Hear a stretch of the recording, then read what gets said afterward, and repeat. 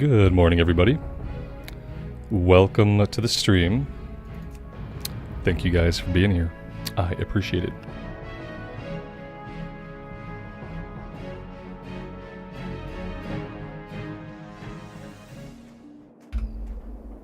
Daniel, Chainblaze, Jory, Justin, Marlena, Lael, Richard, Tenerica. Hello, guys.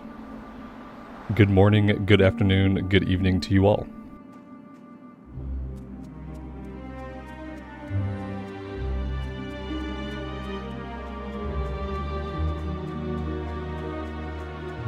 Patrick, good afternoon to you. Welcome to the stream. I rearranged a couple of things in my setup, so let me know if my audio sounds weird. I had to also reset my microphone. So if I'm too loud or too quiet, or if the music is too loud or too quiet, speak up. Mr. Santa, Karen, Radon, Blood Moon. Welcome, guys.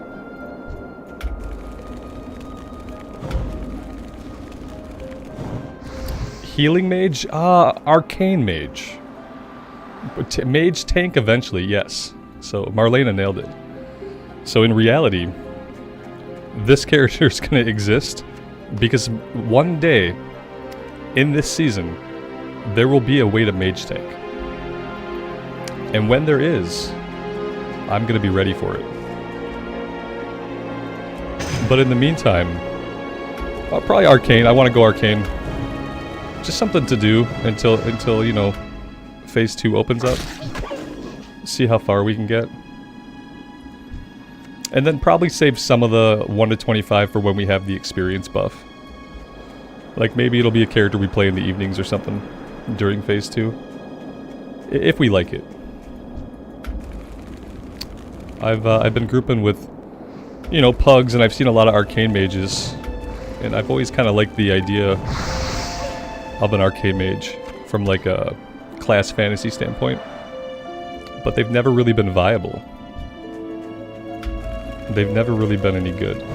And in Season of Discovery, all mage specs are kind of meh. So I feel like they're all probably more balanced. And you can kind of pick your flavor of whatever you like.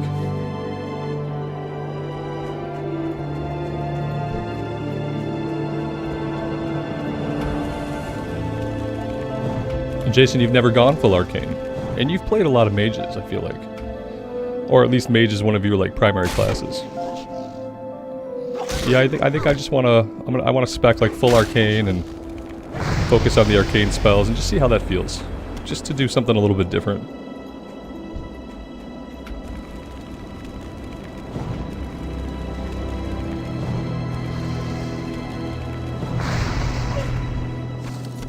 We also never play gnomes. And you know, the gnome mage is kind of meta. What do we get? We get expansive mind, intelligence increased by 5%. We also get engineering specialization, which we won't be taking advantage of. So yeah, oh, do we have increased chance to dodge, or is this inbuilt for everybody? It'd be cool if we had more chance to dodge because we're small. That would make sense.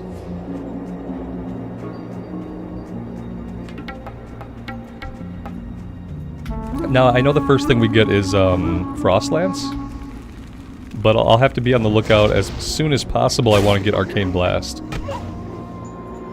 I should probably pull up a little guide. Pull up a little guidey guide. Sod Mage Runes. I hope this shows me Phase 1. No, it goes right to Phase 2. Now when you look up stuff on Wowhead, it takes you right to the Phase 2. You gotta scroll down to get to the Phase 1 stuff. Let's see. Arcane Surge. That is sold by our rep vendor at Friendly. So we're probably gonna want to get that as soon as possible. Arcane Blast. Oh god, that's Ash. Why is it in Ashenvale? Guys, why does Blizzard hate me? Oh. Ugh, gross. I fucking hate Rune Acquisition. Ooh, that was an F-bomb like 5 minutes into the stream. Sorry. I'll try to keep it chill. I shouldn't have looked up runes. I shouldn't have looked up rune acquisition right away. It's a bad idea for me to even think about rune acquisition. Oh, it really makes me angry. It sucks because I have a lot of fun in this season, like checking out the classes and playing with the new abilities and stuff like that. But I really, really hate rune acquisition. And I feel like the more the season goes on, the more I hate it. As opposed to, like, you'd think I would, like, get over it. Or that it would get easier to accept. Or that, you know, one day maybe I just wouldn't care. Hi. But now I just get more and more upset. Every time I look up a rune, and it tells me I have to go to Ashenvale, or Stone Talon, or kill an elite in Red Ridge. Off with you. I just don't think it's any good. Watch your back. I think that all the abilities are really cool. I think that the class changes are the literal, like, linchpin of the season. They are what makes the season interesting. Safe travels. And I think that if the discoveries were Watch like your back. other cool shit you could find, and not the abilities, and if the abilities were simply learned See you soon. at your class trainer, that the season would be more enjoyable. And then the stuff that you can discover would just be fully optional stuff that could help you out. Like gear, and gold, and currencies, No. and rep, and pets, and mounts. Like, they could do it that way. And then the discoveries could all be there, Be good. and they could all be really hard to do. You could have priests kneeling at each other and praying at each other, you know, to get pieces of gear and cool stuff. You could group up and go kill elites in Red Ridge for optional cool stuff. And then I could just play my class. I could just play the game and level up a class and see all of its cool changes. And not have to worry about the fact that I can't get this cool ability until I do some weird shit in Ashenvale. Maybe that's just a bad take on the season. Maybe I'm just a bad person. I don't know.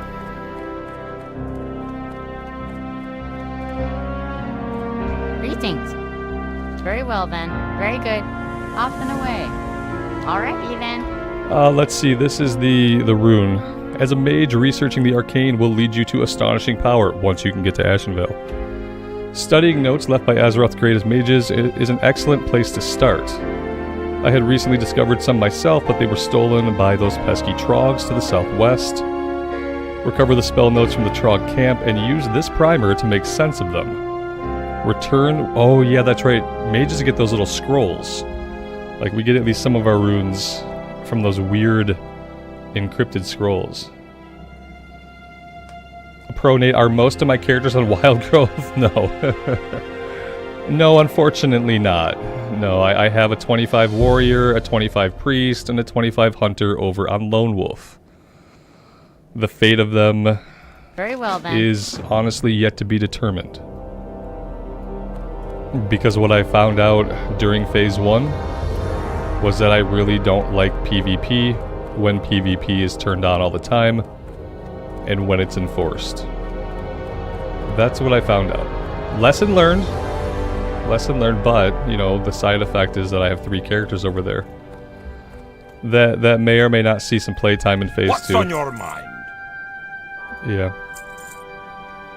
What broke me was trying to do the raid. Safe travel. That's what broke me.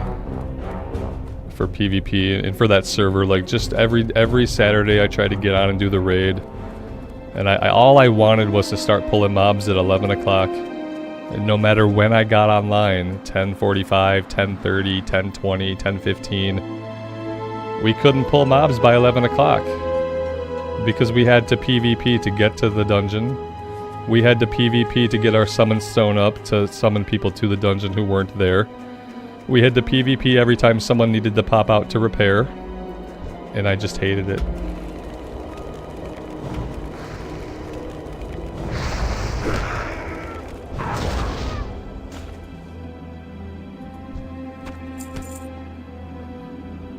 Yeah, Jason Sod was a great idea, but not really a great execution. Yeah, I just wish the abilities had been different, you know.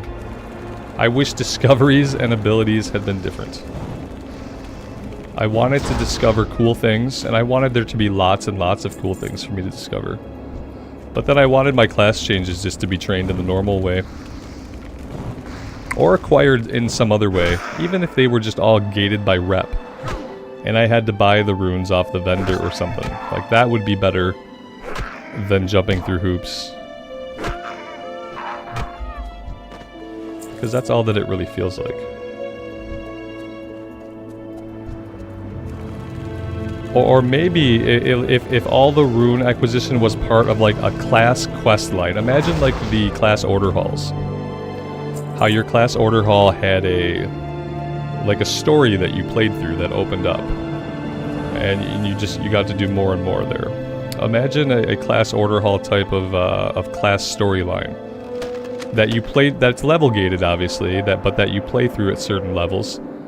And those quests lead you to all these things out in the world. And you get a cool story about your class and maybe about other people in the world who share your class with you. Damn, maybe even bring in like class order halls and let me actually go to my order hall and interact with those NPCs and get the quest from them and hear a good story along the way. And if there was some kind of progression like that involved, or like a good, decent like class story, then I probably wouldn't really mind jumping through hoops as much, because it wouldn't feel so completely arbitrary. Okay, we're translating the spell notes. Something happened. We got ice lance. Okay.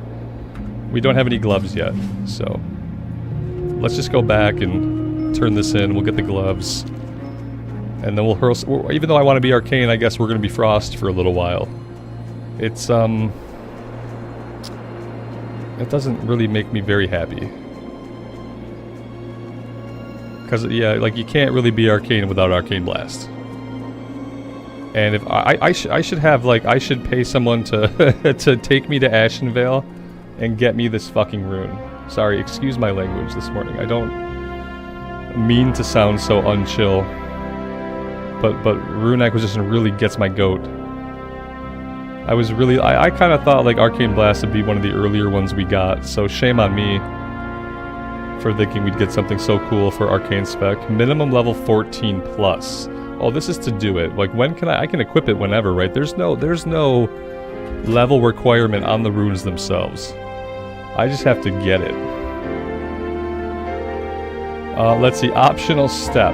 Kill Wraith Scale Sorceress and Sea Witches until they drop a Naga manuscript. What would be the non-optional step? Like, if killing them till they drop it is the optional step, is there a way to get the Naga manuscript that does not involve doing so? Yeah, you literally have to grind these enemies. And then cast Arcane Explosion on the southern crystal, middle crystal. Oh my god.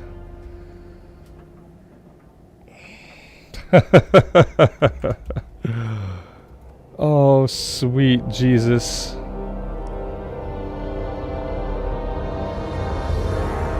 So I guess the question is, like, do I want to be a Frost Mage? Because I'm not going to be able to level as Arcane then, because they're going to give me, like, Frost and Fire stuff. So I guess that's really the question.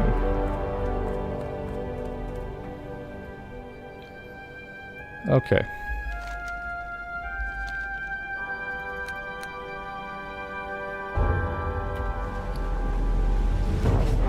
Did I get the pair of gloves or no? Yeah, okay, I didn't turn it in yet. You have to be 14 to use Arcane Blast. Okay, yeah, the abilities themselves don't seem to say. Alright, then. Unless they say in the spell book. Maybe because they don't say here. You know, they don't say requires level, whatever. Maybe this one just doesn't have a required level, and that's why.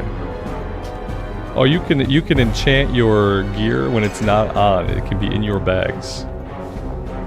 Let's see. Yeah, this doesn't have a level requirement on it. Maybe some of the other ones are different. So there we go. There's Frostlance. Okay.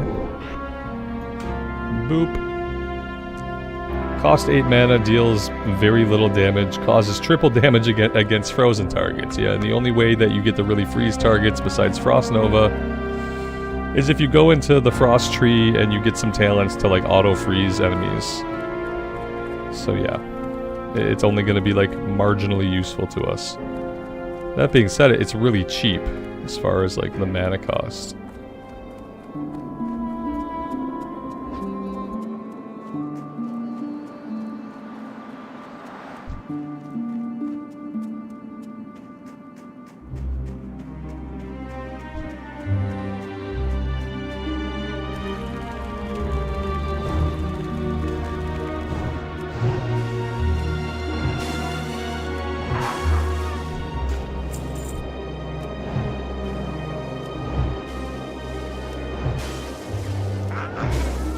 I mean, I guess if you wanted to, you could just spam this.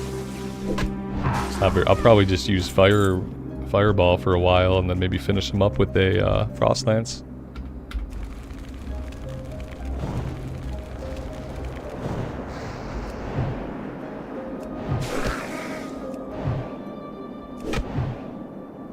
That was a couple of resists. Okay, and we're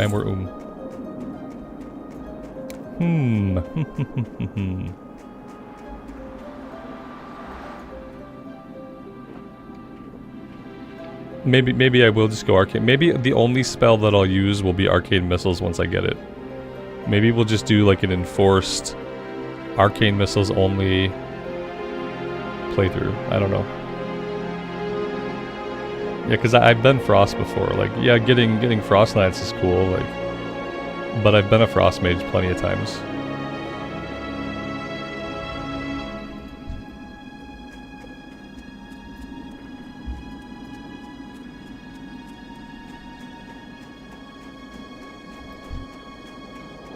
I just want something kind of fun to do, you know, until Thursday.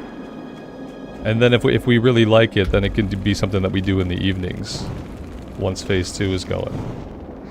So that's kind of like my main thing. I couldn't really think of any other class that I wanted to go on. I have tried all the classes now except, you know, I haven't tried Mage and I haven't tried Druid.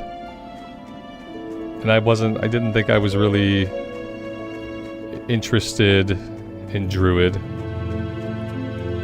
But I don't know. Now I'm not sure. Here there. Because I for some reason I thought that like Arcane Blast was going to be one of the earlier runes that we got. So that was where my idea of like an Arcane Mage came from.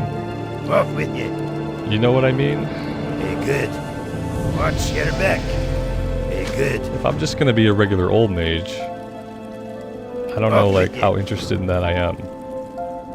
And I could just do arcane missiles. It's the only spell that we've learned. And just use that. I don't know if that'd be viable or not.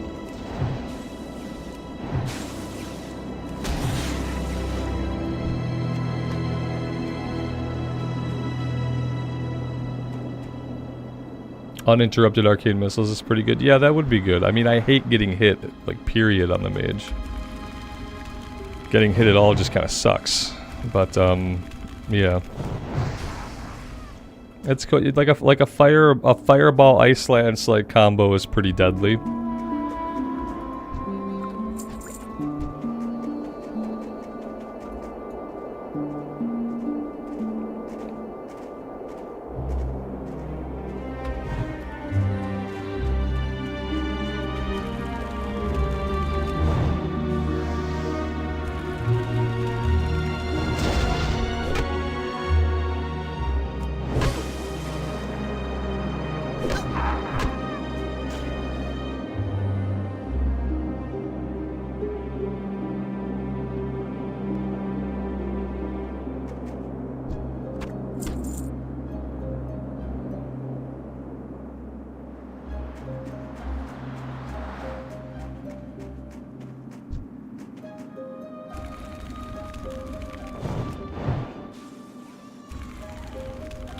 Oh damn, muted.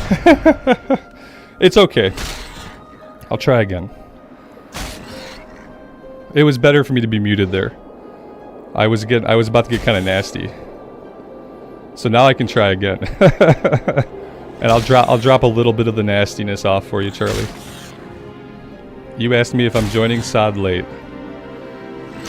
And what I said to begin, I said I'm going to answer your question in 2 parts. The first part is no, I'm not. Because I already have like 4 level 25 characters. And I've been playing SOD since it dropped. The other answer that I'll give you is that question that you asked me, am I late, is kind of indicative of a lot of what's wrong with World of Warcraft players and the community. In the sense that what your question reveals is that somehow there's less value spent playing a game that I love if I'm not doing it right away, right from go, max level as soon as possible, BIS right away. Like, inherent in your question is a problem with the community, and that problem is fucking FOMO, and just this concept that you can be late to doing something that you love to do. How the fuck could I be late if I'm enjoying my time? If this is what I want to be spending my time on in this video game? It's not a doctor's appointment, you know? It's not something that I have to do at a certain time, or else my efforts and fun are somehow invalidated. Do you understand that? How can you be late to a video game? How could you be late to having fun? It doesn't make sense, man. I want you to think about it. I want you to think about it. Think about how you could possibly be late for something, and think about where that question and where that mentality comes from. Because it comes from FOMO. And FOMO is really fucking toxic. You should never be looking at a video game and thinking, damn, is it too late to play this game? That question doesn't even make sense. It doesn't make any sense. It's one of the worst things inherent, like built into the WoW community over time, that if you're not there day 1, minute 1, hour 1, BIS as soon as possible, max level as soon as, like, that if you don't do that, you've somehow missed out. So I just want you to think about it, man. You're never too late to play something that you love. It's just a video game. It doesn't matter. Like, no, you're not late. I'm not late. It's fine.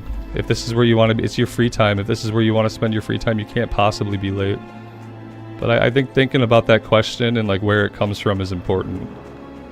Because like FOMO is really toxic. And the concept that you could be late to playing a video game is absolutely crazy. But we accept it as like a normal kind of question. That's all. End of rant. I'll leave it there. I'm glad I got muted the first time. I'll say that.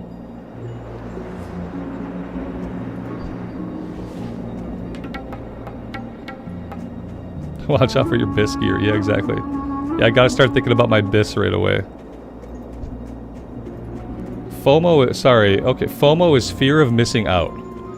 Fear of missing out. The fear that if you're not there day 1, minute 1, hour 1, that you are somehow missing out on an experience that you will never get to have again, and that any attempts for you to engage in that activity afterwards are in fact partially invalidated by the fact that you missed out from the beginning.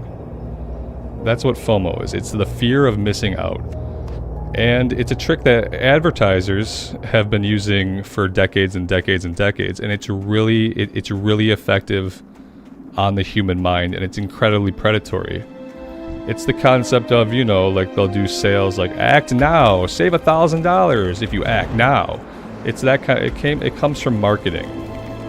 And it's a very easy way to get inside people's heads and to make them like feel like if they don't take an action now, then anything they do later is going to be a mistake. That's what FOMO is. Charlie, why would I be nasty? Because I'm a human being and I have reactions to shit that I think is ridiculous. Sometimes I read something that I think is absolutely ridiculous, and the negativity wasn't aimed at you, to be clear. The first negativity that I espoused was aimed at that question. because that question is like I explained after I came off of mute more calmly.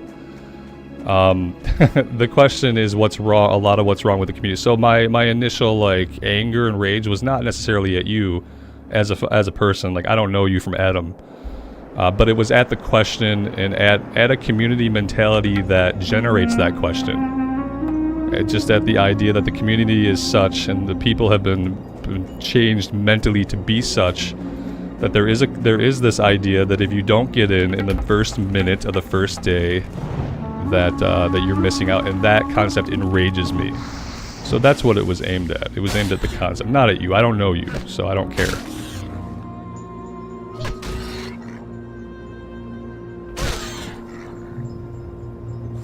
That's all. Enough said about it. I think I've explained my stance. I've also answered your question. If you don't appreciate the rant, well, that's kind of some of what I do around here, so now you know.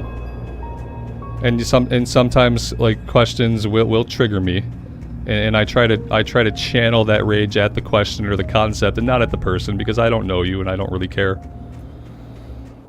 IT Guru, how do you play this game? How I play this game all the time is beyond you. Okay, that's fine. What? That's fine. How I play this game all the time is beyond you. That's okay.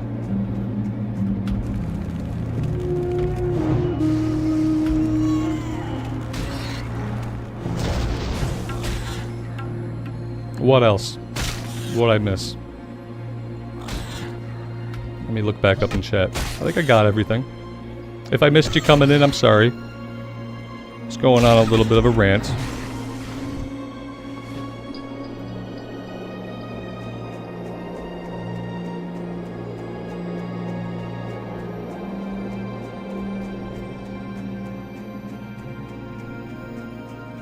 Is this what I'm gonna do? Am I gonna do this mage? I don't know if that's what I'm gonna do.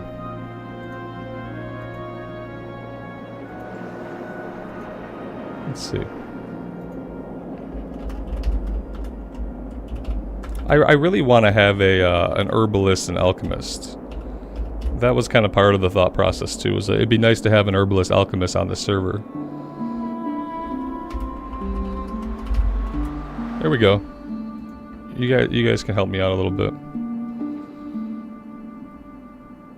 Because yeah, my original concept for Arcane Mage, I could go Arcane, you know, like we talked about.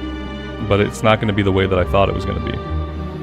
Is today planned for a long stream? I don't think it'll be a super long stream, but I think I'm going to come back on in the evening. I think I'm going to split the stream up. I think I like the idea of splitting the stream up. Instead of doing like a 6 or 7 hour stream, I'd like to do a 3 or 4 hour stream and then come back on in the evening for a few hours. That lets more people come and hang out who have different schedules and who can't get on during the morning or during the day. If I wasn't super freaking lazy and could wake up at an earlier time, I'd probably stream earlier in the morning too to hit that group of people. I can get Star Surge right away and steamroll levels. Star Surge is locked behind friendly, right? I have to get friendly with the ACA. Chainblaze, have a good day at work, man. I appreciate you stopping by. Are you corpse ran to get it? It's not the one that's in the rep? Oh, I thought I just looked at that. Maybe I looked wrong. Boop. And I think like, yeah, let's see. This says Arcane Surge. Is that what we're talking about? Arcane Surge? Maybe they... Oh, Star Surge. I'm looking... They have too many surges. I'm sorry. I have Arcane Surge. And then there's Star Surge. Why don't I even see that? Oh, we're talking about Druid now. I'm stupid. I'm sorry. I'm looking at Mage still because I'm an idiot. Now I understand. I'm still looking at Mage runes. That's why. Now it makes sense. Too many surges. What can I do for you? See you soon.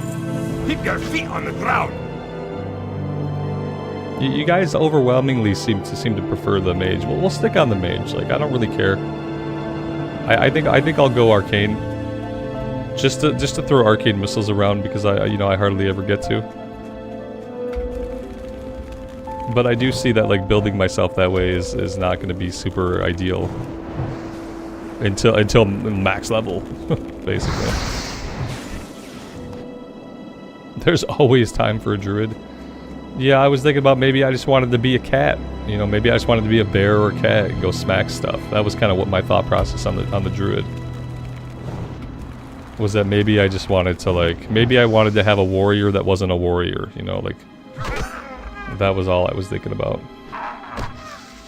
Yeah, but what I could do, Alex, I could roll a male night elf. And then people couldn't say that I only play female characters, but then I also wouldn't have to look at the male night elf. I would just look at the bear, which in my mind, since the bear is like proportionally a bear, it's easier to look at than a male night elf. Yeah. That was kind of my thought process about the druids. Like I could be a body type A character and never have to look at it. Yeah, I could tank, right? That's a good point too. Is that I like to just tank the lower level stuff. Like not, and when I say lower level, I mean like all of vanilla. I like to just tank like all vanilla stuff. Cause I can, cause I know the dungeons for the most part. Until you get into like Blackrock Spire and stuff, and then I'm lost. But I like tanking all of the vanilla stuff because I'm comfortable with it. Whereas like I would probably never tank in retail. I might tank in like Cataclysm.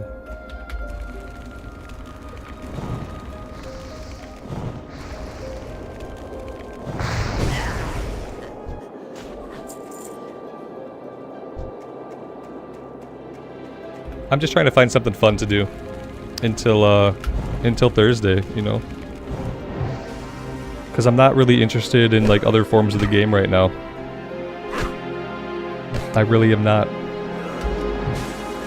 I don't really feel like I'm playing some Wrath on the other channel. You know, I played a little bit of my Shaman today. So I'm doing that. I don't really want to do anything in retail right now. I don't have any other aspirations in Wrath right now. And I kind of just want to let hardcore be for right now. I've played enough hardcore and I just kind of want to let it be for a while. And see how I feel about it in a couple months.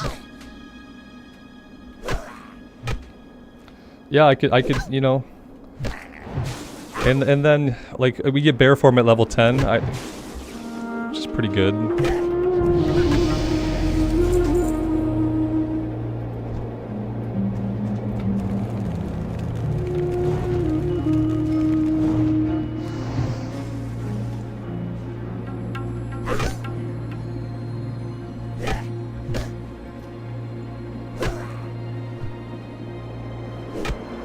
They're implementing a solo self...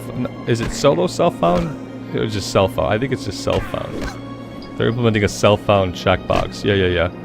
Like, I'm not interested in a self-found checkbox, you know what I mean? I might have been momentarily tempted had it been a fresh start server. And I don't really think I would have really engaged too much, but it would have been tempting. Just because, you know, everybody loves a fresh start for the economy and for the playership. But I'm not interested in doing a checkbox on a server where no one else is doing self-found. That doesn't interest me at all. It's like the Soul of Iron buff. It's like, I'm not interested in that when not everyone's doing it, you know? That's kind of how I feel about it.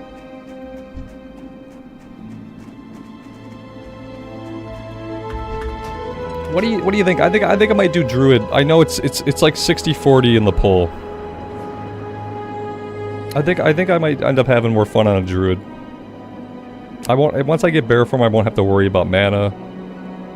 I was kind of, when we started the Torah the other day, I was kind of interested, but then it was a Tauren, so that was kind of bad.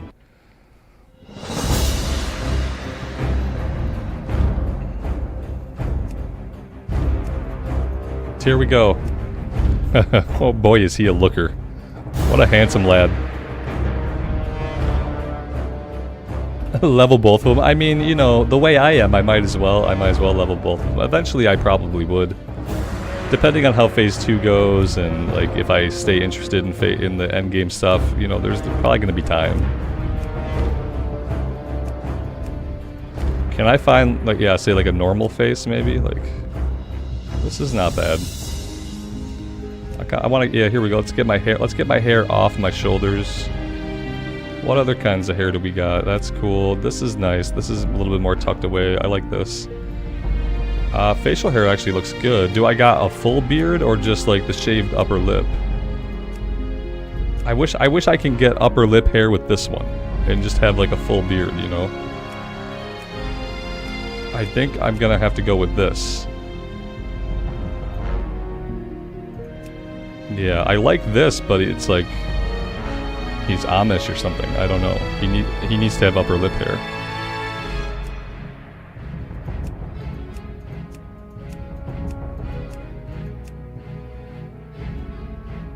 Oh, that's cool. What about skin colors?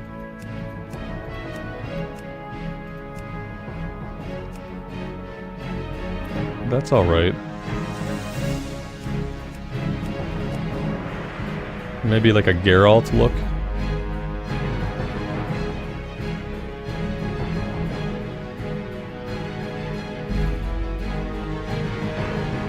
Yeah, I guess this is okay. He's okay. I don't know why they think that character's forearms should be so fucking large. Like, his forearms are probably bigger than his thighs. Yeah, like, firstly, like, this is not where your muscles would be. Like, this is not a muscle. These might be tumors.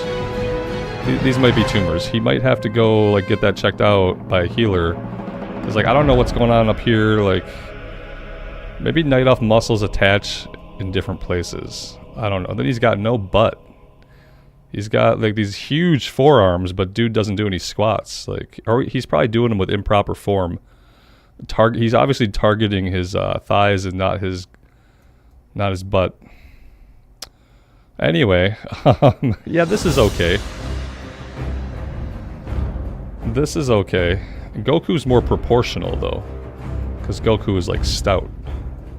And the artist who did that actually knows how muscles attach to like human bodies. Like, this person who drew this does not really know how muscles attach or where they attach. They couldn't be bothered to study one of those medical models that like show you like what it actually looks like.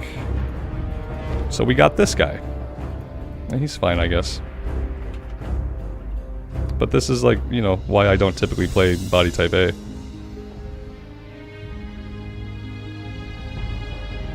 Like, the females just look like humans, you know, their muscles, firstly, they don't even get to have muscles, like, that's sad.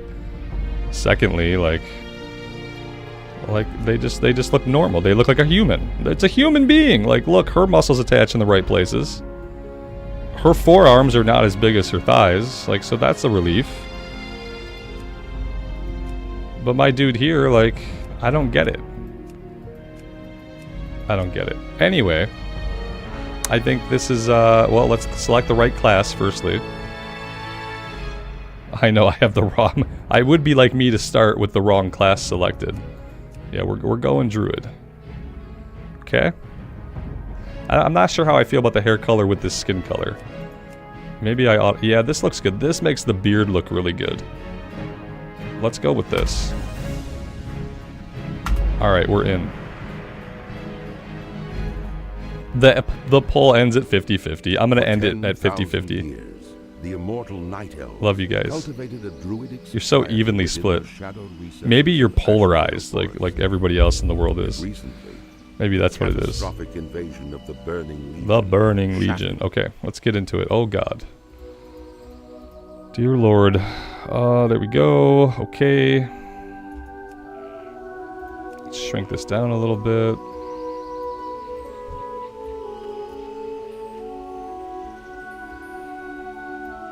Once he's in the game world, he doesn't look too bad.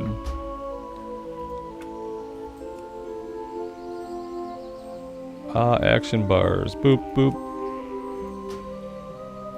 Okay, and let's start casting Wrath.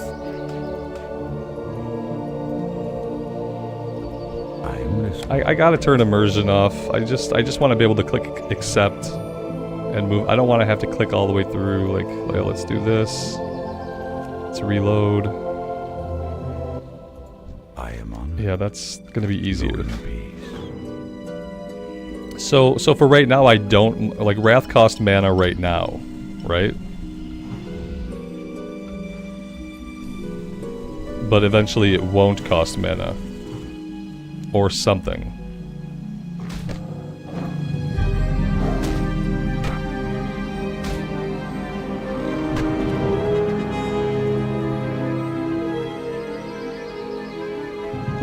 Yeah, I'm gonna stick with the normal frames. For when I'm not really reading any of the quests, I like to just stick with the normal ones. I feel like my music is probably a little too loud. Maybe I'm a little too loud. There we go. Just leave it like that.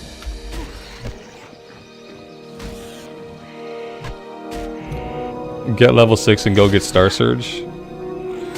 What do I have to do that? It sounded like maybe I would need somebody to help me with it. Like it seemed like I could probably go get it, but I would need some assistance. Also, like I don't know if I'm gonna cast on this guy or not. I might be a bear's ass. So music is a little too loud. Yeah, it is a little too loud, isn't it? I'll meter it down for you guys. I'll leave it where it's at for me. And I'll bring it down a bit for you guys.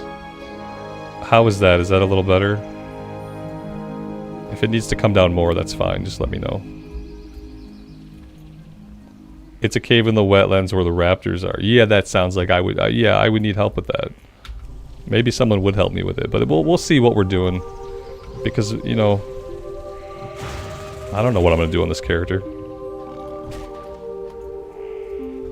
I don't know, and I'm not gonna think about it. I'm not gonna look up runes and stuff right now because you know we've already had to hear my rant today about how I don't like rune acquisition, so I won't go look anything up. We'll just play the game. I play so little of the Druid that like everything is gonna be new to me anyway, because I never play Druids. So it's not like with the Mage where I wanted to do like a very different thing than I've ever done before. This is going to be different just by virtue of literally being different. Music's good now? Perfect. Yeah, I like it to be a little bit loud, but obviously not like overpoweringly.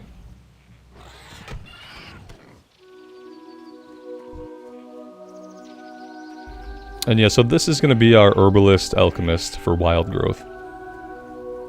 That's the main plan here, because I'm still not ever going to be able to afford my own potions and stuff, no matter what character I'm on. I'm not going to be able to afford to go and buy potions all the time, so I need to make sure that I can make them.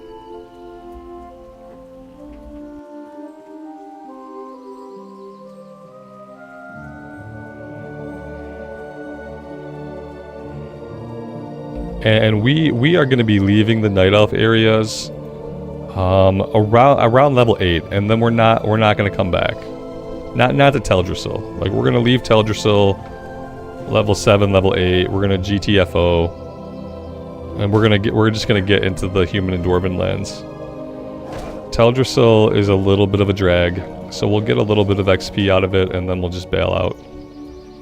And then the cool thing, I liked what I did on the Pally, where at level 20 or 21 I started tanking dead mines, and then we just did all dungeon runs after that.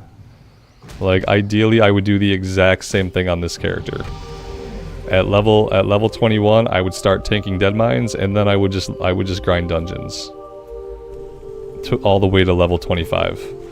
And that saves a bunch of quests, and it made that last little bit of leveling like just not, it made it feel really good. It made it feel really good because not only were we leveling up, but we were getting a little bit of gear. So I want to do that again. I really wish that the Alliance had like a level 15 Ragefire Chasm equivalent, so that process could start a little earlier.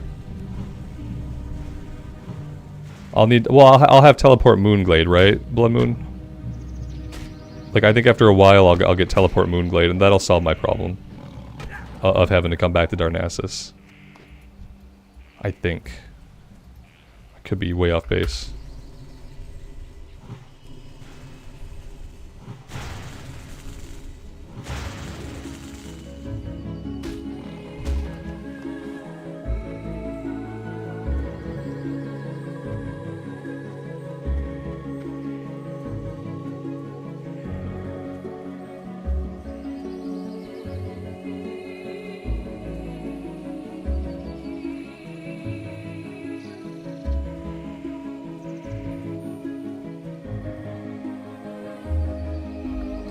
Lael, do I have to use any eye drops since I'm in front of a screen all the time? No, I have, in my lenses, I have the blue blocker and the yellow blocker. I have the stuff built into the lens that lets you stare at screens for a long time without a problem. Because, like, all of my adult life, I've stared at screens. So when I got these glasses, I put that into them. It cost a little bit of extra money, but it helps out a lot.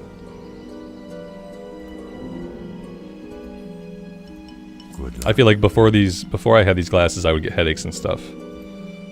Like, because even when I was working at corporate, I was like in front of a computer a lot of the time. May the stars guide you. Good luck,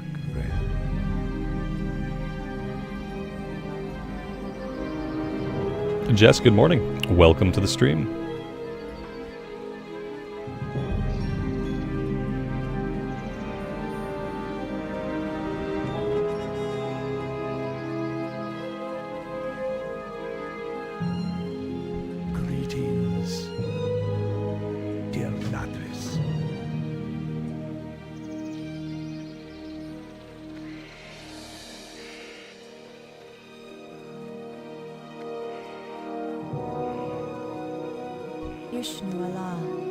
Good luck, friend.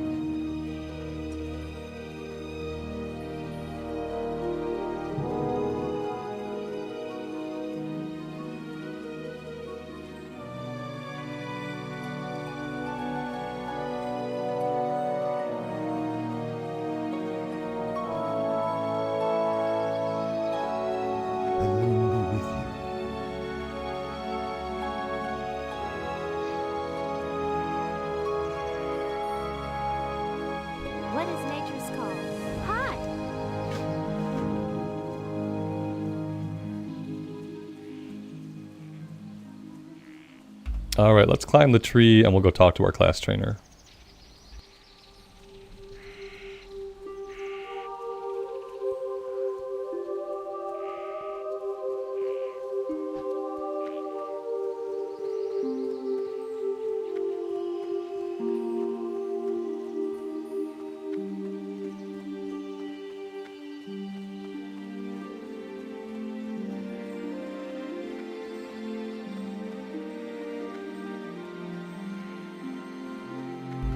Daniel, last time I checked you were playing a gnome mage. Yeah, man, it's one of those days.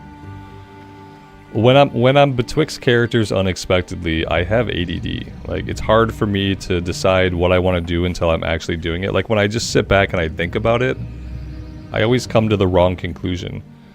It's like, yeah, I always come to the wrong conclusion. Were you there the day I ended up on the Paladin? Like, I think we went to the Rogue, we went to something else, and then I ended up on the Paladin finally, and I was like, oh yes, this is where I want to be. But it took me a little bit to get to that point. We're good now, though, I think. Farewell. As long as I don't think too much and I just play the game, then we're good. Yeah, don't blink, I'll change classes. When I'm getting a new character going unexpectedly, because, like, listen, in my head, when we started doing the Paladin, like, I thought that we would barely have time to get to level 25. I thought, like, we'd hit level 25 on, like, Wednesday night, and then, you know, Thursday night we'd be going into phase 2. But it turns out that we hit level 25 really, really quickly. And so I didn't really expect to do anything else. But there's no other version of the game that I really want to play right now. So I knew I wanted to do something, but I wasn't positive of, like, what I wanted to do.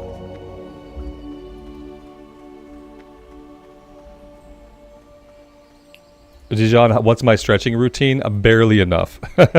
It's barely enough to keep me feeling. I do stretch kicks.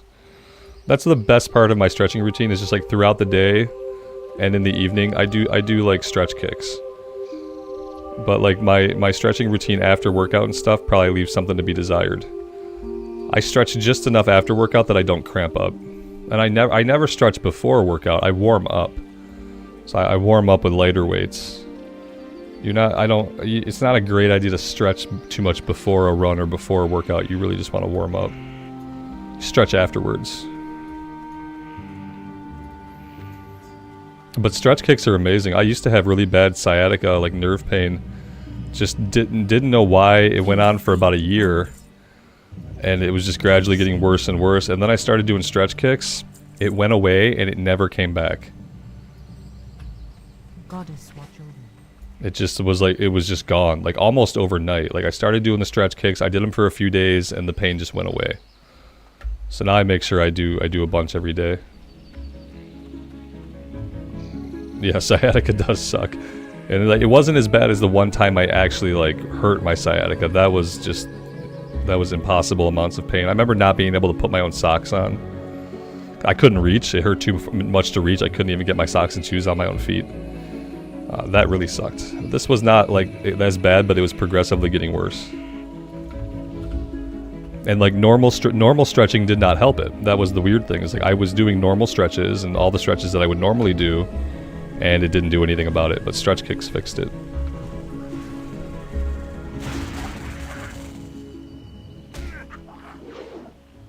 Yeah, Amy, you know how it is. Yeah, we're doing the Druid now. Well, and we might go back to the Mage someday, you know. It's not that I don't ever want a Mage. I just don't want to do it now. When it's easier to get all the arcane abilities I wanted to play with, then I'll do the Mage. But my idea for the Mage was not going to manifest until like level 20 to 25. And that was a little bit too long for me to wait it out. Is it cold here, Lael? No, not really. It's been really mild. We're gonna get some 50s this week. It's been in like the 40s. Yesterday it was sunny and beautiful. We went for a walk. It's been good. I am an altaholic, yes. Yeah, obviously.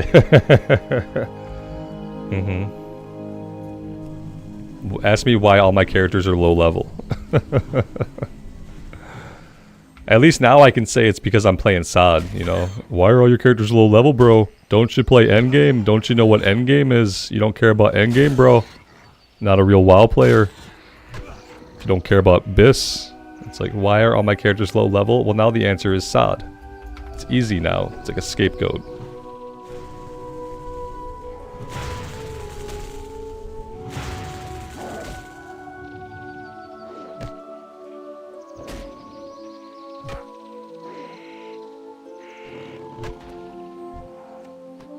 He has pretty good staff animations. They're not bad.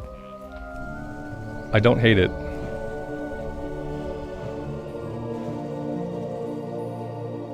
It's the sweaty, angry WoW gamer guy voice, yeah. Obviously I stole that from Preach. I don't do it nearly as well, but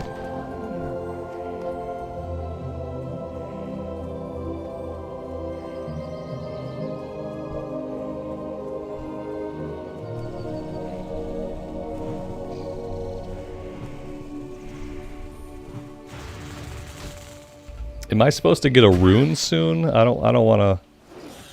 I don't know. I feel like I'm level 2, right? Damn, I am playing this character really slow. It's true that I'm not as comfortable with like the Night Elf areas as I am on autopilot in the human and Dwarven areas. Like the autopilot is not quite as efficient here in the Night Elf lands.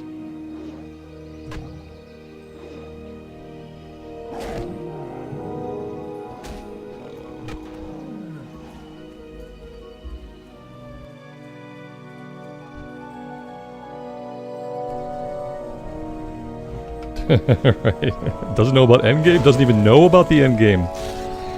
Doesn't know there is an endgame. Yeah, that's me, I don't know about endgame.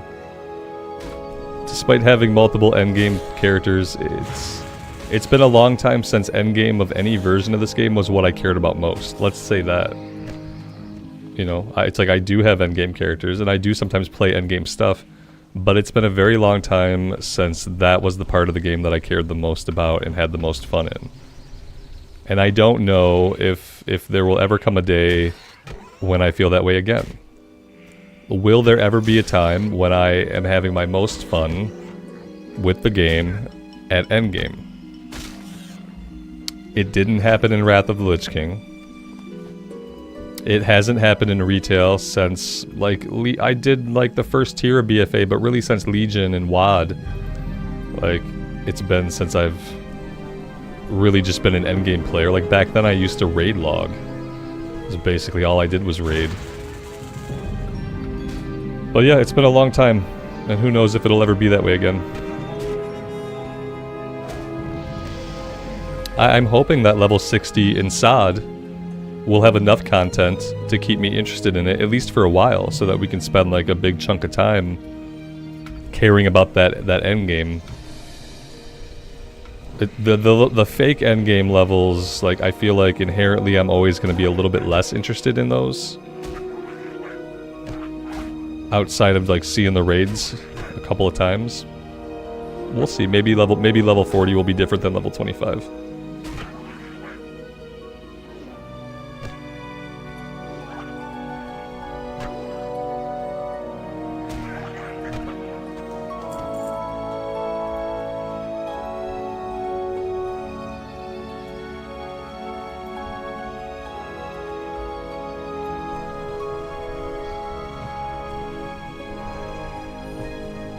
Yeah, I feel like you can have a sort of like a progression and a journey at endgame, but I do think it requires there to be like phases of multiple raids and multiple content coming out for your character to kind of journey through.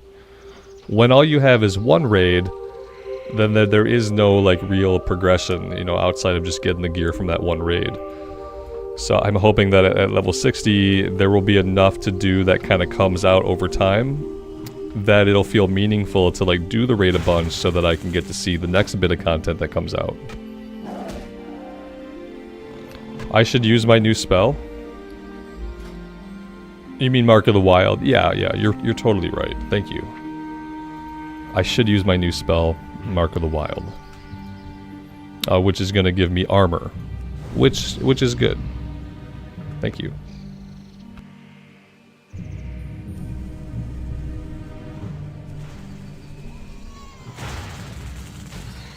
What's a stretch kick? A stretch kick is basically kind of like an axe kick. Like, just keep your legs straight, like keep your knees slightly bent, and just kick up in front of you as straight and as high as you can. You could like, I sometimes I'll put my hand out and I'll try to kick my toes, and then just try to get your leg like kicking up as high as you can. Don't bend. Don't like. It's not like a front kick. Don't keep your leg perfectly straight, but you're not really bending the knee. The knee should stay slightly bent, and you just kick up into the air, and you should feel it stretching out like the back of your leg. I do front kicks too, but the front kicks are more to keep your knee joint, like the actual front kicks are more to keep your joints healthy than for stretching.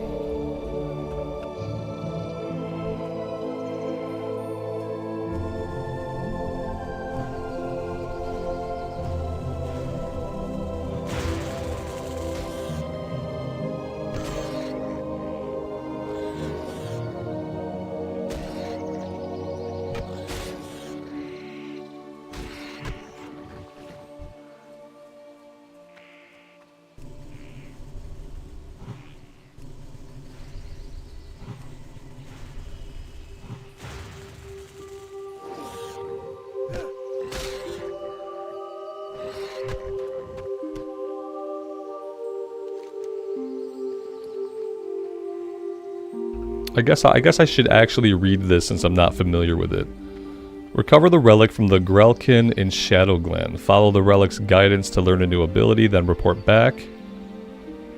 The Kaldori are an ancient people, and our lost relics can be found across Azeroth. Through these relics, the spirits can teach you ways to strengthen your connection to the dream. The Grelkin have stolen one such relic, slay them, and retrieve the relic, then follow its guidance. Okay. Wow. Does this go on our chest? Every other rune I've got at a low level has gone on the gloves. So the Grelkin. So any Grelkin, basically. That's fine. We have this other quest to fight Grelkin also.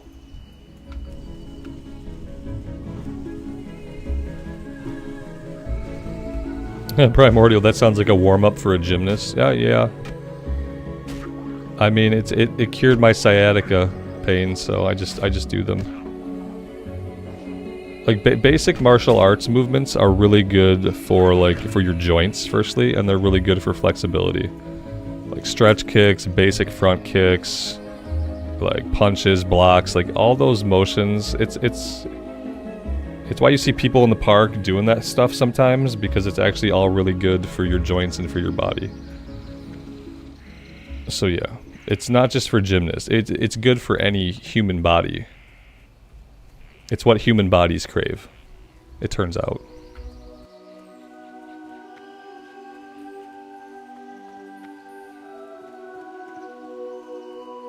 Oh yeah, Dijon, I played a little bit with the voiceover add-on. I had a hardcore human mage who lived to level 20, and I played her with the voiceover add-on on. It was pretty good. I enjoyed it.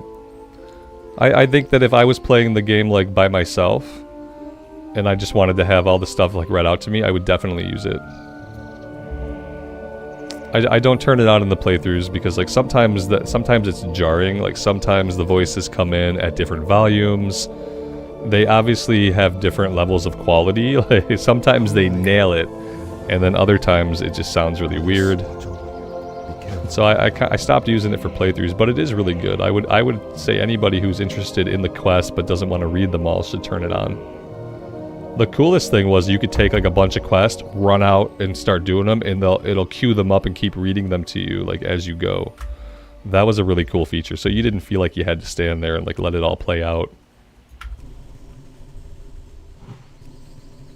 Yeah, when I do read quests now, I kind of stick with my voice. The feedback I got was that the voiceover add-on was okay, but that like for people trying to relax or trying to go to sleep to the recorded videos, that it was sometimes like startling. Like either the loudness or how different it was. Whereas like when I'm reading the quest, it all just sounds the same monotonous tone, which is, you know, better for people that are just trying to chill, I guess. Austin, good afternoon to you, man. Welcome to the stream.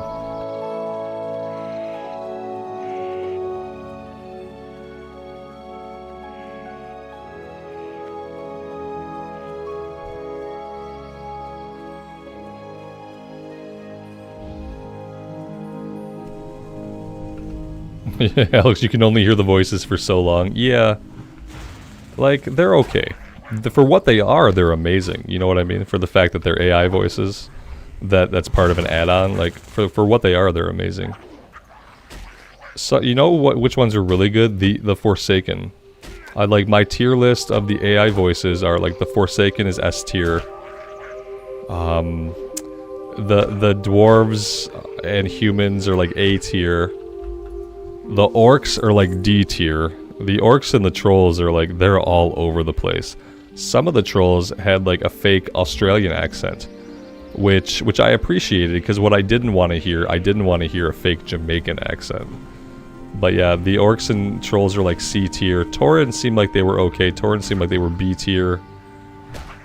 And I didn't hear many gnomes, but I hate gnomes, so I can't even rank them.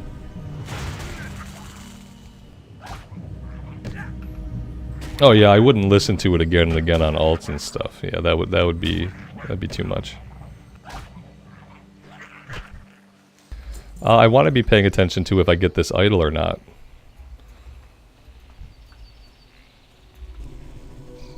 It seems like a thing I would loot and not notice it.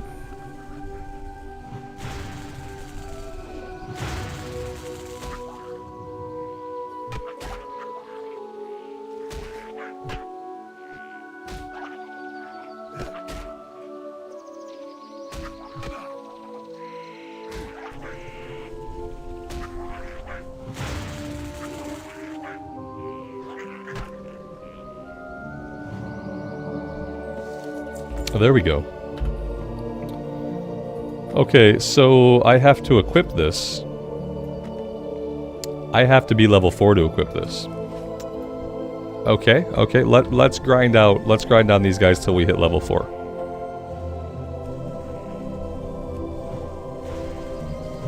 Just play with my bags open, Alex, like a true Chad. Is that what they do? People just like play with their bags open? I always expect people to yell at me if I leave my bags open for too long. But you have a lot of screen real estate these days, though, so it's actually not that obtrusive, you know? It's actually not that bad. I have no mana, that's so terrible. Dijon, thank you so much, man. 10 gifted memberships. That is a lot of support, man. I appreciate that. Thank you so much. And welcome to the 10 new people.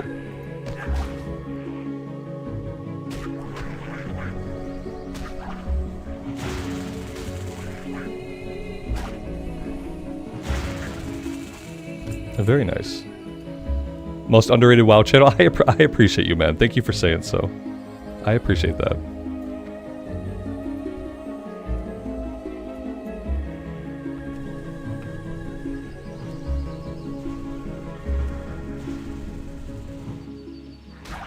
This channel will probably always be small, and I'm okay with that, because I appreciate having you guys here. And if the channel were too big, then it might not have the same vibe, and that'd be unfortunate, so...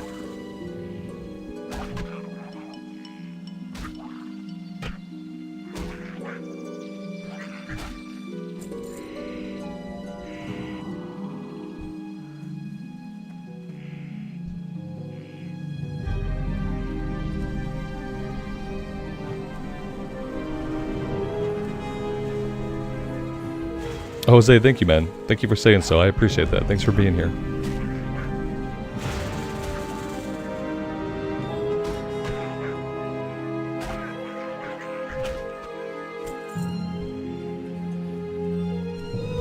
Is our inventory going to get full before we ding? Probably.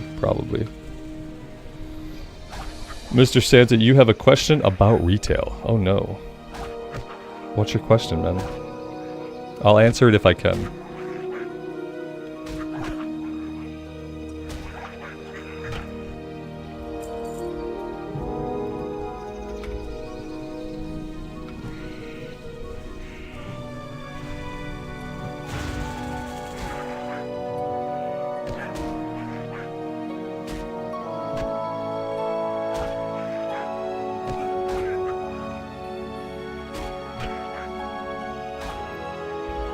You felt like auto-attacking in retail does almost nothing. Yeah, that would be accurate. I think that's true. Yeah, I think that for most classes, even melee classes, like your auto-attacks, they don't account for much. Because you have so many abilities to push, and you're usually, in retail, you're pushing your abilities like all the time. It's not really like in Classic, there are some classes like the Paladin and the Rogue, to some extent even like the Warrior, who can rely on some auto-attack damage. The Hunter relies a lot on just auto-shooting, and those deal significant chunks of damage because you don't have as many buttons to spam that aren't on cooldown. So yeah, in retail your auto-attacks account for... Also, like, there's in retail, like, you don't get any kill experience. Auto-attacking and kill experience are like a classic thing, and they don't really exist in retail, unfortunately. I'm not sure why. Maybe it would be hard to balance everything in retail if auto-attacks had to be accounted for, like, significantly. You know, because then they'd have to worry about weapon speeds more and stuff like that. Jay, I appreciate that, man. Thanks for being here and for hanging out with us.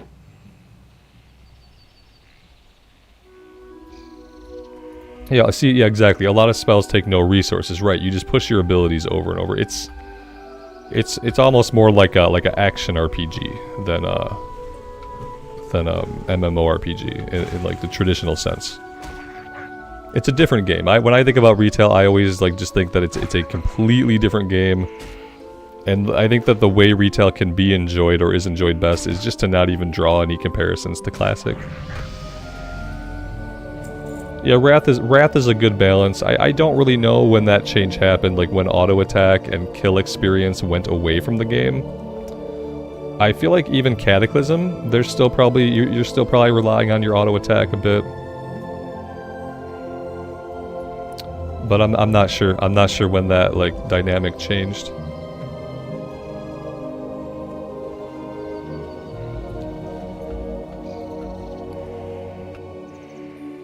Now I read this thing, but yeah, oh yeah, level 4. Okay, so now I can read this and do what it says. So we need to defeat 6 creatures affected by Moonfire. Okay, we don't have Moonfire yet.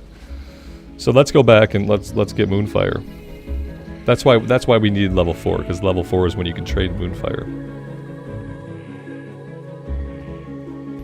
Yeah, Mr. Santa, right now, if you want to play Classic Era Classic, like, everyone's playing Season of Discovery.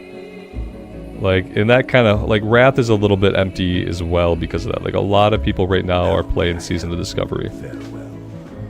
There's so many different ways to play Classic that it kind of, like, each one has its time to shine, basically. And while it's shining, the other versions kind of, like, dim out a little bit.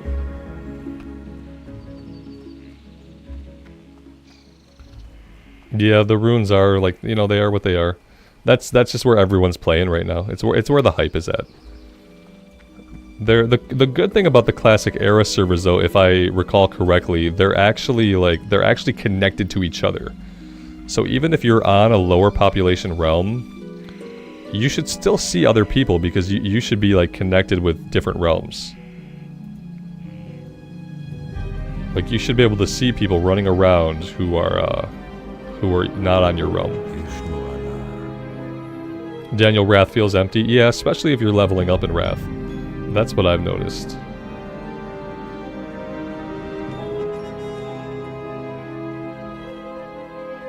Dijon, I appreciate that, man. You guys like the Bob Ross comparisons. I don't know how accurate that is, but I never watched a lot of Bob Ross. I definitely don't have the hair. I wish I had the hair. Damn, I would do a lot of things to have the hair. If we're being real. That'd be cool. Good luck, friend. Thanks, man. I appreciate it. I need silver. I don't have any silver. We can't learn Rejuve right now. But more importantly, we did learn Moonfire, so... Let's go Moonfire some stuff. The enemy has to die with Moonfire on it, right? Yeah, we have to kill it while Moonfire is up.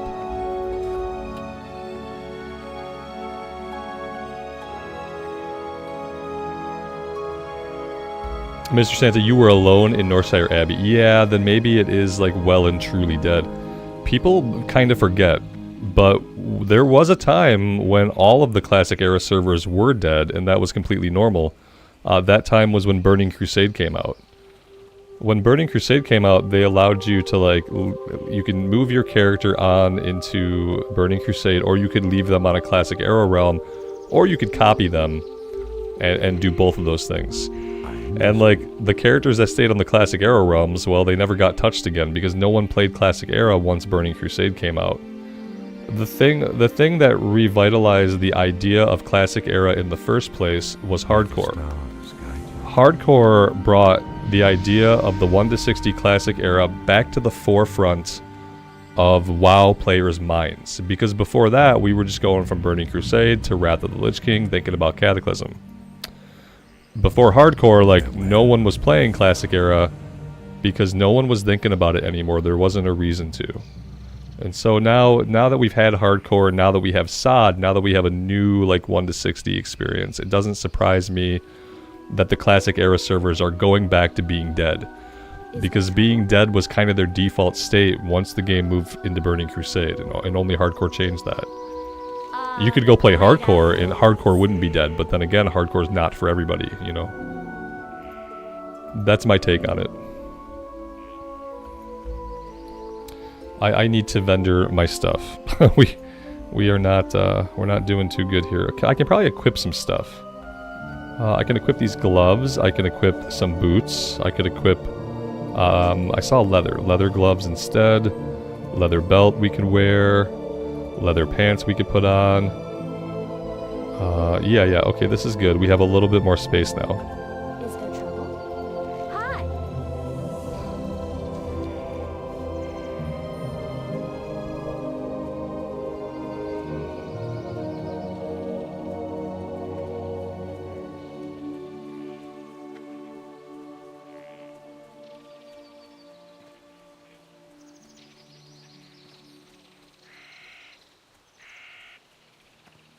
Yeah, and hardcore is not even a challenge I would advise everybody to do. Hardcore is for people who just have that mentality, or it's for people who have a lot of experience with the game, who've played the game for a very long time, who are looking for that additional challenge. I would never advise someone kind of newer to Classic WoW to jump into hardcore.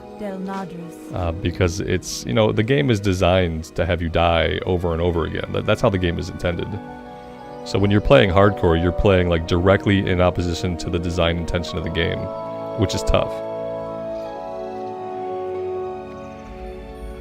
Goddess bless you.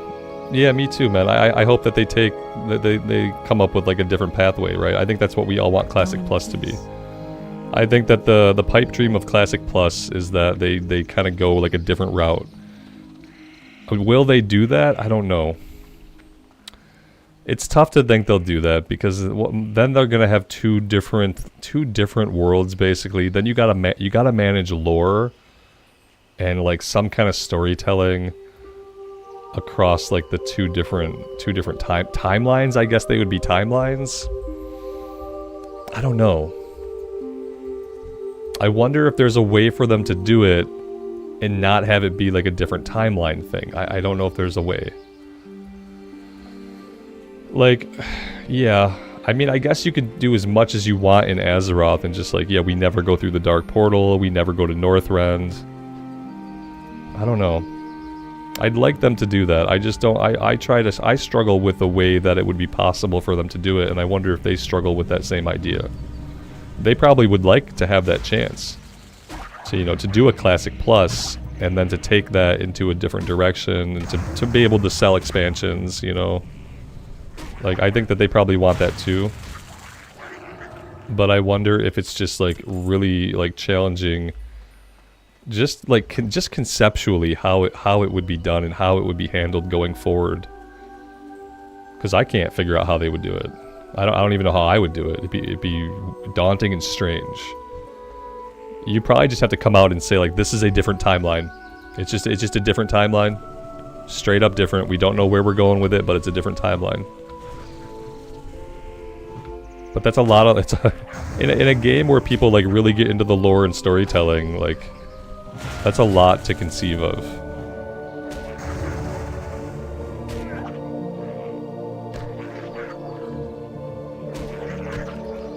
If they ever reset the universe, though, they won't do that through Classic, though. They're not, yeah. They're never going to reset the universe by way of using Classic to do so. If there's a timeline reset in the lore, it's going to happen in retail. Like, that's the reality of it. I see them being very hesitant to do big lore things in Classic era when the forefront and the focus that they want on the storytelling, they want people focused on retail. They want people focused on the World Soul Saga and what comes next. That's where they're sinking like all of their narrative and creative juices. So that's why I don't think that they would want to go and take Classic Plus like into a different timeline. That splits their narrative energies and their creative energies, like, and then it also pulls focus away from something that, like, the story and lore are, like, I think they see it as kind of a selling point of retail. Like, retail is where the current story is. Retail is where the story progresses. Retail is where we grow the lore. And then Classic is for the experience of it. And so I think that they'd be hesitant to try to marry Classic Plus to the idea that it's like new lore, new timeline, new stories. Because I think that would pull the focus of that a little bit too far away from retail. For the devs to be comfortable with it.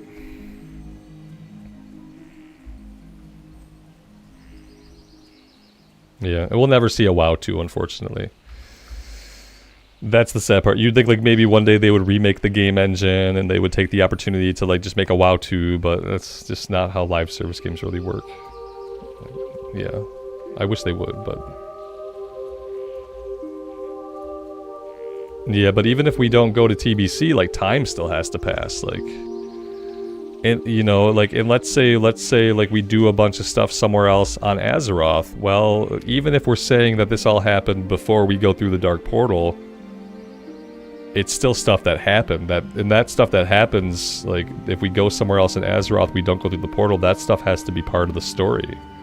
It has to be part of the lore, part of the story somewhere. WoW Reforged. Yeah. Yeah, I'm sure that would be a bad... They will never be able to call it that. They're testing the waters for a Classic Plus, but a Classic Plus does not mean that we're going to get, like, new zones, new story, new lore. You know, Classic Plus, you know, could be some of those things, but it doesn't mean all of those things. But yeah, Masad is a testing bed for, like, cool ideas. Cool ideas and features that, like, maybe one day some of them will live in a permanent space. A Classic Plus server where, like, we get some new features... We get some cool, like, changes to how classes work. Maybe you see systems like waylaid supplies stay in the game, like, who knows. But I don't think it means that they're ever going to take us to, like, a new continent and tell, like, big new stories. Am I, like, I'm not achieving this. I have not been achieving my goal of learning this ability at all. I have to kill them with Moonfire up. Moonfire was resisted. Okay, there we go. I'm assuming this is supposed to count up. There we go. There's number 2. That's good.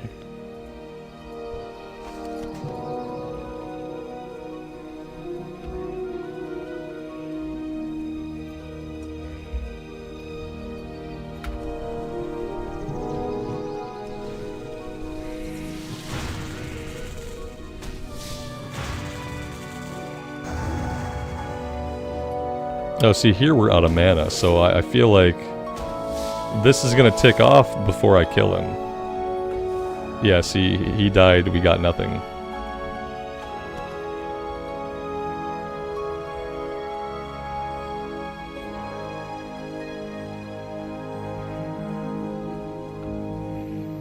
Pronate, as a relatively new player to Classic, where would I recommend that you start out that it's not a dead world? That's a tough one right now. I would say you want to play Season of Discovery, honestly. If you want to have the game feel like it's populated, that people are excited to be playing, you want to see players out in the world doing stuff, you want to be able to find groups, I would say that you for better or worse, like you want to come play Season of Discovery. You could play Wrath of the Lich King. There aren't going to be as... Most people who play Wrath of the Lich King have leveled all the characters they want, they're at endgame, and they're doing that stuff. There aren't as many people leveling up in Wrath of the Lich King. That being said, in Wrath of the Lich King, you have things like the Looking for Dungeon Finder, which will let you do 5-man dungeons, automatically queuing up with people across different realms, so you're not confined to just the people who are on your server when you're looking for like 5-man runs. But if you're talking about people being in the world, you probably want to play SOD. I would not play hardcore if you're newish, would be my caveat. Would say don't do hardcore. Just come play SOD for a while, see if you like it. You probably want to like read up about the runes and stuff a little bit, maybe go to Wowhead and like just read a guide about the season, just some light reading, you know, to explain some of the differences in Season of Discovery as opposed to regular Classic. If you've never really played a bunch of regular Classic, like that won't really matter to you, but it could be good to have like a baseline idea of like what the season's about. And Wowhead has a couple of good like comprehensive guides that kind of like talk about it in general terms. Yeah, no problem. There are so many ways to play Classic now that like it's probably really hard for new players to figure out like where they should go, what they should do. It's probably the biggest point of friction for people getting into Classic is just that there's so much Classic that they could play. A lot of times people just don't know what to do.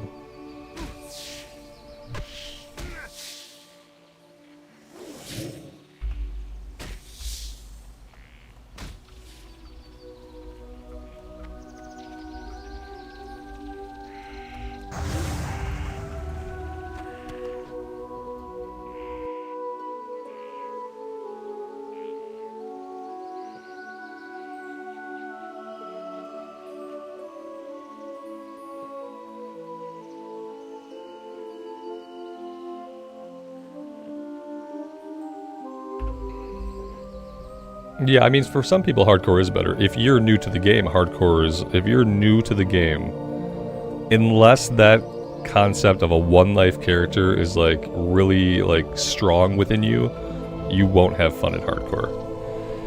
Like, you have to be a special kind of person to be new to WoW and to want that hardcore experience.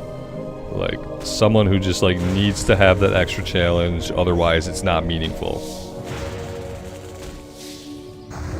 For people who are trying to just enjoy the game like kind of semi-casually, I would say you want to avoid that. We are filled with inspiration, apparently. So now we click here. We learn the relic. And let's see. We got... Okay, so this is Fury of Stormrage. Reduce the mana cost of your Wrath by 100%, and each time you deal damage with Wrath, you have a 12% chance for your next cast of Healing Touch within 15 seconds to be instant. Oh, damn. I didn't know that second part. That's really nice. So now we don't have to worry about mana. Now we just go. We just spam Wrath forever. And then sometimes we can instantly heal ourselves if we have to do that. I'm down. Are we done here? No, we need a couple more Venom Sacks. Got people outside. So yeah, now we can just do this as much as we want. That's pretty cool. Oh man. What a world of difference.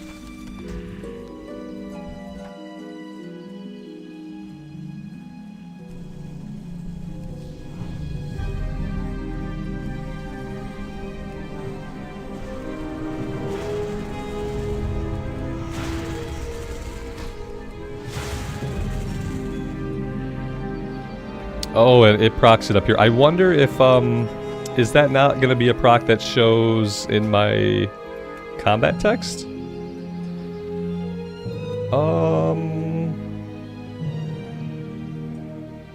What's going on here? In my combat text is simply turned off. That's so weird. Okay, yeah, I want that on. Show auras, fading auras, combat state. I don't need combat state. It's not hardcore. Damage reduction, reactive spells and abilities. Okay. Alright, this should be good.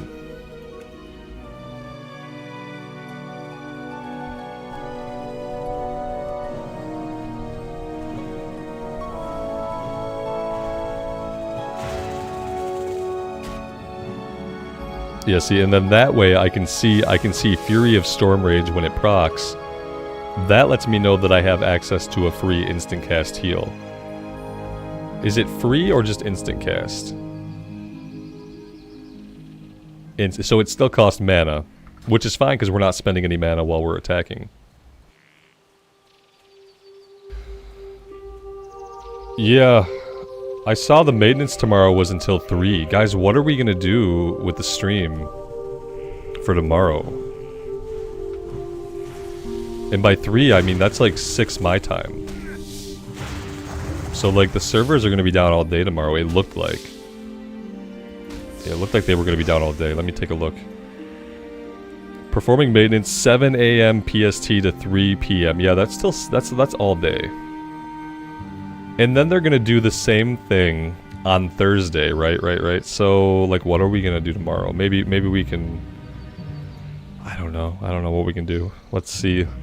Wrath only has maintenance until the normal time. And then retail only has maintenance until the normal time. Maybe I'll level up my arcane mage in retail. Cause I know right away they won't hold back a bunch of abilities. I'll be able to get a bunch of my arcane abilities in retail right away. If I want to play an arcane mage, maybe that's where I'll do it. Who knows? It could be something we could do to hang out, and then I'll get on in the evening and we'll play some SOD in the evening tomorrow. After dinner, once the servers are back up. Pale World. If I want no one to come watch, then I would play Pale World. But if I was gonna, yeah, there are other games. If I wanted to do a stream where no one was gonna watch, there are other games I would play first.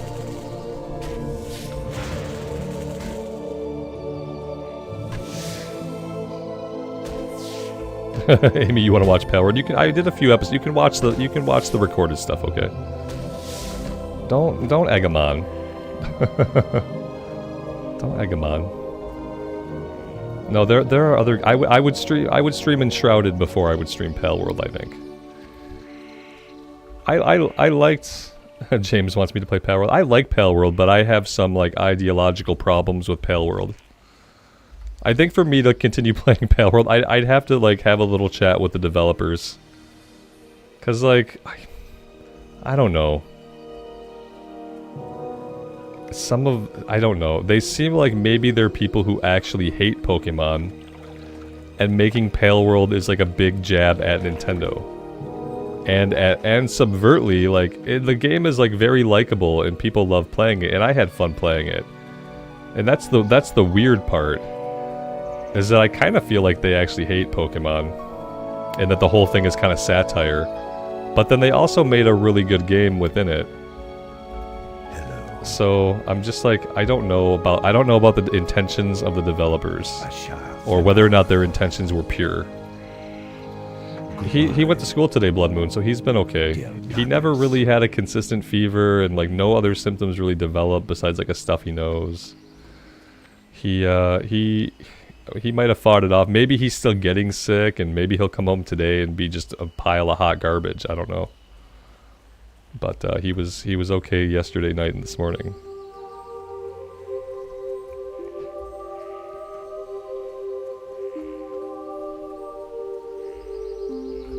What brings you here?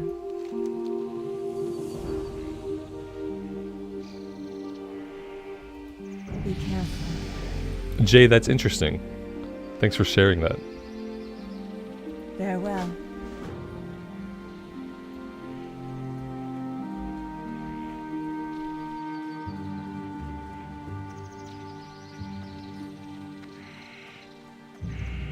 I probably need to vendor, don't I?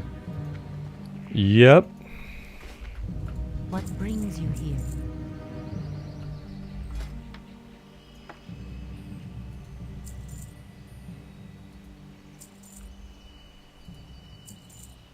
Illume light your path.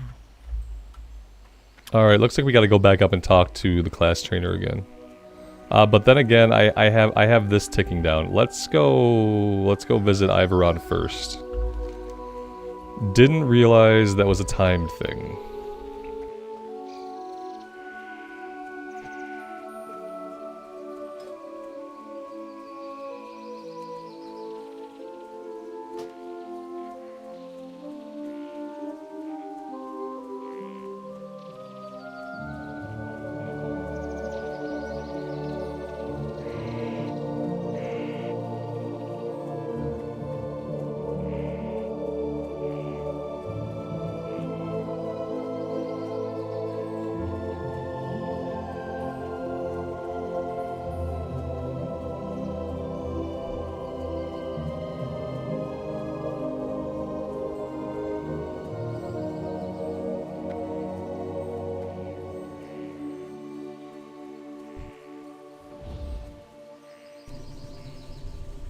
I guess I don't really need auto attack on my bar anymore because I'm never going to run out of mana doing Wrath, and Wrath is probably more effective than trying to auto attack these guys.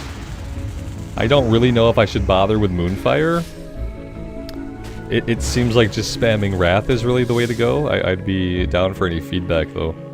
Like if I Moonfire first, that's a global cooldown that I could be casting Wrath instead. Like I could open like this, but then I gotta wait that whole global until I can get a Wrath going. And I just don't know if it's worth it. I don't really feel like it is. It might be better just to maybe like finish him off with a Moonfire. Obviously if we do that, we don't benefit from the damage over time.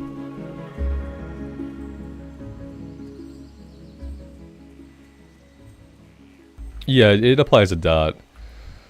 I just don't know if the fight is lasting long enough for the dot to matter much.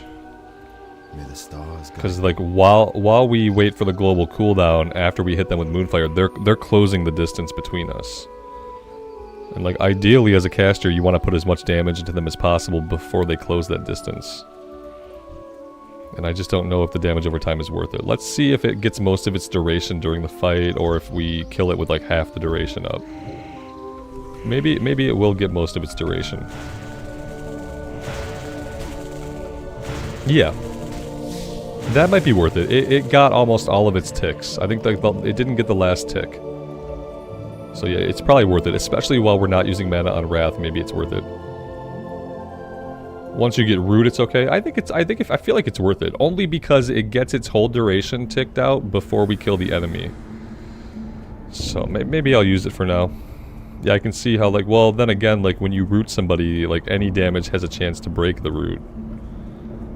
So that could happen too. Now, I always go the wrong way here the first time. I'm gonna try to go the right way the first time. And we'll see how that goes. Yeah, probably Moonfire. Yeah, we could probably do Moonfire and 3 Wraths. Otherwise, it takes... we Wrath 4 times.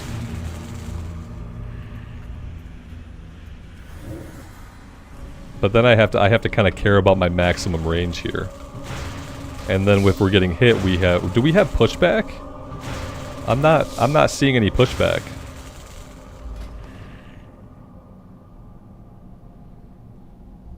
It doesn't say this negates pushback.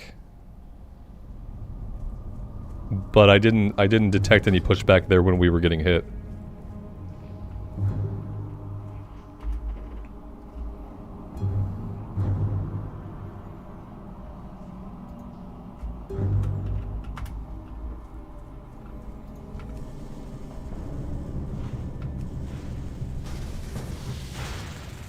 We don't really need a group for this, but this guy wants to group up, so I'm pretty sure it's not a lootable. It's something that we click off the ground. So you don't really need a group to do this at all.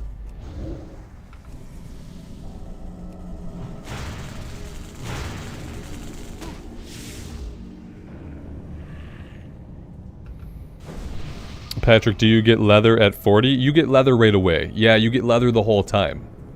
That's the cool thing about the druids. You don't have to wait to get leather, but leather is all that you get. So you get cloth and leather from the beginning. He just wants to be my friend. I mean, maybe. I don't know. Maybe he thought I needed help. Who knows? I don't typically go out of my way to group, but if somebody wants to, like, group up, that's fine.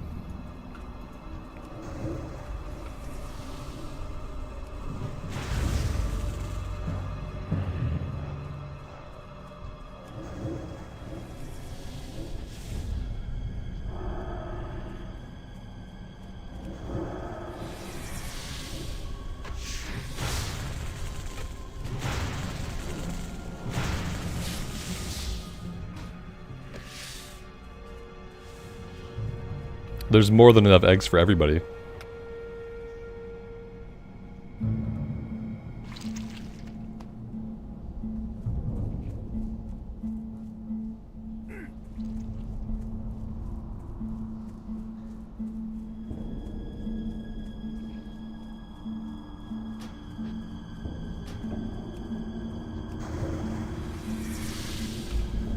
Part of me wants all of my kill XP though. You know, if we're in a group, I have to share kill XP. Part of me just wants all of it. The selfish, greedy part of me.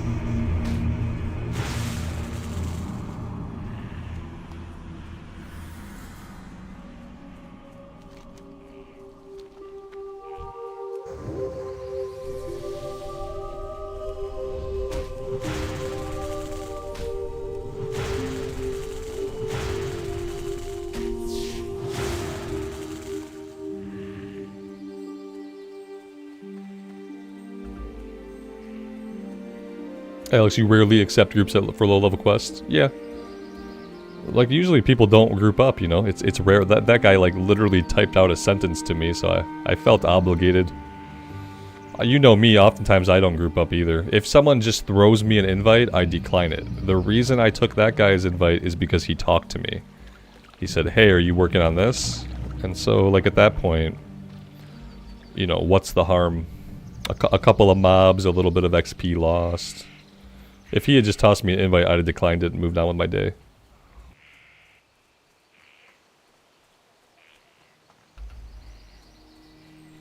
Power Cow, that is late.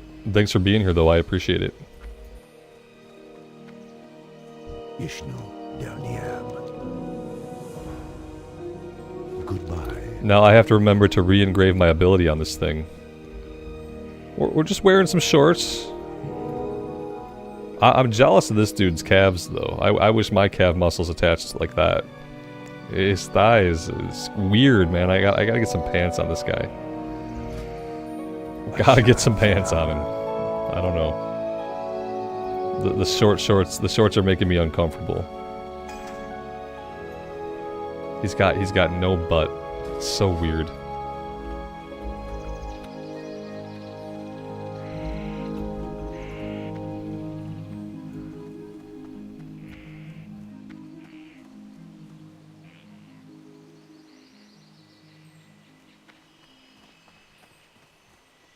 He's ready to hit the beach. Someone needs to show him the proper form on the squat rack. Because the dude is just like relying way too much on his thighs. And not like any other part of his legs. It's a male elf. Yeah, just to mess with people, Lori. That's just to mess with people. Also, I think I might be a bear or a cat most of the time. So I thought, what better chance to play a body type A? And like I can kind of silence the people that kind of say that I only ever play body type B, but also I won't have to look at this guy forever if I don't want to. I can just turn into a bear or a cat, and we can look at that instead. Yeah, it's just like, it's just kind of like an intentional thing that I decided. Let's grab Rejuve, and then I have to go up higher on the tree here.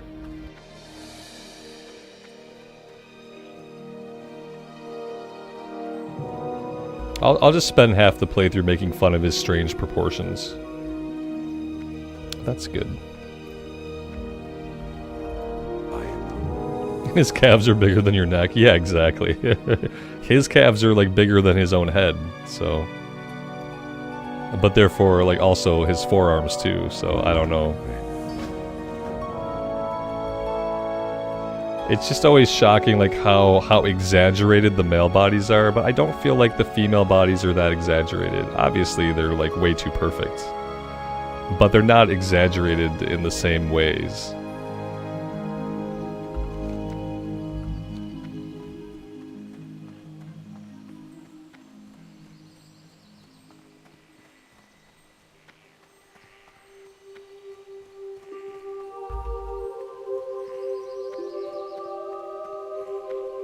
Like at least the female bodies look normal. Like most of the male body forms, if you look at them too closely, they kind of just look grotesque.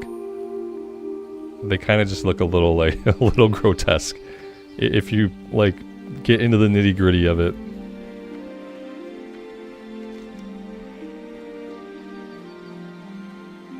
So what are we doing here? We are gonna go fill up a file at the moon well. I can't jump off of here yet. There we go. He looks ripped, yeah, but he's weirdly proportioned. Yeah, he's ripped, obviously. Like, it's just not like, it's not good. He's not ripped in like an attractive way. At least I don't think so.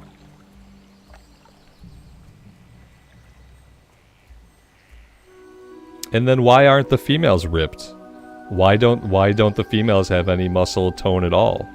Why are they just nice and smooth? That makes no sense. If genetically they're like this, and like they have like muscle fibers that like grow stronger, bigger, different, then the females would be that way too. So it really doesn't make sense.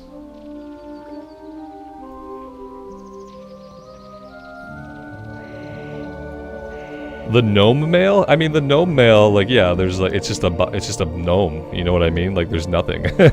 Both the gnome body types look almost exactly the same. There's very little difference between, like, the A and B body types for the gnome. Have I ever played on private servers? No. No, for what I do, I can't play on private servers, because private servers are not legal. And therefore, if I was streaming or recording content on private servers, I'm breaking the Blizzard terms of service. I'm doing something that's technically illegal, and then I can't do that content. So, I wouldn't play on them anyway, but mostly also because of what I do, I just can't. And then I always think about the fact that, like, for people that get really into private servers, you know, there's always that chance that, like, Blizzard comes around and just shuts your server down. And then, like, you know, what was all the effort for?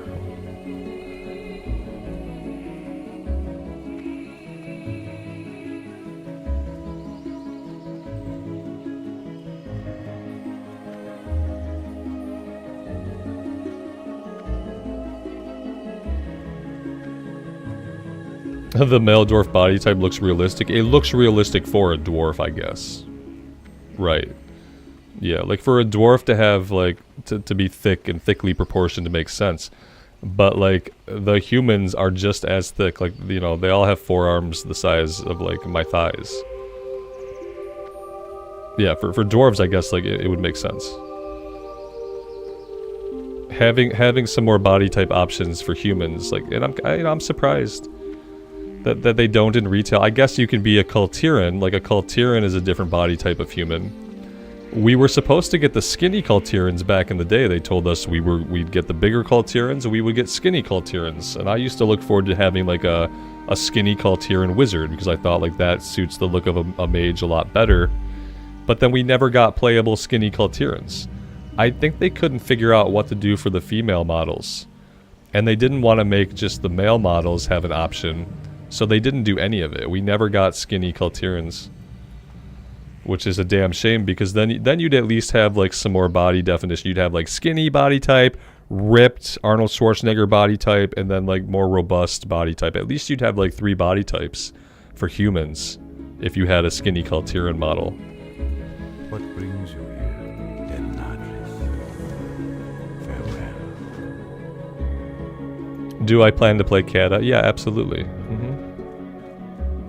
Why don't I have forearms as big as my thighs? Yeah, that's what I wonder myself. I'm clearly doing something wrong. It's if you're ever a person that would compare yourself to one of these character models, like, you're screwed. If you were to ever be like, damn, why can't I look like that? Well, because that's not natural. You can't look like that, because if you looked like this, you'd probably be dead. It's just not normal. Yeah, normal male body type would be welcome. The closest we get to the normal male body type is the Blood Elves, and that's not, like, even super normal either. But it's not super ripped, you know. It's like, it's the closest you get to an actually accurately proportioned human body-ish. A very fit body, but, like, proportioned better than humans.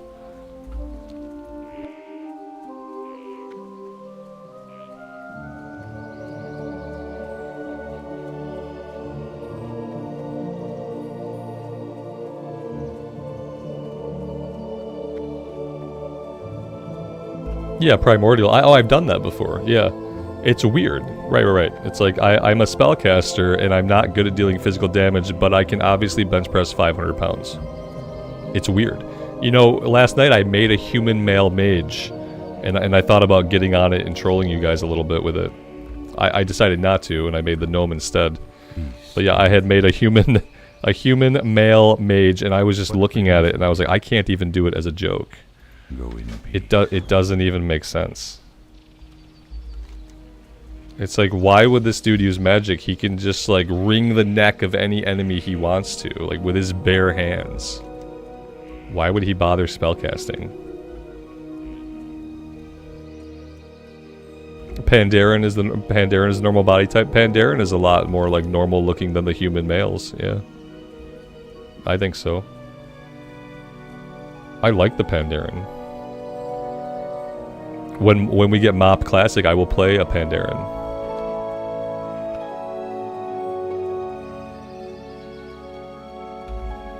Body type B, obviously. Obviously, body type B. But yeah, we'll be a Pandaren DPS monk.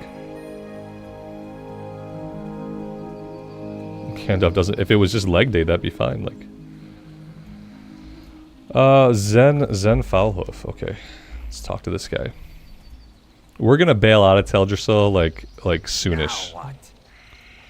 We're gonna bail out of here like level 7 or 8, and we're just gonna take ourselves over to Dunmorrow. Probably start in Dunmorrow for a change. Get to Elwyn later on. I like the music here and the aesthetic, but the flow of questing here is not very enjoyable. I don't know why. I think we need to, maybe we need to at least have Teleport Moonglade first, though. That could be a problem. Maybe I need to learn I don't even know. Maybe level 10, maybe we have to wait, because maybe I have to have Teleport Moonglade. I don't know. We'll see. We could jump over at level 8 and then leave our Hearthstone set in Dalinar. And that way we could do level 8 to 10, but then we could Hearth back. And we can learn our level 10 stuff. Maybe that's what we'll do. Maybe we'll get to level 8, we'll train level 8. And then we'll do the travel to Loch Modan. We'll do 8 to 10 to get things started over that way, and then we'll Hearth back. Then we'll train level 10. Hopefully learn Teleport Moonglade. Yeah, maybe that. Yes, Alex. My brain just got there too. You're right. It's a tough start. Yeah, we have to get the runes here first. Now like how many runes are here? And who wants to come help me get some runes? Because yeah, I don't know. Maybe we do have to just stay here till... That's going to be tough to stay here till level 10 and quest straight through. Because the questing here is not really, like, that great for questing straight through. So that's going to get a little bit tough. But yeah, to your point, I have to get whatever runes are here. And, like, I don't have to get them now. Like, we could come back at level 10 and get some, so... But yeah. We will have to do that. I should probably just like pull up a little list here. Druid, runes, sod. Scroll all the way down past the phase 2 stuff. Let's see. Living Seed is in Teldrassil. We got Furious Stormrage. Sunfire is in Teldrassil. Like everything's in Teldrassil. Mangle is in Teldrassil. We got a lot of runes to get. We got a lot of runes to get.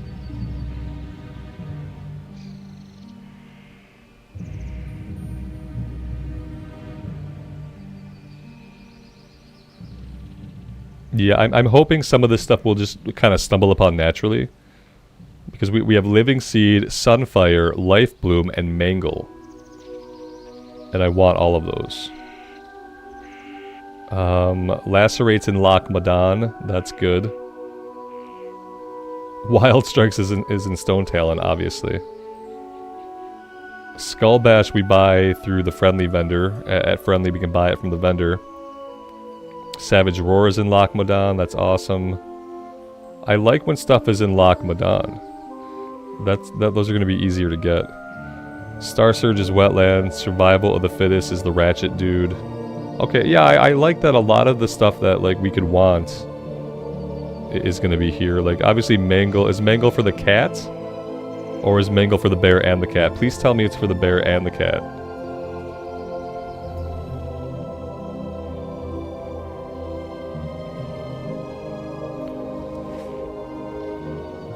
I need a group for one of them. Is it? Yeah, maybe. Is it going to be one that I actually want though? I don't really care about the healing runes. I don't plan to heal on this character. So I don't care too much about the healing.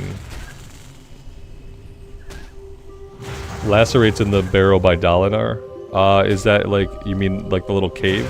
Or the Barrow Den? You probably mean like the full-fledged Barrow Den. Mangle is for cat, okay. And then Lacerate is for the bear.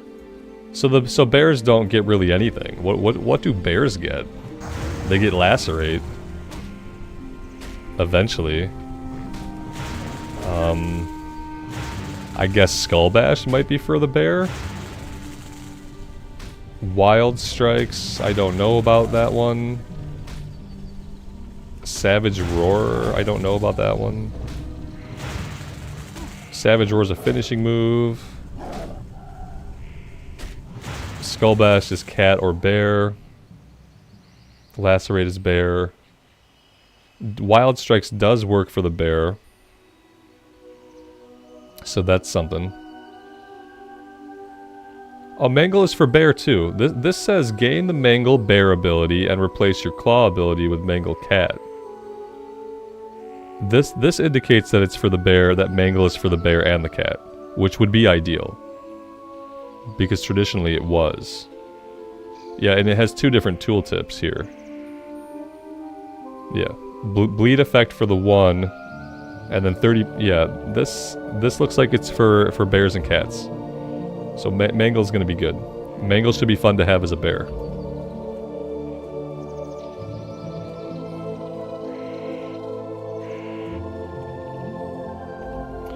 John, does the Pally pick up after level 20? You know, I played as a tank. I did the whole thing. Just with a one-hander and a shield. And I felt pretty good the whole time. Yeah, I never used a two-hander. That's what I did. I went with a one-hander and a shield the entire way to 25.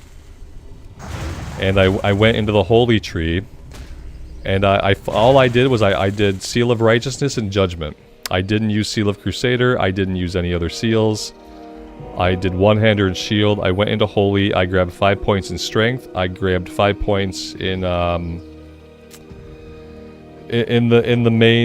main Judgment spell, Righteousness. Yes, I went 5 points into Righteousness, and then I grabbed Consecration for tanking, and that was what I did. And I had a pretty easy time of things. Now that being said, I did a lot of zone hopping, you know, but not as much zone hopping as I've done in other characters, to be fair. It shares a glove a lot with Lacerate. That's fine. I would probably use Lacerate when tanking, and I would use Mangle when I'm questing. Yeah, because I think Lacerate's going to be better for a tank, for a dungeon, and then Mangle will just be for fun times questing. Don't listen to Alex though. Like, don't take his Alex is a pro player. Like, don't take Alex's experience as what your experience should have been. Alex is gonna feel strong on any class all the way to 25 because of how great he is. So don't take that. You know, don't take it with a grain of salt. Basically, Alex probably had some of the best weapons and some of the best gear, like the entire way leveling up.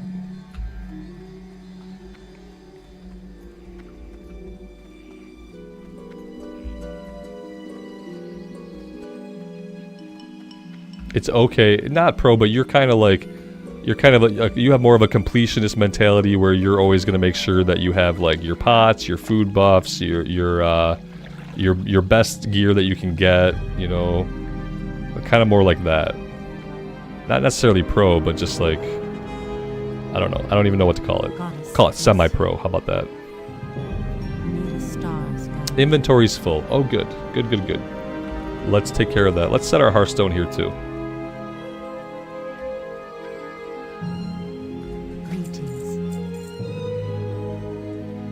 Yeah, see, you stop for gear every time you're at the auction house. Made sure you had the best gear. That's the kind of stuff I'm talking about. Yeah, just those behaviors that you have that not everybody has. I really need more bag space. That would be great.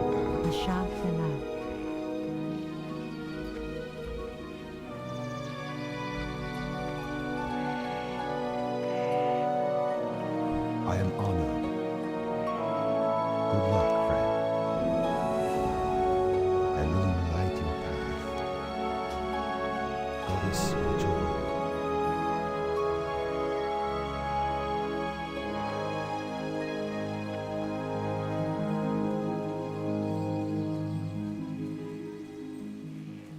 I am honored. Del Nadris.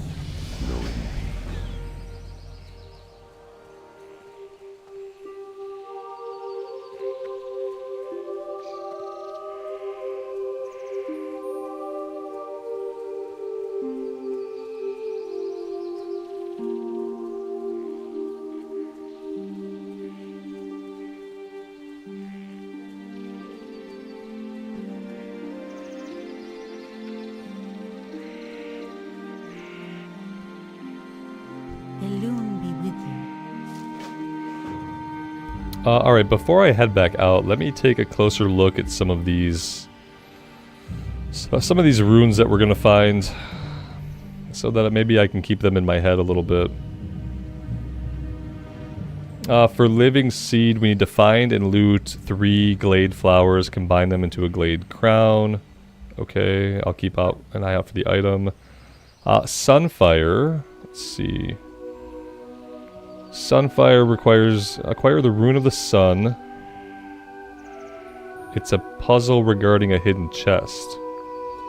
Go to coordinates 5278. You'll find 3 lunar stones. Use Moonfire on each stone to spawn a lunar chest. Loot the lunar chest.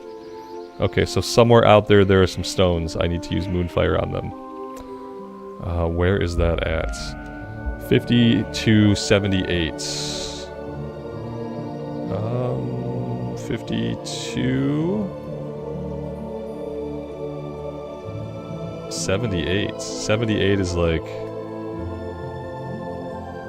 78 is like right here somewhere.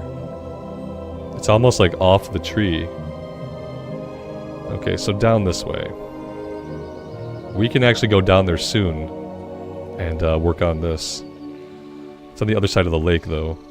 Maybe we should talk to Denelon first. Let me just keep that one in my head, and we'll go after that one. That seems like it's a pretty easy one to grab. We'll head south here. We'll fight some stuff. We'll talk to Denelon, then we'll head down here. See how easy or hard this one is. Questy has an update for the Phase 1 runes. How would I like even enable that though? That's what I don't know. Have I not updated Questy today? Let's have a look. If I update, I should see the rune locations on the map. Okay. Let's see. I'm gonna update right now. Because I didn't update today. It would be easier for me to be able to see those things. Is it going to only show ones for my class, or is it going to show me every single rune for everybody? That's the other question. Let's do a little reload.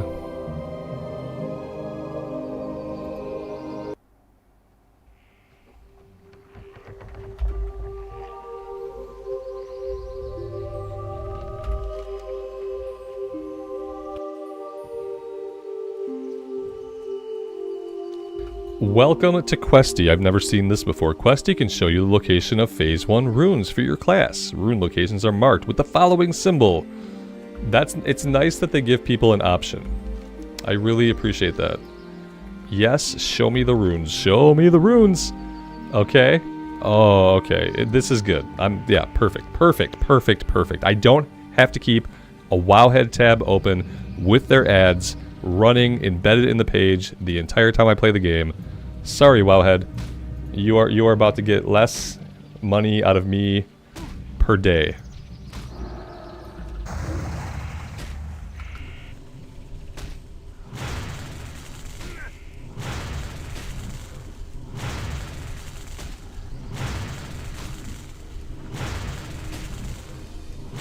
How many wraths does it take to get to the center of a Timberling? A 1 wrath, a 2 wrath, a 37 wraths.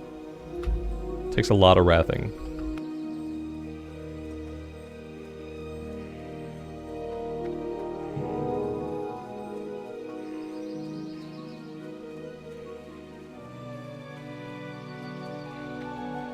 Buy premium? No. I refuse.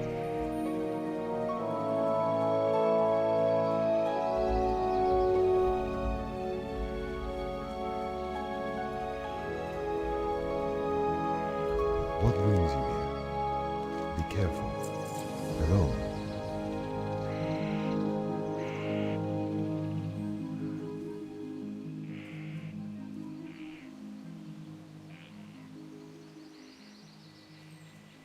Ishnu Allah. Alone light your path. Good luck, friend.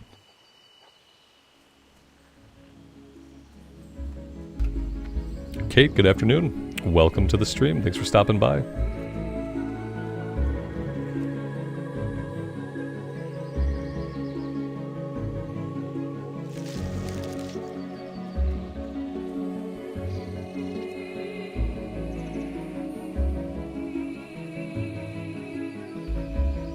Mike, good afternoon, man.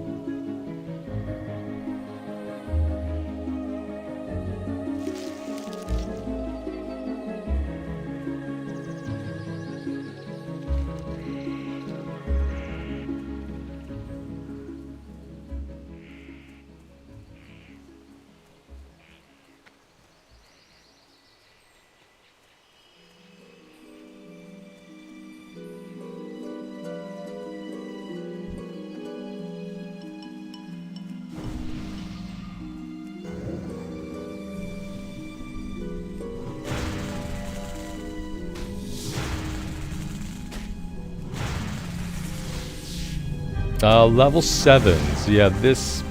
We may or may not die. We have an instant cast heal. So maybe the instant cast heal keeps us alive here. It depends on how much it procs. I don't think it's gonna proc enough to keep us alive.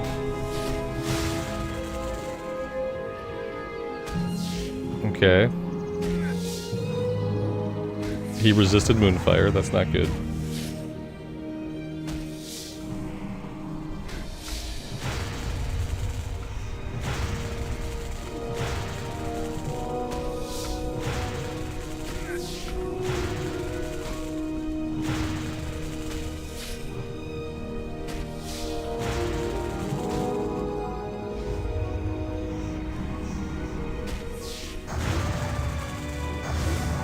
Somehow we lived. Somehow we lived.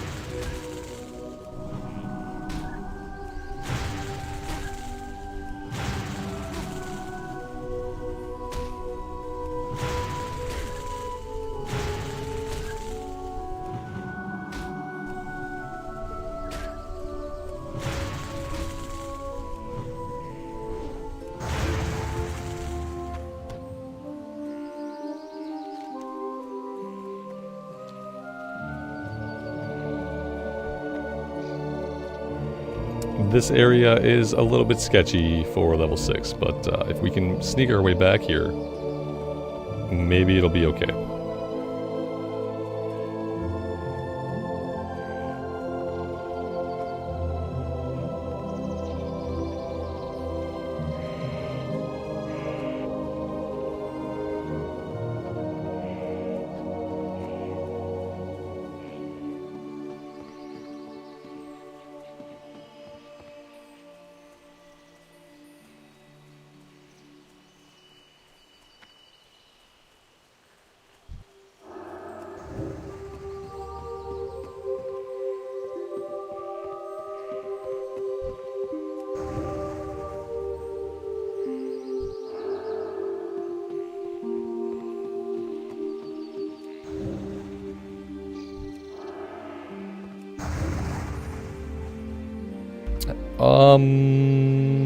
I don't know.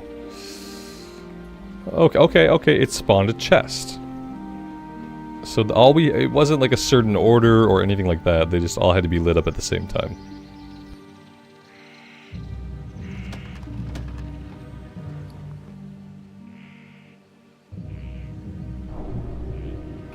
Now my only wish... Okay, it did. I was going to say my only wish is that it clears this from the map once I get it. That's perfect. Alright, so Sunfire burns the enemy 18 to 21 nature damage, additional 36 over time. In addition, while in bear form, cat form, or dire bear form, your Moonfire is replaced. This spell benefits from and triggers all effects associated with Moonfire. Sunfire Bear burns the enemy, does nature damage. They're letting you use this like in your shifted forms if you have nothing else going on. Like, we're gonna have other stuff to put here, like more appropriate to a bear or cat. But I guess this lets you use this if you don't have any other runes. That's pretty cool.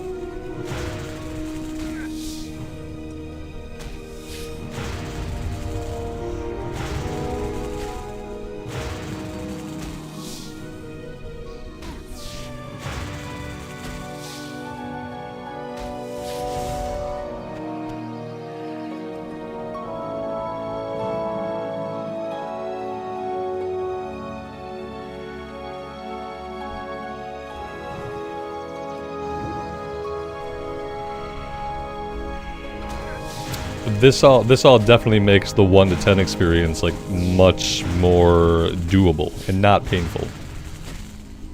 Like the Druid 1 to 10 experience like traditionally is god awful. Because not only do you only have Wrath, like Wrath costs mana and Wrath like eats mana and then you gotta drink it back. This is nice because, you know, Wrath is free and now we have 2 dots instead of 1 dot. So it actually makes it feel pretty good for doing levels 1 to 10. It wouldn't have been hard to improve upon it, but they did it right.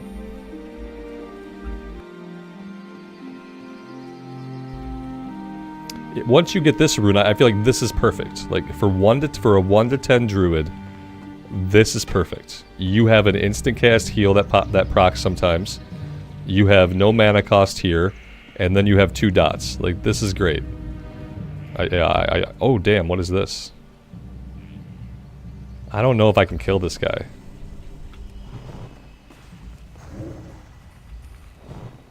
But I'm gonna try.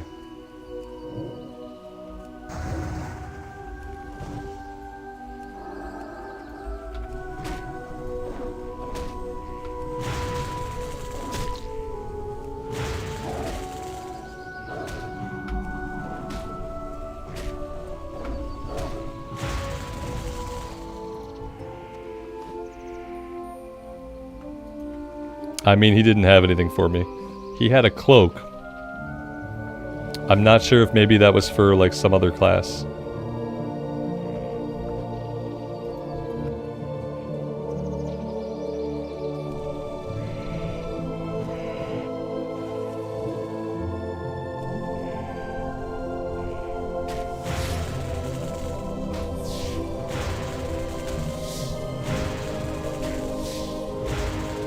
Monica, good evening. Welcome to the stream. Thanks for stopping by.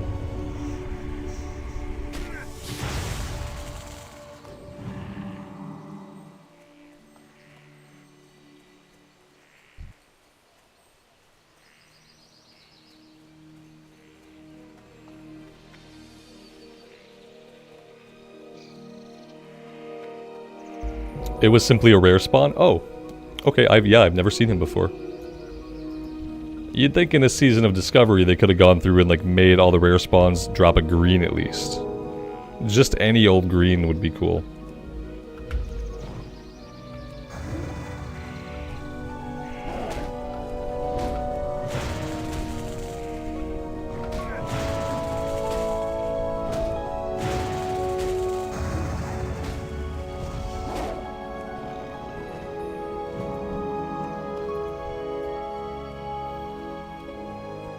I need to learn herbalism soon.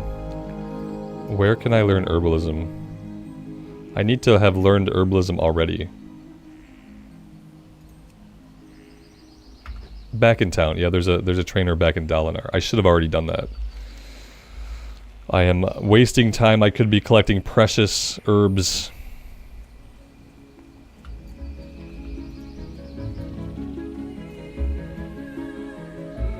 A part of me just wants to go back and do that now.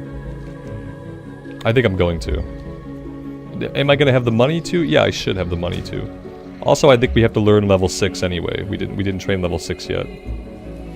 So let's go back and do that. I might take a 5-minute break. We're about 2 hours in. I want to stretch my legs and refill my... This will be the last time I can refill my coffee today. So I'm going to put 8 more ounces of coffee into my mug. And then after that's gone, it's all green tea. It's all green tea after that. Trying to cut back on coffee intake.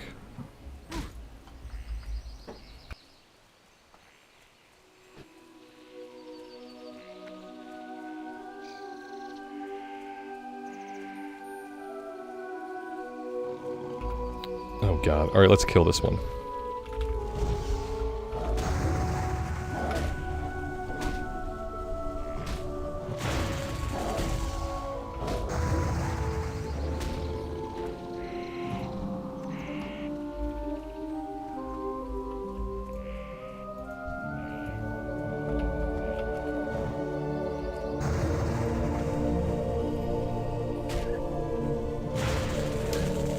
The instant heal doesn't proc like a lot. Maybe it'll proc more like as we level up. But yeah, it doesn't proc very often. I'd like to see it proc like at least once every fight. Do I know that green tea has caffeine in it too? Yes, I do know that. An 8-ounce cup of coffee has 100 milligrams of caffeine, and an 8-ounce cup of green tea has 30 milligrams of caffeine. So I actually know quite a bit about it. Thank you, though. I appreciate you.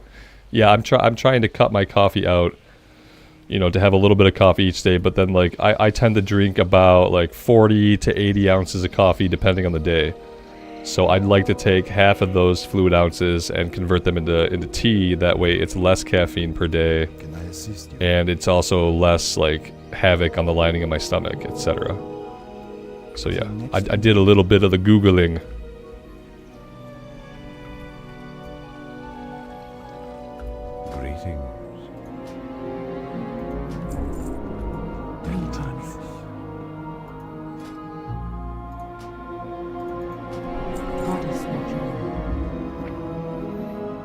I have built up a tolerance for caffeine, yeah.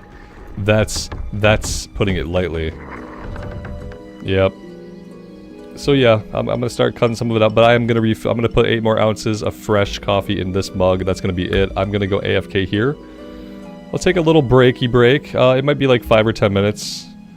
I'll switch over to my break screen, and then I hope to see you guys in a little bit.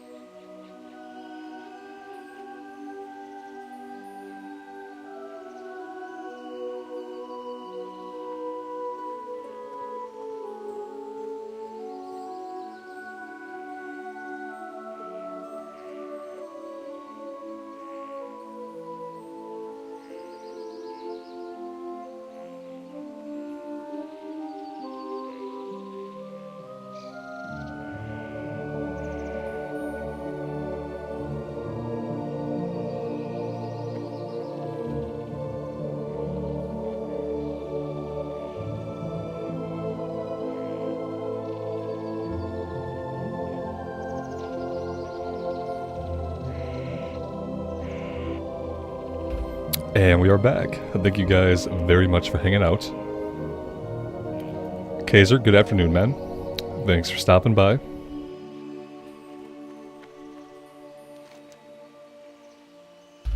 Alright, so we have another rune over here.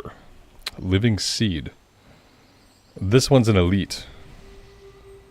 Let's finish up with Zen's request. And then turn him into a frog. And maybe then we'll worry about this one. We could probably find a group pretty easily. We'll see. We'll check it out. More than likely, with the amount of people on, we could just find someone like doing it while we're out there. And then we just group up naturally. That would be ideal.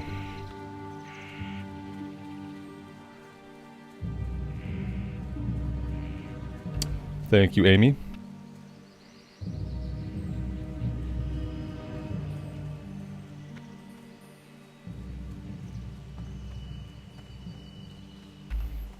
Yeah, Daniel, I agree.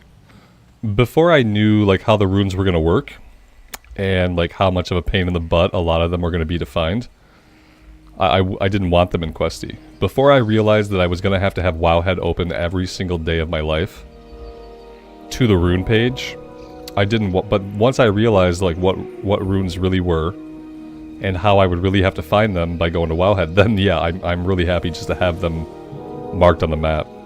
It makes my life a lot easier.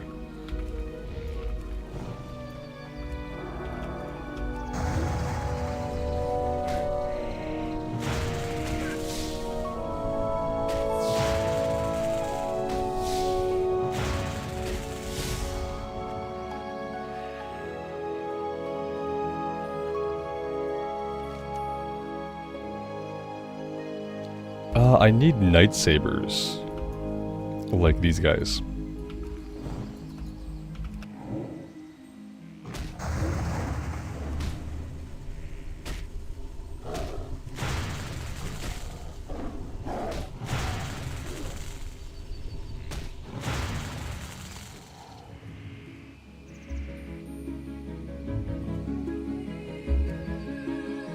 And we are tracking herbs now, I'm pretty sure.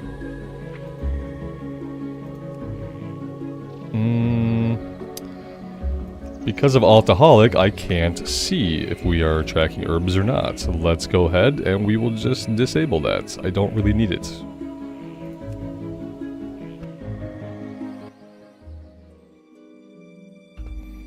Oh, Eva, the elite's really weak. Okay, yeah, I should have thought of that. A lot of the elites they put in that have runes are really weak, and it just didn't occur to me. That's good to know. Thank you for letting me know. Yeah, I kind of forgot that, like, the elites they added for Sod, like, they're not really strong. Sometimes they seem weaker than normal mobs. Actually. Alright, yeah, track herbs is not on. There we go. Now it's on, now we can see it.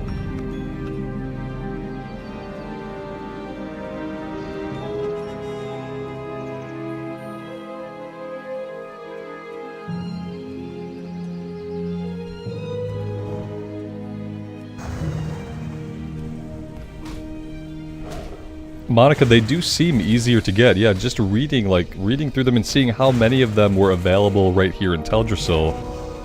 And then a lot of them are available in Loch Modan. It's like you get most of them from either Teldrassil or Loch Modan. And that's not like any other class that I've seen. Or like a lot of them are in Stone Talon and in Ashenvale. I don't know. Yeah, it's like they let you have a lot of them earlier on the Druid.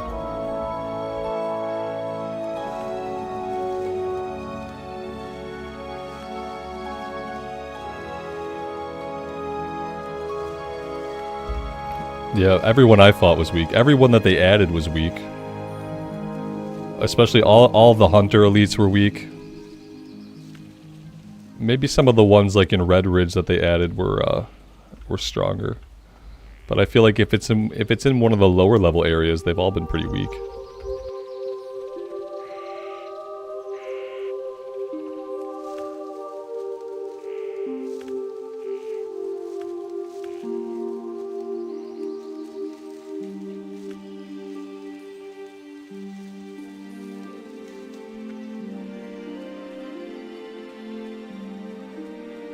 I am probably gonna end up doing a little bit of herb chasing. Yeah, I tend to follow. We got Mage Royal here. We can't even do Mage Royal yet. I tend to follow the herbs around. I will head back the proper direction eventually.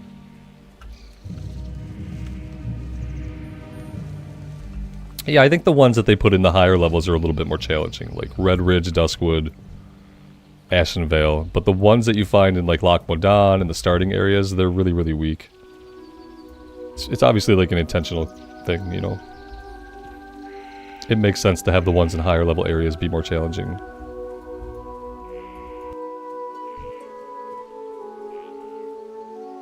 So am I done with Zen? Yes, I am. Let's fill up the vial at the Moonwell.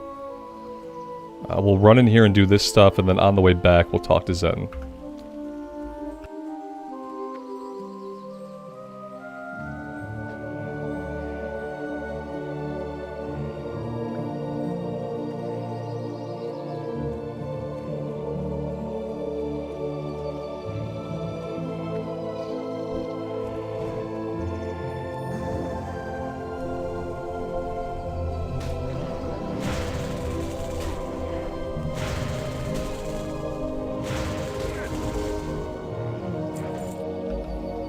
The one in Westfall was easier for the same quest, or for the same rune. Well, yeah, that makes sense. By the same token that that Westfall is a lower level area than Duskwood, so yeah. That it's weird that they would do that, but it makes sense based on the zone. We are gonna have to like buy bags. I should send a little bit of gold over. I should send a little bit of gold over.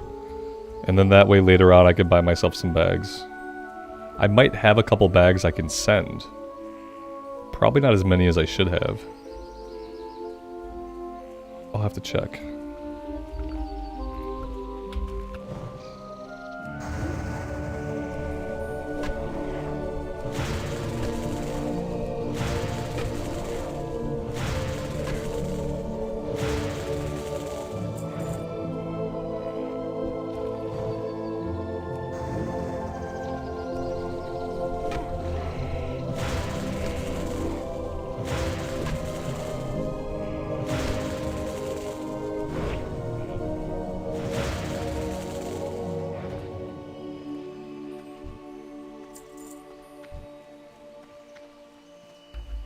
Maybe we'll group with this person if they need the elite. Maybe not. Oh god. Why me? Why didn't you hit them? What did I do?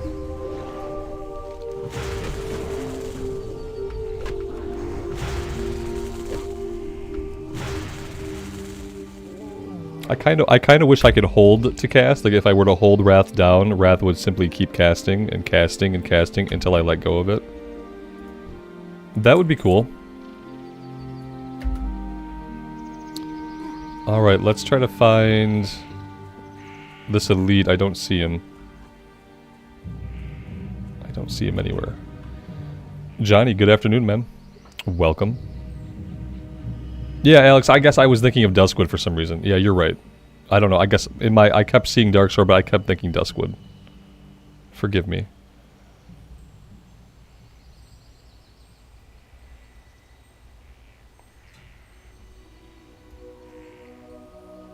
Yeah, I don't see him. If I wait here, will he eventually spawn, or does he patrol around? Oh, okay, this is something different. Oh, I have to spawn him. Oh, okay. I only have 2 of these. I have to spawn him. I have to get 3 of the flowers, combine them to the Glade Crown. They turn into the Glade Crown. Use it on the wooden effigy. The wooden effigy. Yeah, there's a little bit more going on here than I thought. I'm not sure what the wooden effigy is. So, we'll come back to that one once I have 3 of the flowers. I only have 2 of them right now. The elite is a frozen tree. Okay. Okay. Oh, this is the effigy. Okay, he's a frozen tree. I get you. He's not literally like frozen in ice. I did miss it. I'm like, huh? Where is it? Okay, so he's frozen in time. Yeah. This guy. Okay, so I need one more flower. I make the crown. And then I come use it on him. And then I kill him. Simple enough. Yeah, I guess the flowers are a random drop. So I have to just keep my eyes open. Yeah, I get it. He's frozen, yeah. I was thinking of the runes where the guy is actually like frozen in ice. And then you need like a fire mage and a shaman with flame shock to like break him out. That's what when you said frozen, I was like, oh, like frozen. But no, just like stuck. Right now he's an inanimate object. We got a random rare spawn here. Let's go ahead and kill him.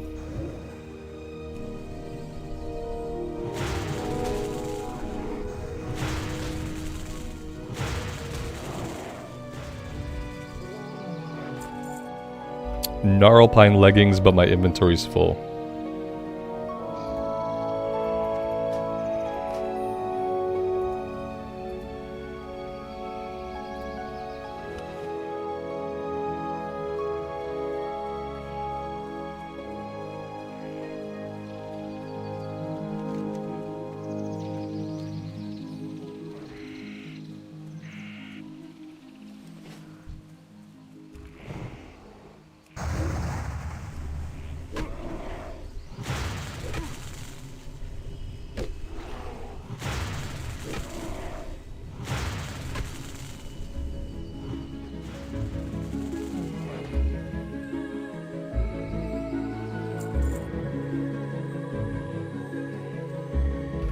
Johnny, there's flowers in a building?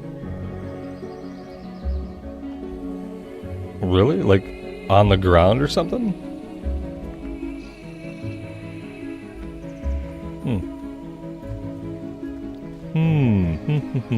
Okay.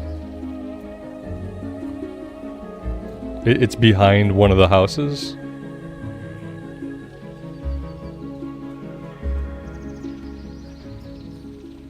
I don't know. I'm not sure. They described it as if they were just going to be drops off of enemies. Well, it said spread all across the zone, which I think so far I've only got them as drops off enemies. I haven't picked any up off the ground.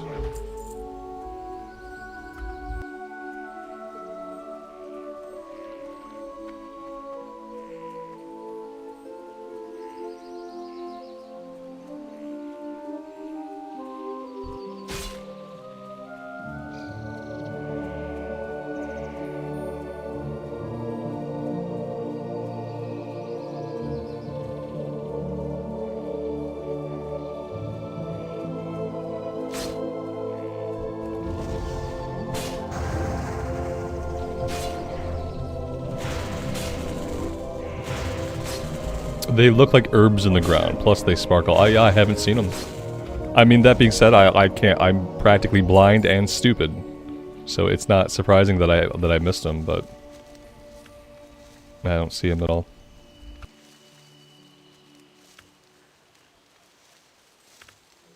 With an 8-second delay between like where I'm at in chat, like you guys are probably never gonna be able to direct me to them, unless I stand perfectly still for like 10 seconds and wait.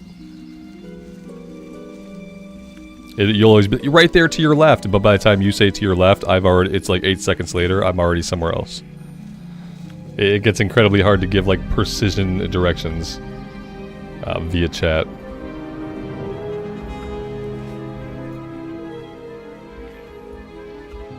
Suffice to say, like right here, I don't see anything sparkling at this house. So mayhap it's another house, perhaps the one over here.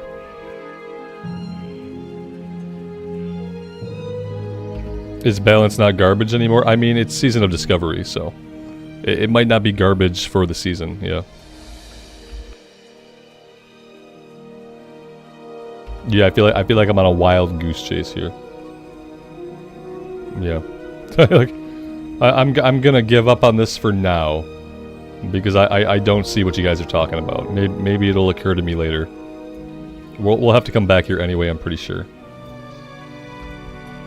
But I need to go sort out my inventory anyway.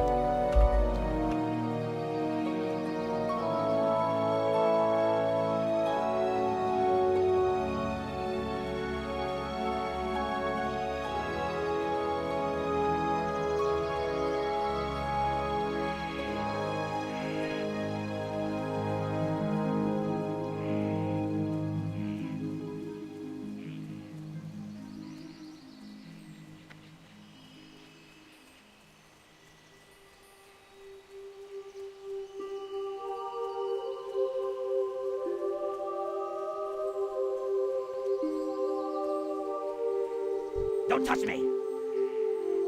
You again?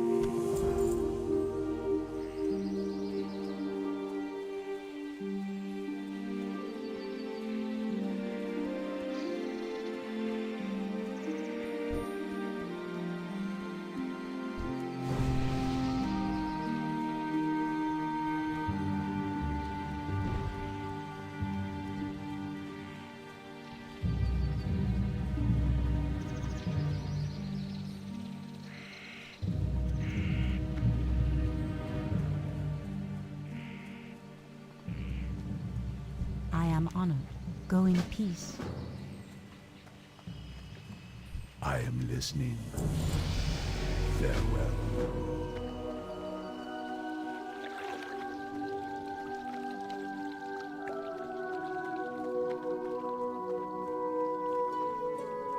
Feel free to browse.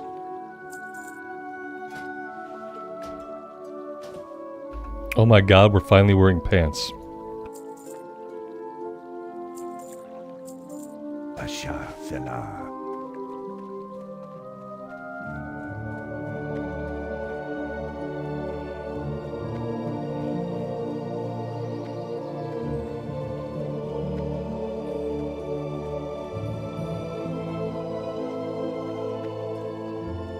I am listening.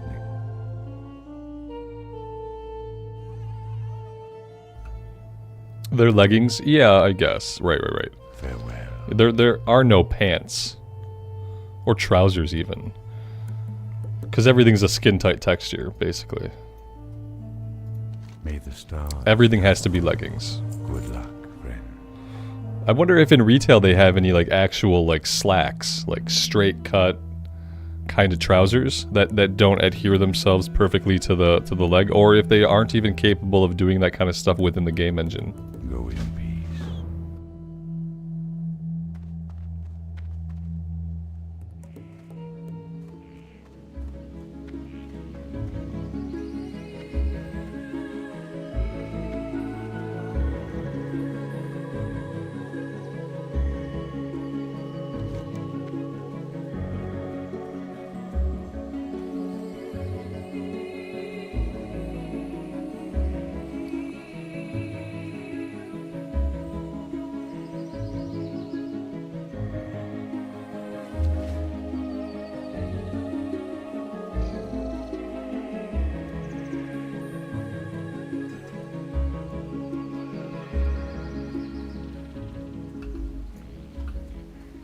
Am I going to play more on my Arcanist and ESO? Probably not right now.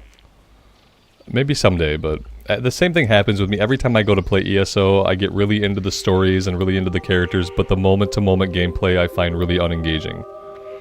Like, pushing the buttons of any class, fighting the enemies, like... I find the moment-to-moment gameplay, like the combat and stuff, just like, it's not engaging for me. So then I can't get into my character as much, and then I stop playing. Like, if they had more engaging or like responsive combat that felt a little weightier, then they'd probably hold on to me a little bit longer. But yeah, I always fall out of ESO because I just can't get into the moment-to-moment actual combat and gameplay. Like, it's a game where, like, I want to avoid fights, you know? I, like, kind of cringe when I have to fight. That's what I realize. I realize that, like, in ESO, I go to cringe when I have to fight stuff. Like, I don't want to feel that way. I want to feel like that I want to push my abilities and kill stuff. And, like, ESO doesn't make me feel that way on any class I've tried. Like, combat is just kind of like a cumbersome thing in my way between like good story. It makes it hard to play. I was having the most fun of all the classes that I have played. The Arcanist was the best. May the stars guide. But ultimately, there's so little for you to do. There's so few buttons that you have to push. Like, I can just push one. I can push my laser beam, and I can just kill stuff with my laser beam. Like, Good luck, friend. yeah, I don't know what it is.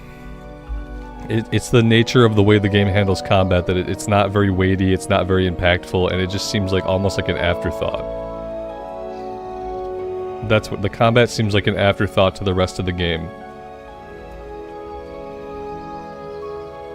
I want to feel compelled to run off the beaten path and just fight stuff because the combat is engaging.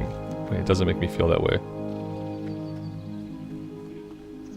Alright, so I still don't have any other flowers. So I don't know if going back out here is useful right now. I still can't do the living seed thing.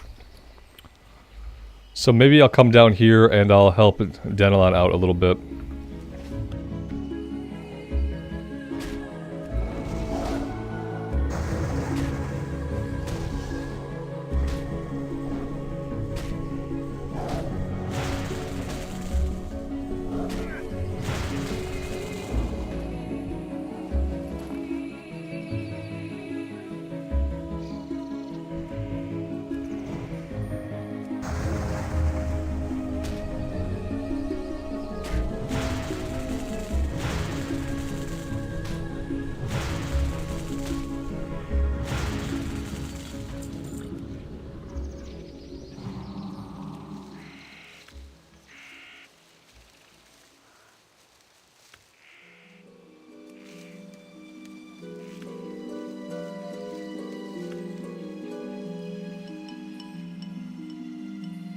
How many times can we fail at picking an herb?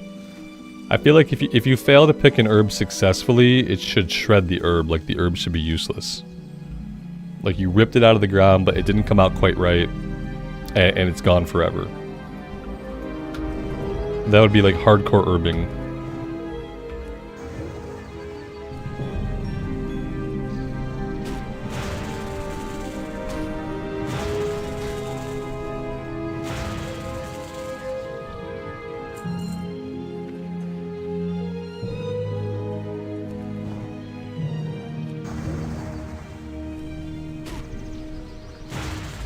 Do I think I'll ever touch Guild Wars 2 again? Maybe. Perhaps. It's almost the same kind of vibe I get there, though. The reason I fall out of Guild Wars 2 is because there's no solid class definition. There's no solid class fantasy. Like, you can be a warrior that uses swords or maces or guns or a bow and arrow. And it's like, I kinda obviously I like my fantasy classes to have like a defined fantasy about them. To know that I'm gonna use certain weapons, I'm gonna use certain armor, I'm gonna use certain abilities. And both Guild Wars 2 and ESO, like ESO opens things all the way up. And Guild Wars 2 opens up like all the weapons to all the classes. It makes it harder for me to get into the character for some reason, because there's no fantasy for me to kind of play along with. I'm responsible for all of it. I don't want to be responsible for all of it. I want the game designers to be responsible for some of it.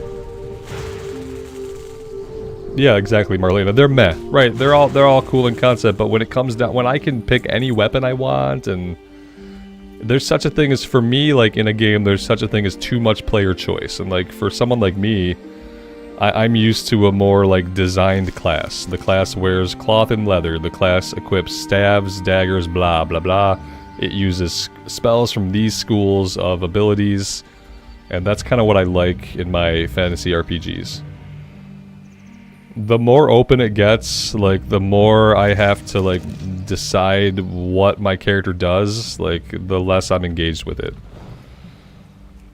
Like, if I'm a necromancer, I want to wear, like, leather armor or chain. I want to use daggers and staves. I want to know that I'm going to be using certain abilities. But in ESO, they open it up all the way. And then in Guild Wars 2, they just let you have at whatever weapons you want. I don't know. The other problem with Guild Wars 2 is that, like, combat feels just kind of meaningless. I guess like people who get into retail WoW probably feel the same way about retail WoW. They're like, oh man, the combat feels like throwaway. Like while you're leveling, stuff's way too easy. And then people tell me like, oh, at level 80 it gets really hard. It's like, okay, that's fine. It's fine that it gets really hard. My ideal experience is not for a game to like be really, really easy until level 80 and then to get hard. Like that's not really my ideal experience. But from what I've been told, that's kind of what happens in Guild Wars 2. Like everything's really inconsequential as far as combat goes, but then at endgame or whatever, you have to learn how to play.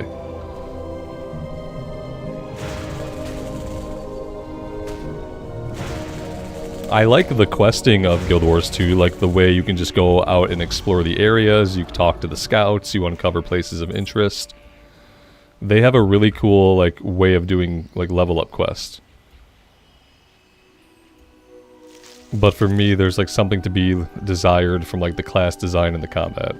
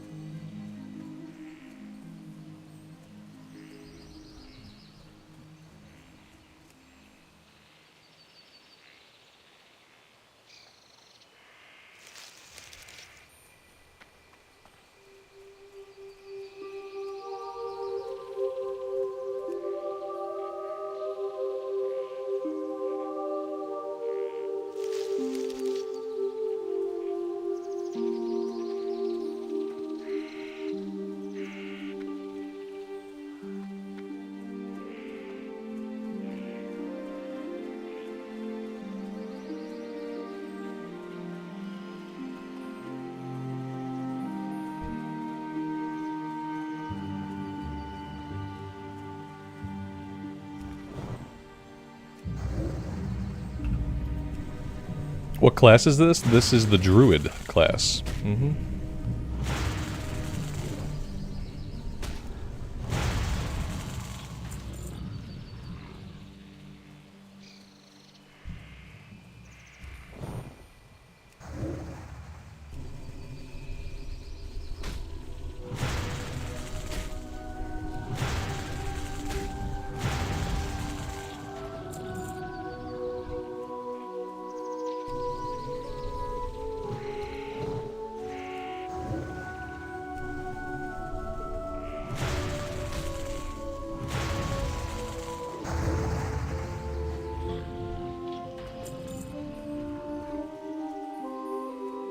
Oh, here's one of the flowers. Okay, cool, cool, cool.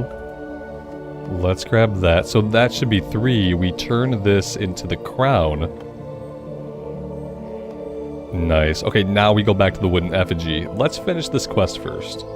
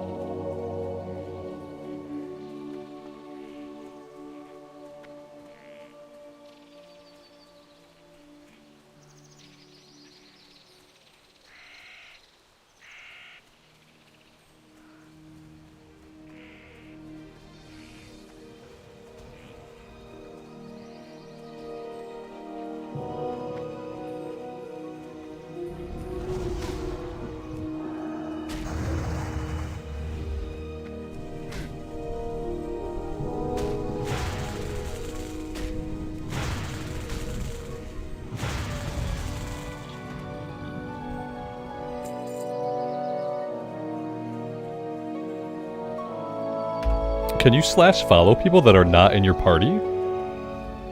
I thought you could only put somebody on follow if you were grouped up with them. I am honored. May the stars guide you. Is that not true? It seems like it'd be too easy to like mess with people slash just benefit from other people traveling if you can slash follow anybody in the open world. May the stars guide you. Till next we meet.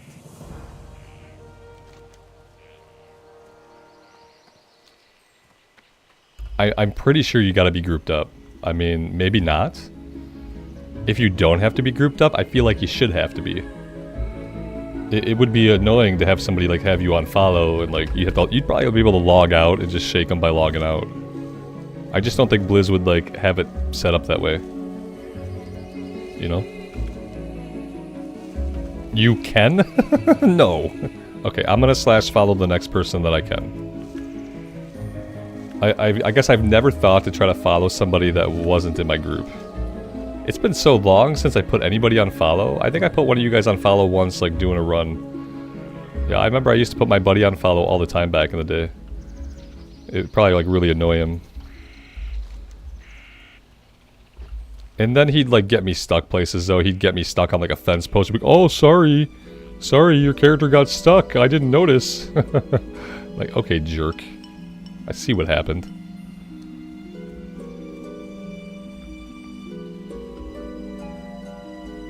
Can I climb this? Come on, you can do it! You can do it! But more accurately, you can't do it. Okay, we can't. It's close, but we can't do it.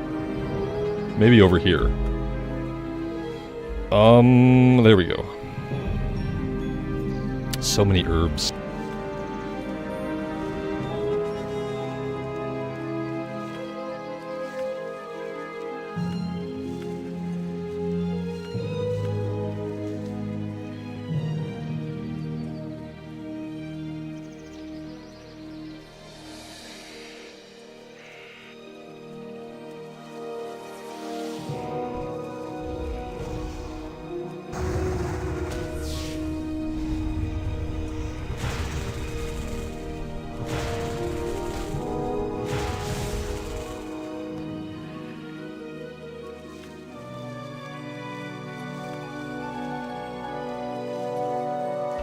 Oh, we're also looking for fell cones. I probably passed like a bunch of them. I have not been keeping an eye out at all.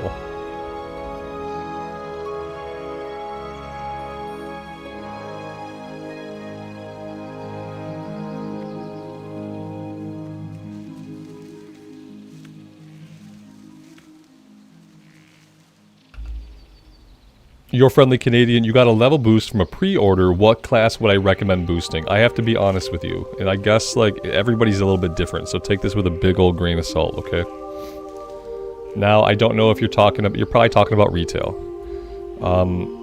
My last experience boosting a character ended up in me wasting $60 of money that was gifted to me for the purpose of boosting. And I'll tell you why.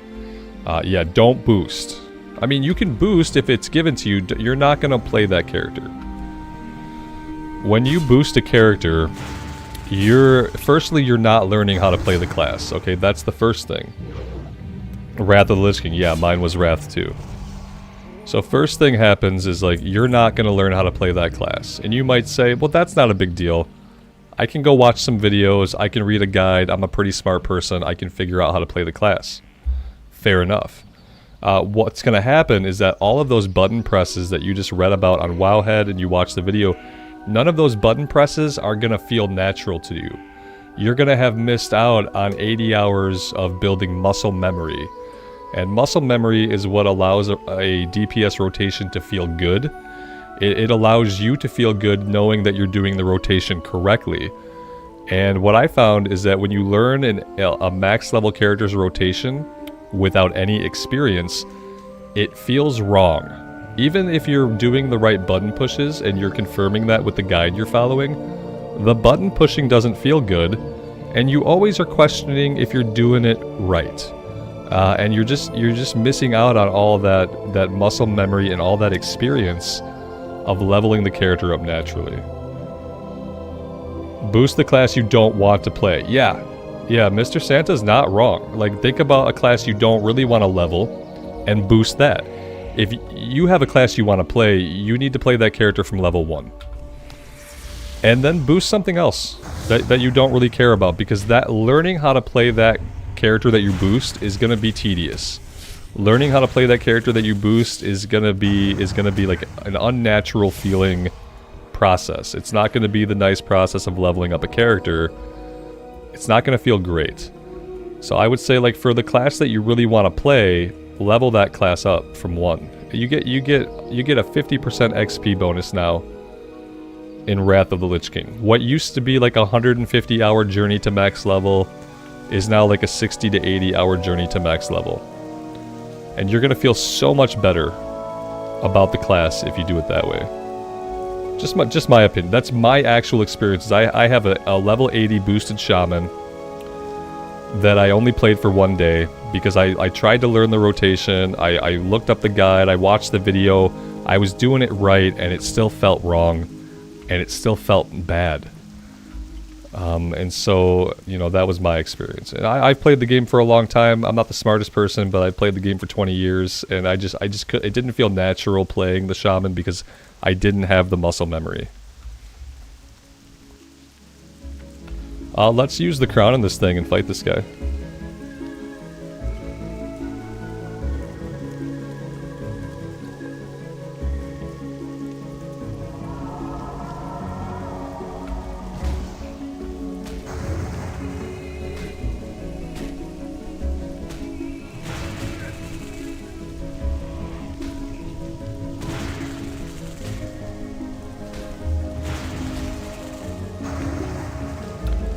Oh, hey, Amy. Amy, if you're still here hanging out with the stream, I guess this would be a good time for me to find out from you. Am I picking up the boy today, or are you picking up the boy today?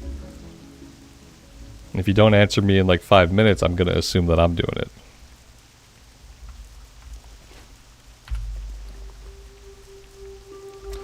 Okay, what did I get from that? Oh, I just learned it. Okay. So living... You are. Okay, thank you. Yeah, we didn't talk about it. I didn't know if not talking about it meant you were going to continue getting him until you told me to go get him or what. So I'm glad I thought to ask, though. I appreciate it. Living Seed. When you critically heal your targets with any healing spell, you plant a living seed on the target for 30% of the amount healed. The living seed will bloom when the target is next attacked. Oh, that's a passive. Oh, that's a really cool healing passive. Right on. Oh yeah, you have plenty of time. That's why you should not even leave until like 3:25. 3:30, unless you want to have time to read in the car. You're not in any rush.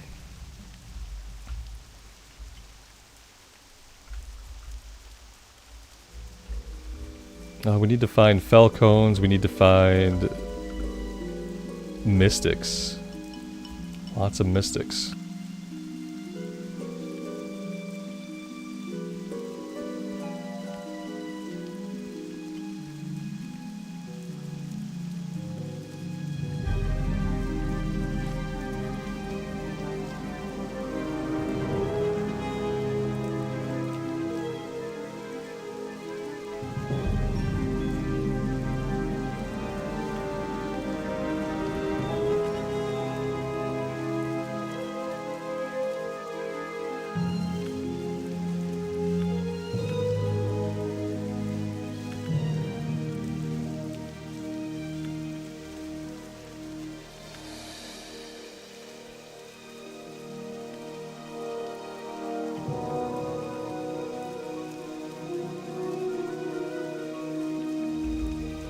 Am I gonna need any more of these glade flowers? Like, is this gonna be a recurring theme where I need these things? Or should I stop picking them up? Speaking of, like, other runes in the area, we got a rune over here, a Mangle, level 10 dude.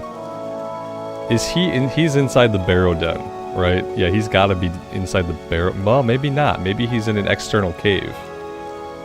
And then we got Life Bloom up here. What is this? Okay, yeah. Okay, so I want Mangle. I want all of it, obviously. I really like having them on the map. That's incredibly cool. It's so much better than having to open Wowhead and trying to look at coordinates on Wowhead, like finding the coordinates on the map. It's all a huge hassle.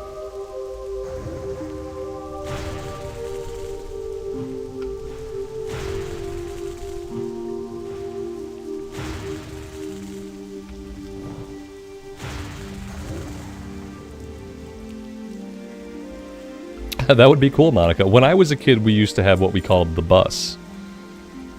When I was a kid, by the time I was in kindergarten, I was walking to the bus stop by myself, getting on a bus, being transported the half a mile to school, and then I took the bus home, and then I walked home. And there still are some places where we live where there are buses. But they, like, younger kids especially, like, they discourage, like, kids going out on their own and standing at those bus stops until they're, like, middle school age or high school age. When I was a kid, like, nobody took me to school or picked me up. I was either within walking distance of the school, and I walked, or I took a bus, and that was from kindergarten on. The only time I would ever have someone drive me or pick me up is if I missed the bus. And if I missed the bus on the way home, I just got to take the long walk home. If I missed the bus going to school, I got yelled at. And that was not fun. Yeah, so we do have some, like, this. He goes to a school that's out of the district where we live. We live on a nice street in a shitty area. So we didn't want him to go to the schools right nearby. So instead, he goes to another district like 3 miles down the road, basically. And to do that, we have to drive him and pick him up. So, like, we could utilize buses in a way. We'd still have to take him to the bus stop at his age, and we'd still have to, like, see him off at the bus. So there would still be, like, travel on our part to, like, walk him to the bus, stand there with him. Because, yeah, in America, we want kids to be helpless for longer and longer in their lives and unable to do things as long as possible, so that they grow up into incompetent adults and they rely, like, more heavily on things that are associated with the system. Like, we want to make them reliant on things. We don't want to make them self-sufficient anymore, apparently. So, like, an 8-year-old can't really go stand at a bus stop by himself by, like, today's standards, even though I was doing it when I was 5.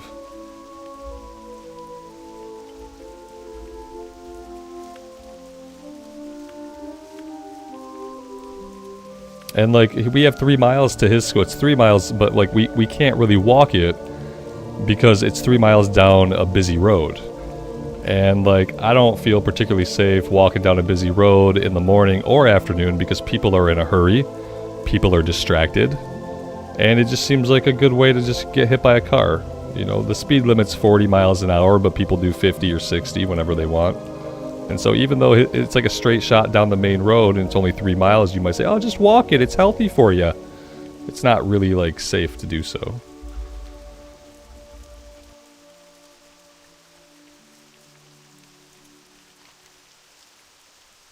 I still have a bunch of guys to kill back here.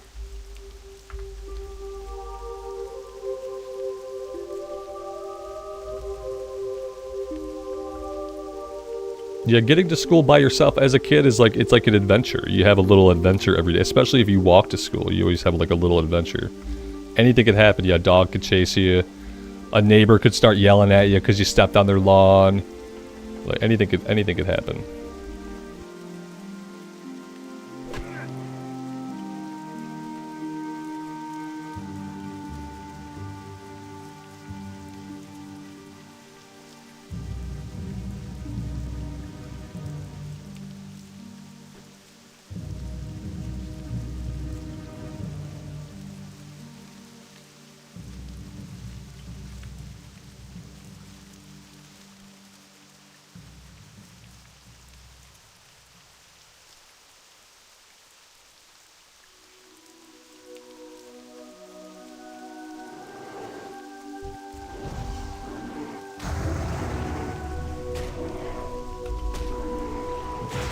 If your kid had a main hand and a shield equipped, then they could handle themselves in the neighborhood? Yeah, absolutely.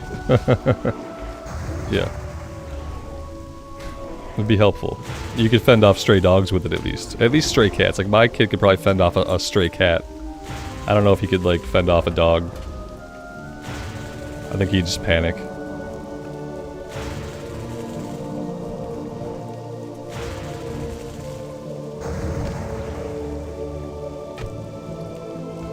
Inventory is full once again. It's awful, but it's happening anyway.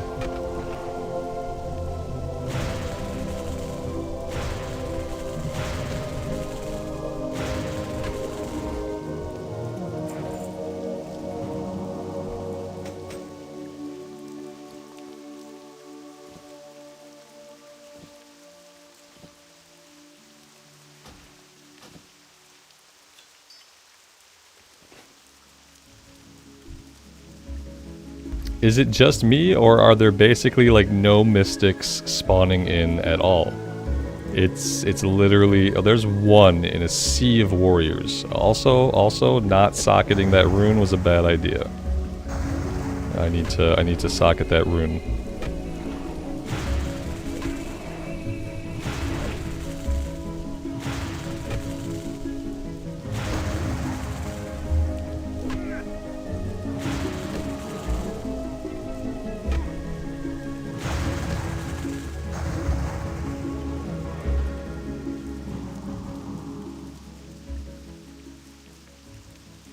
This has not been bad for Druid leveling, but I'm still looking forward to when I get Bear Form and I can stop getting my ass beat by every single thing. That's gonna be nice, you know, to not just have things beating on me. I mean, they will be beating on me, but it will be ineffectual beating. Whereas these guys are like kind of kicking the crap out of me.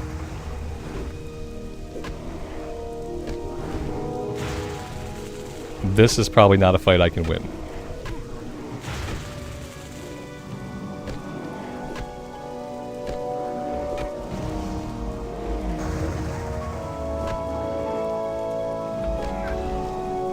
Okay, maybe we can. Maybe we can win. It's close. If he stops resisting, then maybe we can win. There we go. Victory.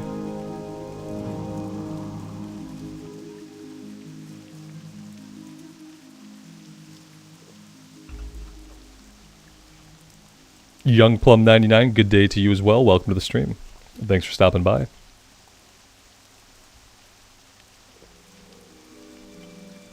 Should I have thorns by now? I don't think I ever trained level 6. Even though I talked about training level 6, I was like, yeah, we should train level 6.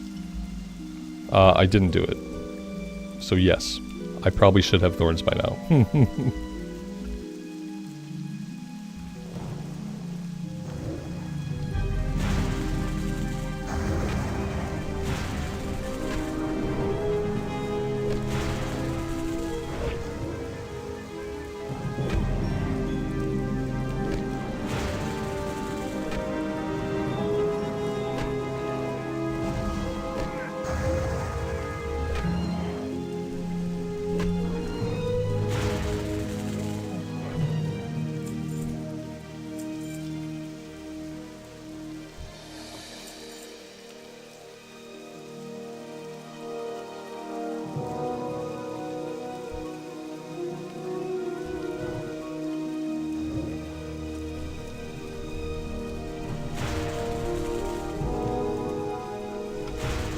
Arcanum, thank you for saying so. That's sweet of you.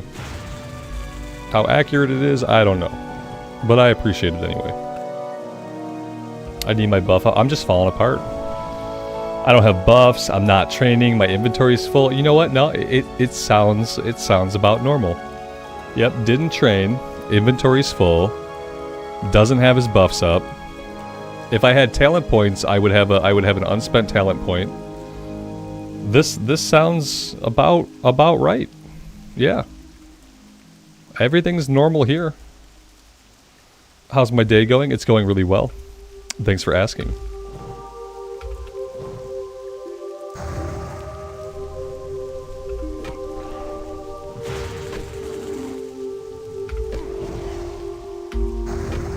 One day I'll remember to train every single time I can. One day my inventory will never ever be full. One day. One day we'll never hit N and see an unspent talent point. But until that day comes, we just have to keep on keeping on. Oh my god, waylaid supplies. Lies? It was lies, yeah. Agreed. I forgot about waylaid supplies. I don't have room for waylaid supplies. I really don't have room for this in my life right now. Look, I picked up this linen, it filled that slot. Scumbag linen fills the slot that I just opened up.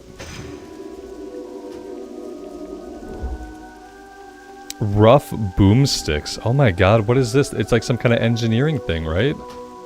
I'm not gonna be able to afford those on the auction house at my level.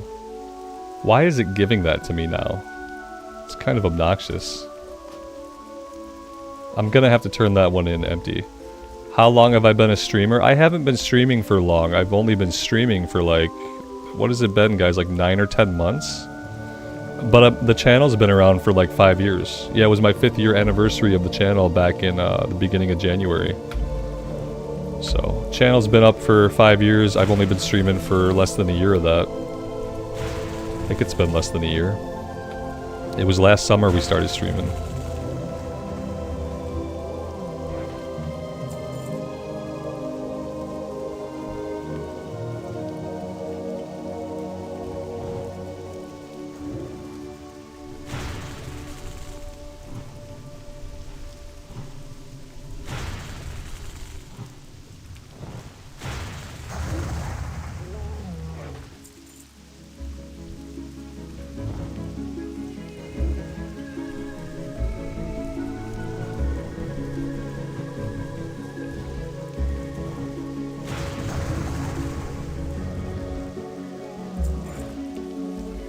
I still don't know if I'm gonna need any more of these or not, so I'm probably gonna keep picking them up. Wait a minute. I picked it up, but it didn't go into my inventory. The plot thickens. Maybe I don't need them anymore, and therefore the game will not even let me put them in my inventory. Maybe that's what's going on. I don't know. Do I stream on Twitch? No, only YouTube. It's, you know, people know me from YouTube. So it never made sense for me to stream this on Twitch. Back in the day, I streamed on Twitch a couple of times, like different games. But no. Twitch is, I'm glad to be on YouTube because Twitch is a cesspool. I feel like it gets worse for creators every day. Blood Moon, I don't need them anymore? Okay, cool, cool, cool. The first ever video on my channel, the first game I played on the channel, I think was Metro. I think I played Metro. Way back before I even had a proper microphone. That was the first game I played.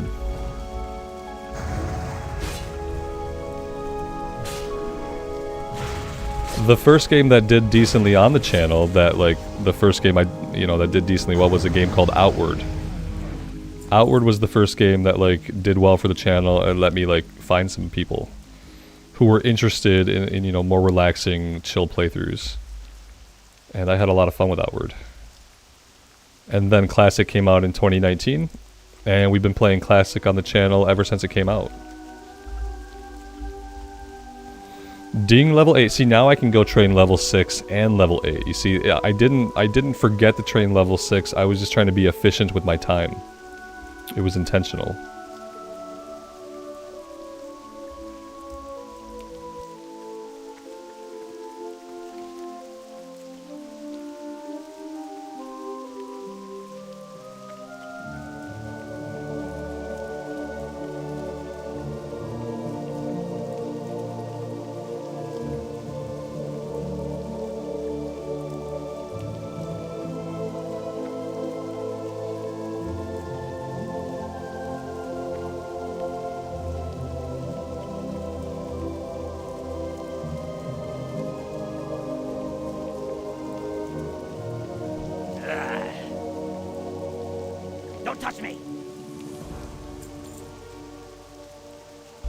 Is it a Stanley Cup? It's a Yeti cup. Not to be confused with the NHL Championship trophy.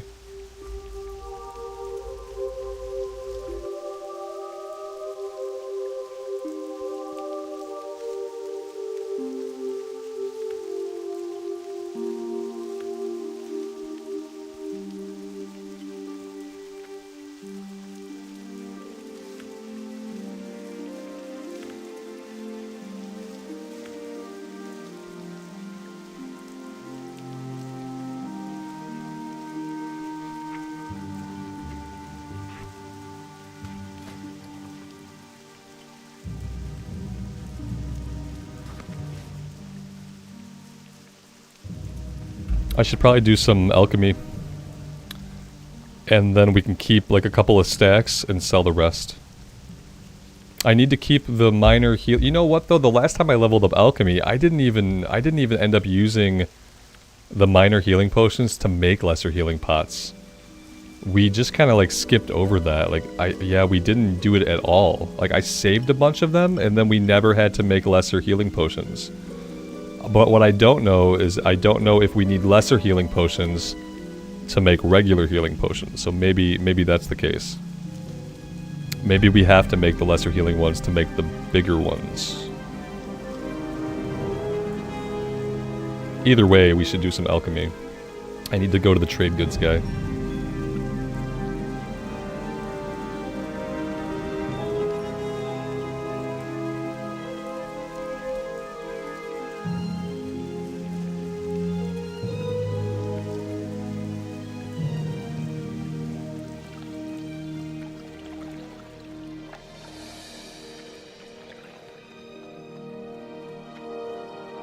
My goods are of the highest quality.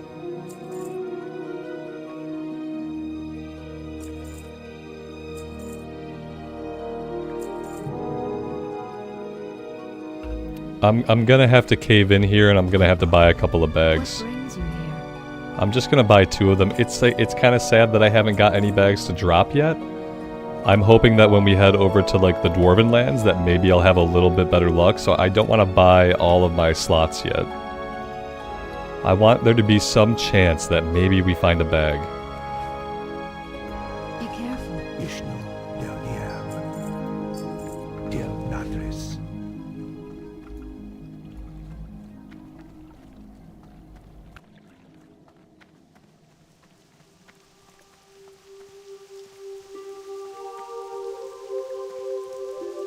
I didn't really register it before, but it's raining here. I don't know if I've seen it rain in Teldrassil before. Huh. It's weird, like in a lot of ways I feel like retail has taken a step back from like immersive elements like good light and day cycles and like active weather. I don't feel like in a lot of zones like in retail expansions that you see a lot of active weather or like a really good representation of a day-night cycle. What brings you here? Farewell.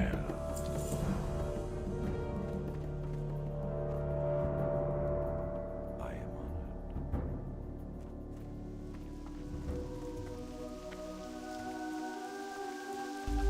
Did I play much Dragonflight? Yeah, I did. I have a couple max level characters in Dragonflight.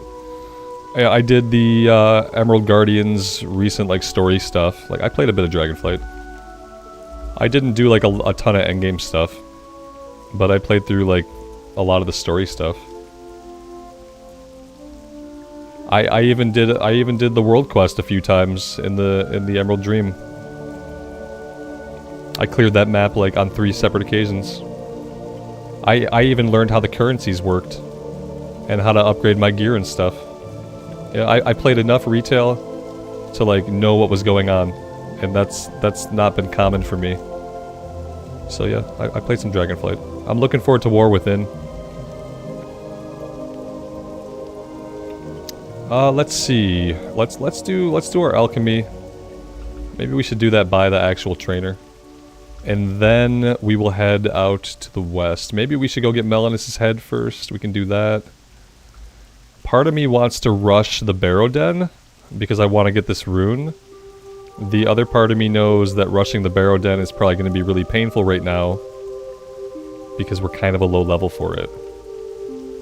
So, yeah.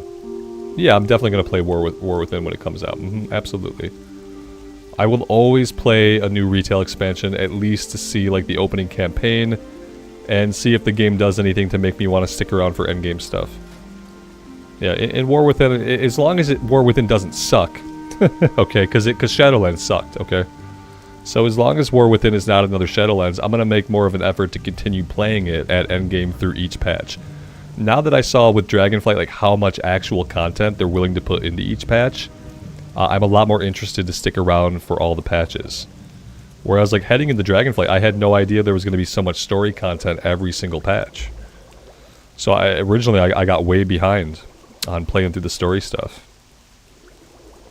Because I was like, oh, you patch the 0.5 patch, who cares? The 0.7 patch, who cares? And I came back for 10.1. But by 10.1, there was already like a bunch of story stuff that I didn't do. And I just wasn't used to that like kind of cadence of content. So now that I know what to expect, I'm thinking that like War Within will be a better experience. Be Sad Dog, good afternoon. Erigzith, thank you for saying so. I appreciate it. I probably butchered your name, but thanks for being here.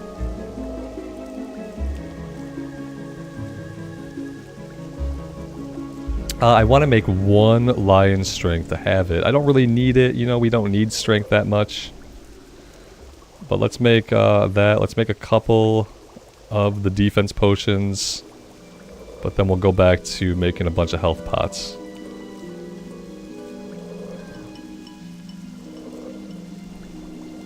I feel like I am just going to vendor these stacks for now. I know that we might need them later, but the alternative is that I mail them away. We're going to make a ton of them, so it's probably okay.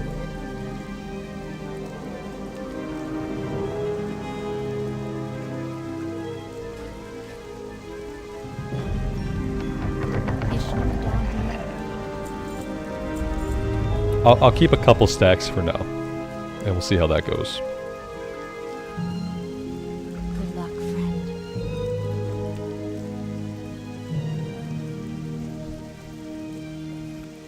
Oh, I can't use Minor Defense because Minor Defense is armor and Mark of the Wild is a more powerful spell. Okay, so they don't stack. So I don't need those either. I should just sell them. I'm listening. There we go. Greetings. Farewell. Alright, so now there's a quest on the road we have to pick up. Like a kill quest. And then we'll also head back into the cave back here to go after Melanus.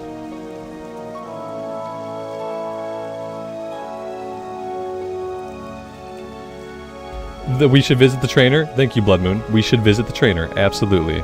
Absolutely. Before we hit level 10, let's go ahead and train level 6 and 8, shall we? Are we going to have the money to train everything? Probably not. Probably not. Let's pick and choose here. What do we want? Thorns. Okay. Yes, I want thorns. Wrath rank 2. Gotta have it. Entangling roots for 2 silver. Yes. Healing. I guess I need everything, don't I? Yeah, we got everything.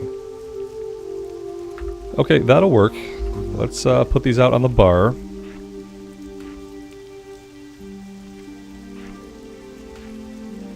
We got Rejuve that I have not even pulled out yet. Tangling roots we can do over here. Okay. There we go. We did it! We trained! I know. We trained, we have emptied the inventory. And we don't have to worry about talents yet. So we should be good for now.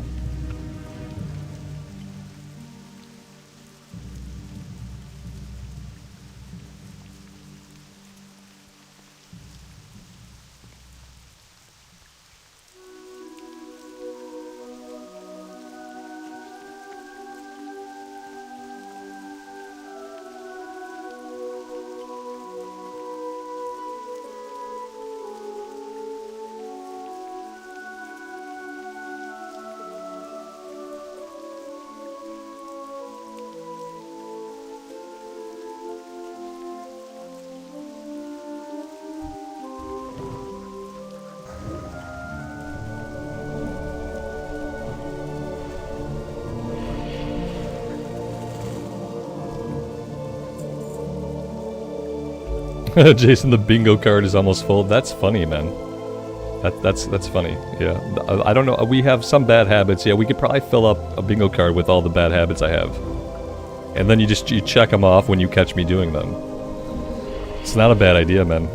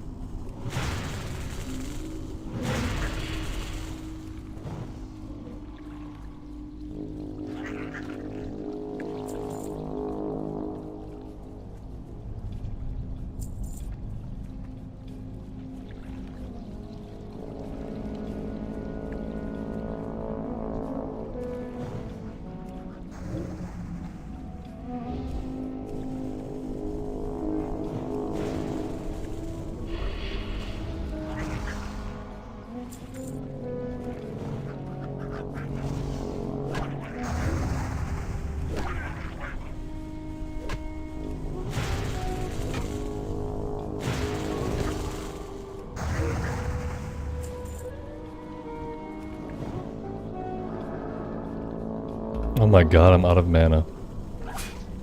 How did this happen?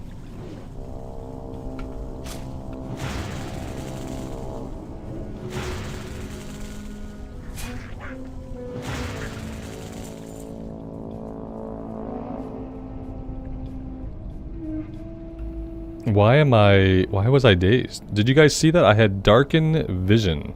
Was that just a debuff that the imp put on me? That was weird. I never noticed that little effect before.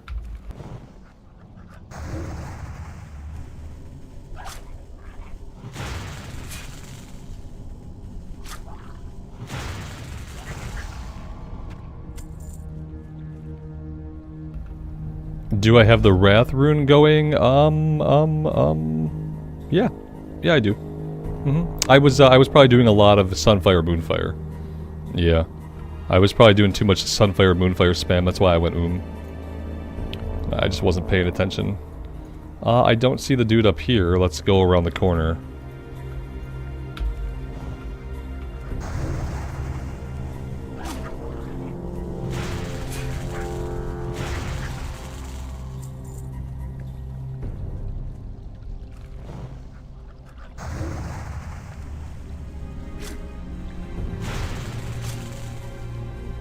Going is on there. Not having water. Going but then not having water. That'd be on the bingo card. Not having ammo on a hunter. That would be on the bingo card.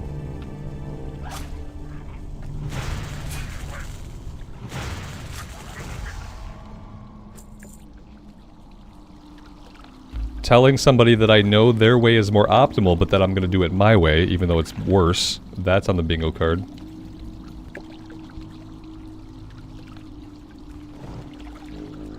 Not caring about Biss, that's on the card. I expect somebody's writing these down.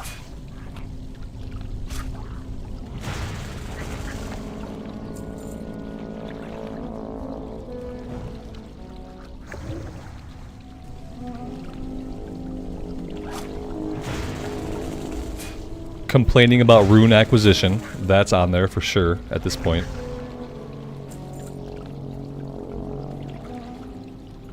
Saying the word WAD over and over again. Yes, Jason, yes. Yep. Just saying WAD again and again. Until my wife literally asked me to stop saying WAD. Yep. And that, for those who don't know, that's WOD, Warlords of Draenor. Affectionately referred to as WAD. Not WAD, which you can construe what you will. WOD, Warlords of Draenor. And until people said something to me, I never thought twice about it. I wasn't even trying to do it as some kind of double entendre. I was saying WAD because that's what the expansion's called. We called the expansion WAD, did we not? I've never thought about it like that. I think everybody else is just sick. See, Amy says, please stop. I think y'all are just sick and twisted. That's all.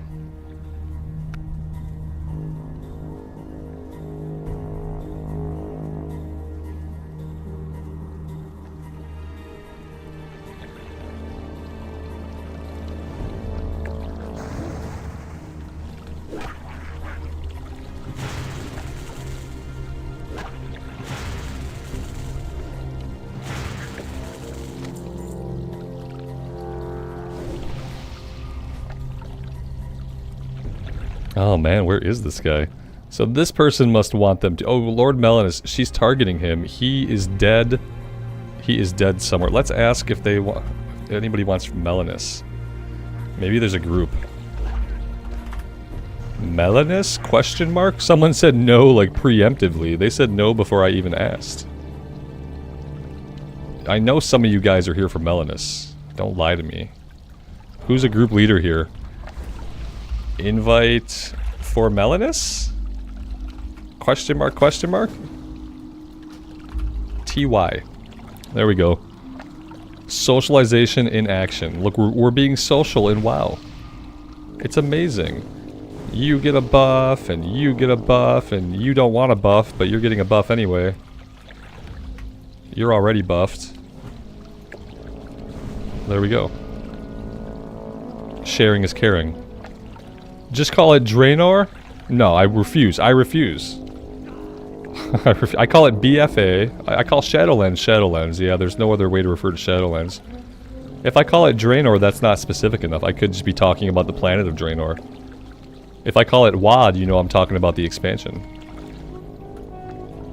Die. Like, there's a way up here. We've done it in another cave. Oh, look at that. Look who's pro. Look who's pro and who can't do the jump. I can do the jump, but those guys can't do the jump.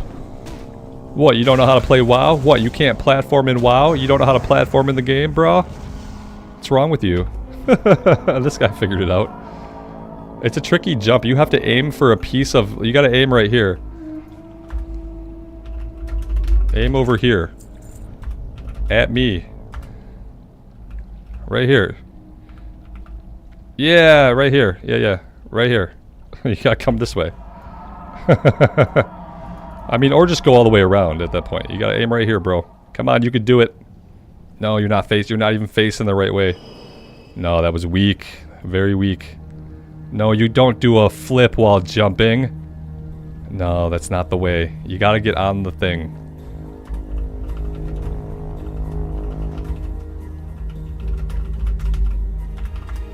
Gotta get onto the spire thing. He's never gonna loot it. I can't give him a boost, you know, I can't do anything for him. I've shown him the way, that's all I can do. Now I have to go. I've tried. Yeah, we're good. We can get out of here, actually.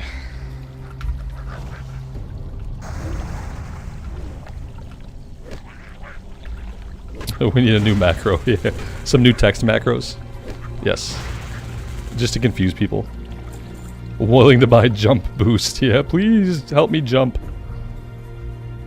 I think there's an add-on for that. Yeah. Platformer add-on. Platformer WoW the add-on. And then it does all the jumps for you.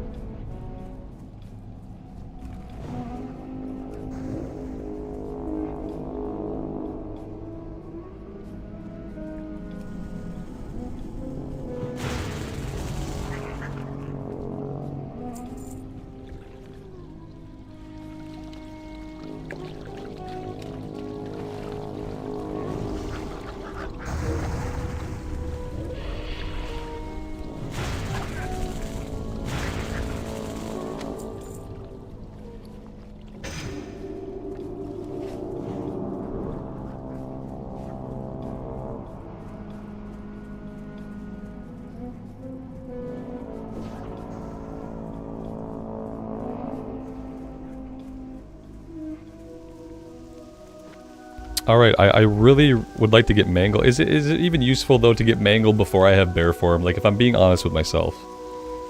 Do I really need Mangle before I can turn into a bear? No. Probably not. Probably not necessary. Let's go out this way and see if we can find the ambushers. Oh, dear God.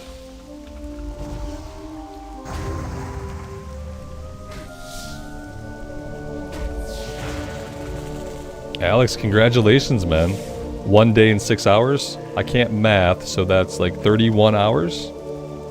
That's awesome, dude.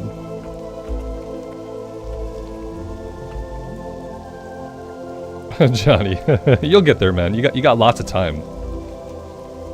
You got all kinds of time. I wonder if the servers are going to be down like all day on Thursday. Since they're taking them down all day tomorrow, one could hope that they won't be down all day on Thursday, and one could hope for a smooth launch. Like, so the servers are going to come on at 6 p.m. Eastern Standard Time, or 3 p.m. Pacific Time. Or, as people in, you know, in the EU like to call it, the next day. Yeah, it comes out at 6 p.m. my time, or if you're in the EU, it comes out the next day. AKA after midnight. Not a great time. Not a great time for launch. I just jinxed it. Yeah, I mean, we know what happened the last time they tried to bring, like, an update to the game. It can't be as bad as, like, the initial launch of the servers, though, you know what I mean? Like, I would hope that, like, more can go wrong when you're first spinning up the server than if you're just, like, opening the level band and, like, patching stuff in. So I'm hoping, since it's not, like, a new server thing, that it won't be totally messed up. And that we'll actually be able to play on Thursday night. That would be cool.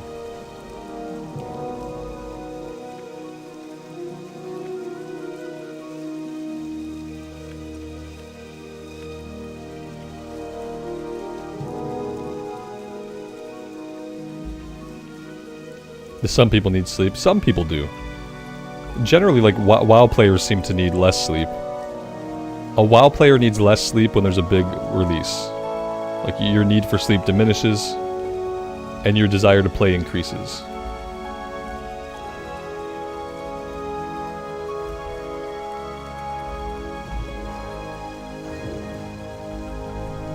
We'll see how I do that night. I'm only gonna have green tea to drink. I'm not gonna be drinking any coffee that night.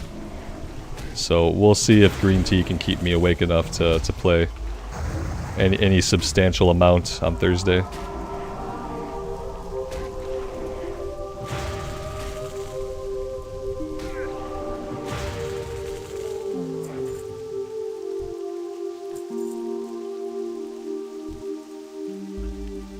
I thought as people got older they needed less sleep. That's what I always heard. It doesn't seem to be true. Like, I don't feel like it's true in my case, but I did often hear that as you get older you need less sleep.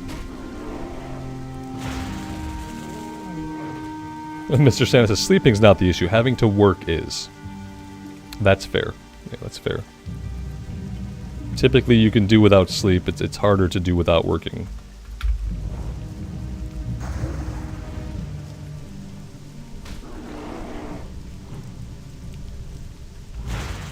Yeah, that's why we're here.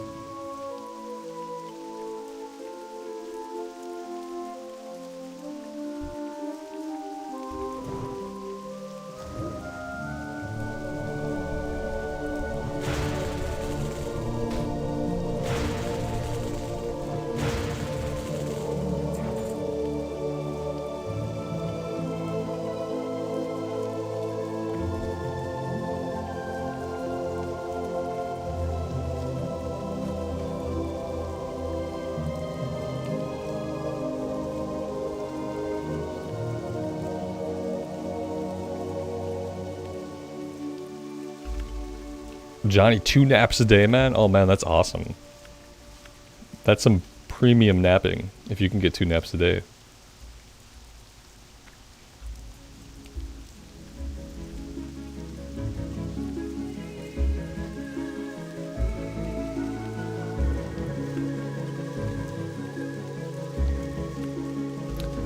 When I have a chance to nap, I'm a very skilled napper.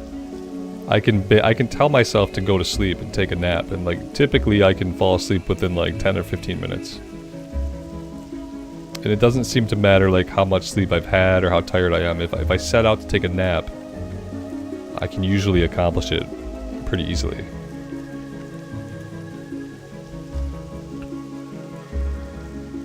I think it might be a good idea just to run our way to Darnassus. We have a little breadcrumb to turn in. We have a couple of quests we can pick up while we're there.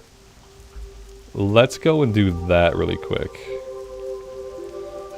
I'm feeling like it's gonna be tough for us to... It's gonna be tough for us to get level 10 here. I think maybe we should leave. Maybe we should go quest in Dunmorrow for a little bit. We can ding level 10, we can hearth back, turn the stuff in here, we can go get bear form. Yeah, like maybe we should do that. There's a rune back here, that's Life Bloom. We'll get that too. But not right this minute. Yeah, I think I want to do that. I think I want to get on the boat, and I think I know it's going to be a little bit of a run, right? But I do feel like that would probably be best. Failing that, like, we could struggle with some of these quests, because they are going to be a little bit of a struggle, or we can grind. But I feel like getting a little start over in Dunmorrow would be a good idea.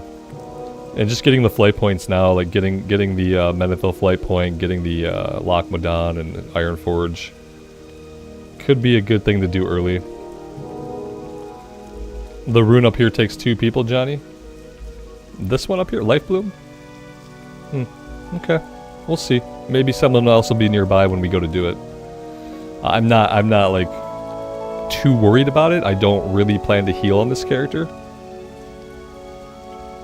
This is going to be yet another tank or like cat DPS probably. Maybe balanced DPS if that ever gets good and seems fun. But yeah, primarily probably a bear tank. 2 people, and also they must be healers. Well, I mean, like, by they must be healers, do you mean that they have to have some heal spells? Or that they have to be good at healing? I'm assuming they just have to have some heal spells.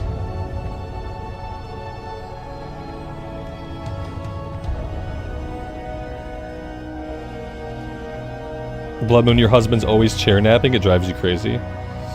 I feel like he probably has like a comfortable chair. If I had like a lazy boy recliner or something, I would probably chair nap all the time. Especially in the evenings when I'm just reading and like turning something on YouTube. I would probably chair if I had just a nice comfy lazy boy, I would probably like nap too much as well. That's kind of like a life goal. Get rid of Love Seat, replace Love Seat with 2 really comfortable lazy boys. Question mark, question mark, question mark, sleep and profit.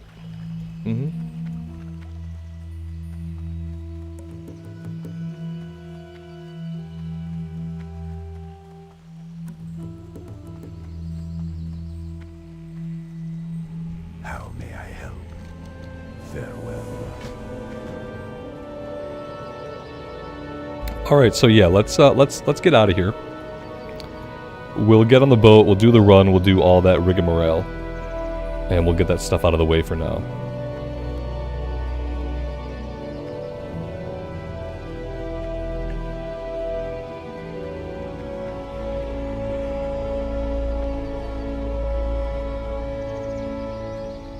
I was wondering why our running animation suddenly looked really weird. It's because we got the boon. And apparently, like, moving 20% faster makes the Night Elf male running look a little bit silly. We look a little bit silly.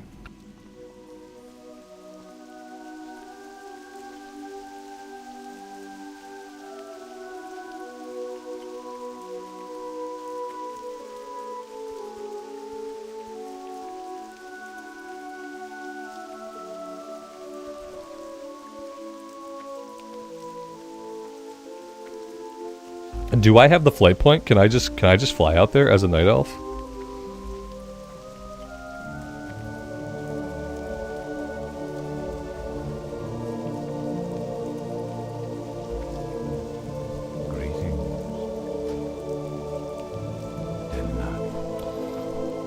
Alex, pro tip to avoid the Wetlands run. After you're in Wetlands, go to where you can get the Theramore boat and swim toward the shore. Right when it says Ironforge drowned. Oh, that sounds iffy. That sounds... I might mess that up.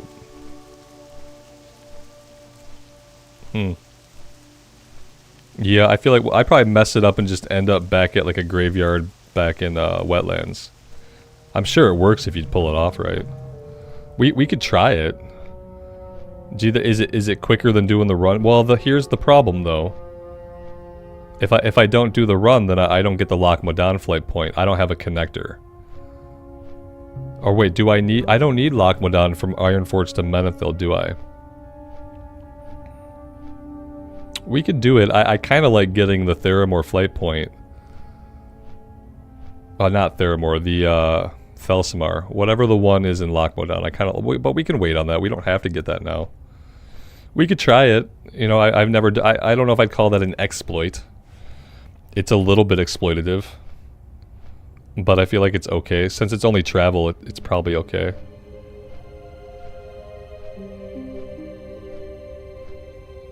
Should I do it? I will think about it. Yeah, because just sometimes having that Loch Modan flight point just comes in useful later, you know?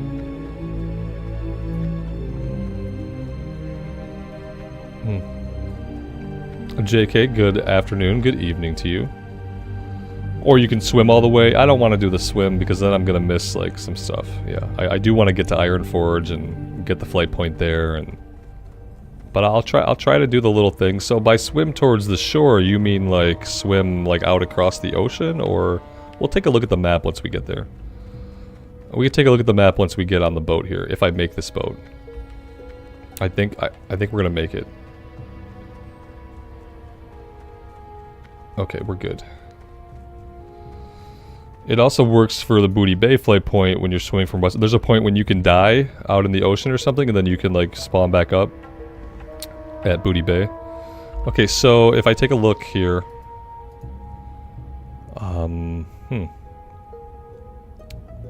boop. So like swim towards the coast, as in swim down here, like this way. Like from the docks, I go down towards the shore down here. And then I drowned. Somewhere out here.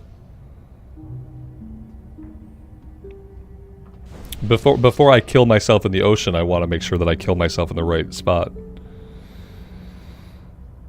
Otherwise, you know, it's going to be anticlimactic when I respawn back in Menethil Harbor. And then have to do the run still.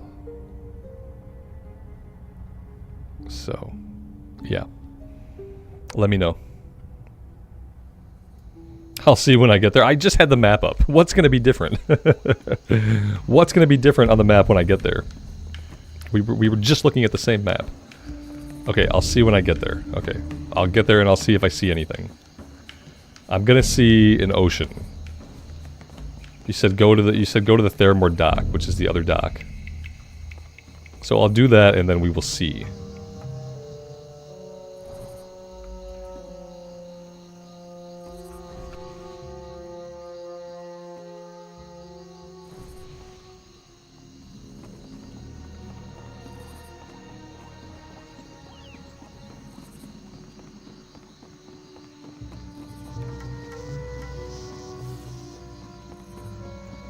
Flight point. Thank you, Johnny. Yes, we have to grab the flight point. Before I go jumping off any docks, let's do that.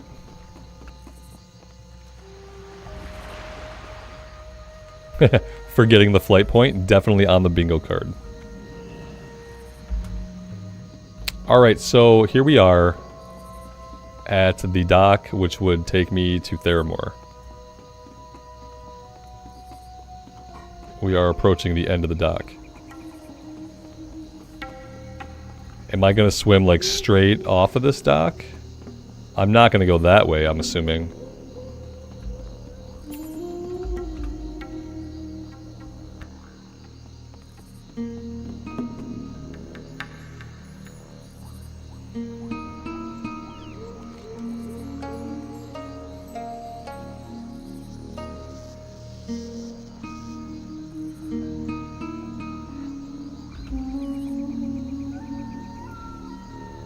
These trees right here. This tree or these trees over here. The trees high up or the trees at ground level.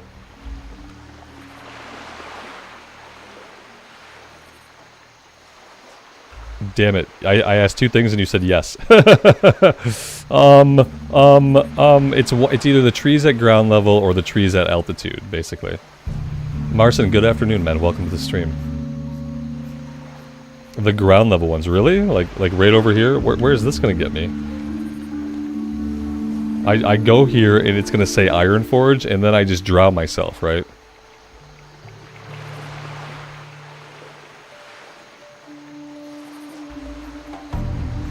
My left or your left? My left or your left? No, Paul, we're trying to get to Ironforge.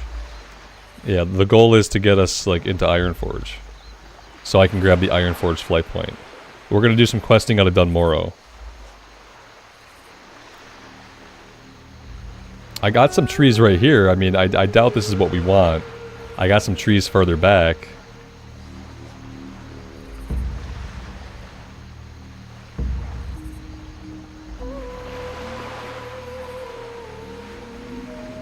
We've discovered the wetlands, so that's probably not what we want. That's probably not going to help us. Here are some trees.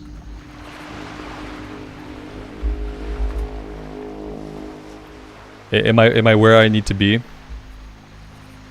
Or do I need to be like somewhere else? Cause right now if I die, I'm probably gonna spawn back at Menethil Harbor. It doesn't say Ironforge though, that's my point. It says wetlands. Yep, when I got here it said discovered the wetlands. Yeah. So maybe these are not the trees I'm looking for.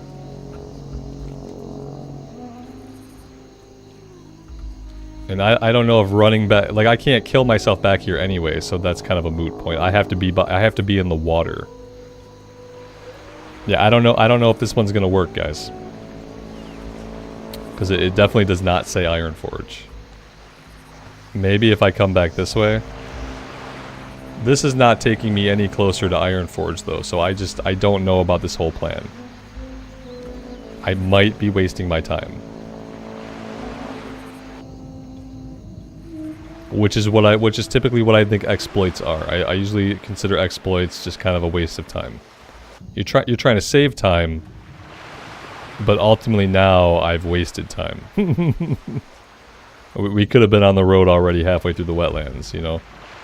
Yeah, like I don't think I'm gonna do it like this. It doesn't say iron. There's no way that anywhere over here will say Ironforge. It's simply not close enough to Ironforge, unless there's a part of the world that's truly glitched out, and for some reason that part of the world thinks it's a part of Ironforge. If you use it all the time, then you should be able to direct me to it, or it's been fixed because it was an exploit, one or the other. Maybe it was something that you've used in hardcore that simply was fixed, because I'm carefully observing what zone I'm in, and I know that I'm not in Ironforge. So unless there's an X marks the spot where there's a special tile I can stand on that changes this, I'm not going to be able to die in the water and spawn in Ironforge. This would have to say Iron. We can all agree on that, right? That regardless of anybody's personal experiences, if I can't get this to say Ironforge, then it's not going to work. So it could just be that this is not the right spot. It could be that it was an exploit that got fixed. Because it relies on me being able to be in the water, because I have to drown myself. And yeah, this is the wetlands. Yeah. So could have been something that got fixed. So we've wasted some time. We've wasted a bunch of time. And so this doesn't work in Sod. Now we're in Barrett Bay, so you know it's updating where I'm at. Nothing over here marks Ironforge though. Just something for you guys to keep in mind. And this is an example of why I don't typically try to do exploits. Sometimes exploits get fixed. Sometimes exploits are hard to take advantage of. If it's like a specific tile in the world that's bugged out to think it's Ironforge when it's not. And so that's why typically I don't do this kind of stuff. Because yeah, I could have been halfway through the wetlands by now. I humored you guys this time. Next time I won't. Fool me once, shame on me. Fool me twice, like, shame on me, but it's not gonna happen. You're not gonna fool me twice.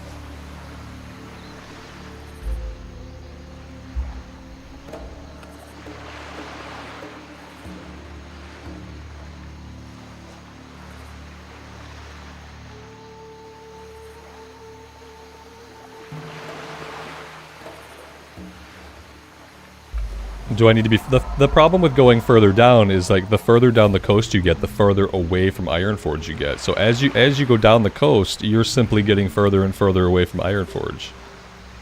So if I wasn't getting pinged for Ironforge where I was, it's really hard to believe that if I swim down the coast I would be.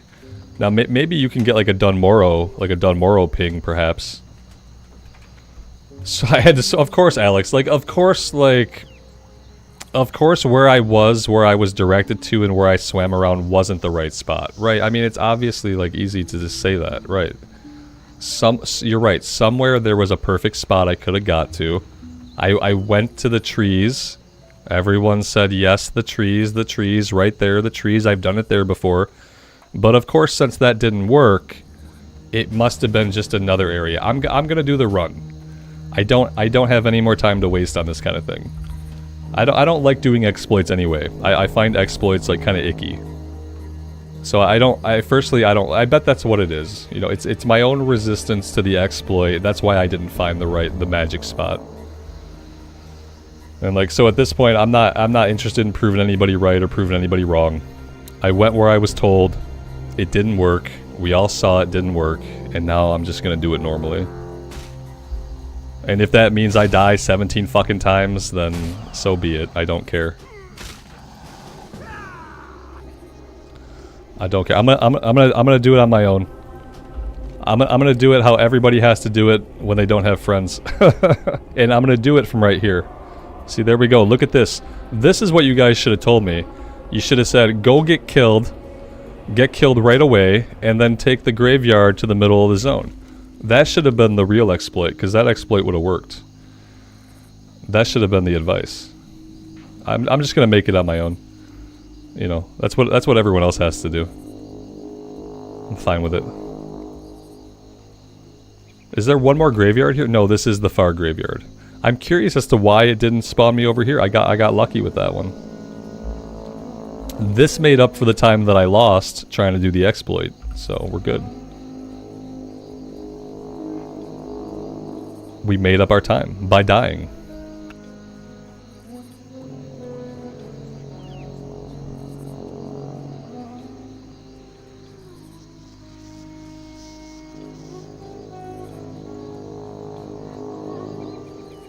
And this way I get the Lockmo downflight point. Which I want. I want to have it. I lost my run speed. Aw, yeah, it's okay. Not that big of a deal. Don't sweat the small stuff.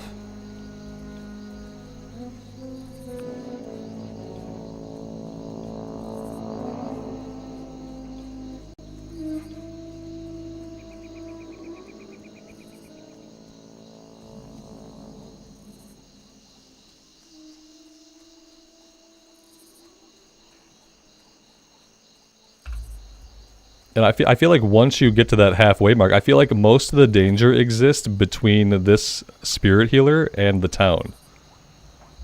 I feel like that's where most of like the unavoidable danger is at. Whereas out here, I feel like you have a little bit more leeway to avoid these spider guys.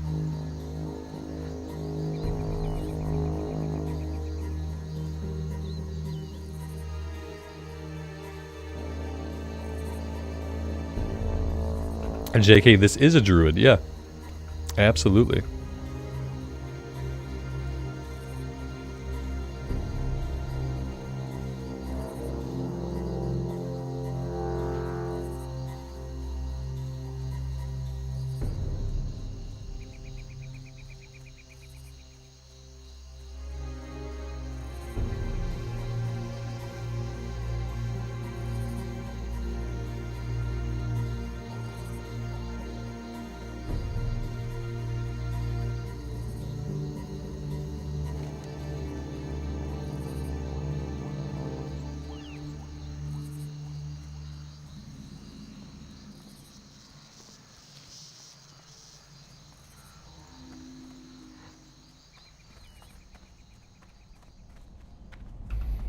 The Blackrock orcs are going to be the fun part? Yeah, that's true. Like, maybe they'll be dead. Maybe someone will have killed... The last time I came through here, in Sod, there weren't any Blackrocks in the first part. There were, like, sheep and, like, animals instead.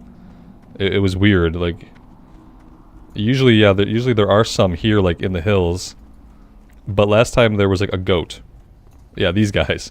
There were, like, random critters instead of orcs, like, up top. So we'll see if that ends up being the case today. Yeah, lots of rams. I call them goats. Whatever. Rams, goats. Who cares? Ah, yeah, look at this guy. He's dead. Oh, we got lucky. Last time I came through, instead of there being a Blackrock orc here, or whatever this is, a Dragon Ball orc, there was a ram. Just kind of hanging out. We got... Oh, God. Oh, God. That's a horde guy. Okay, it's fine. We're not flagged. Whew. Okay, deep breath. We're fine. Momentarily really scary, but we're fine.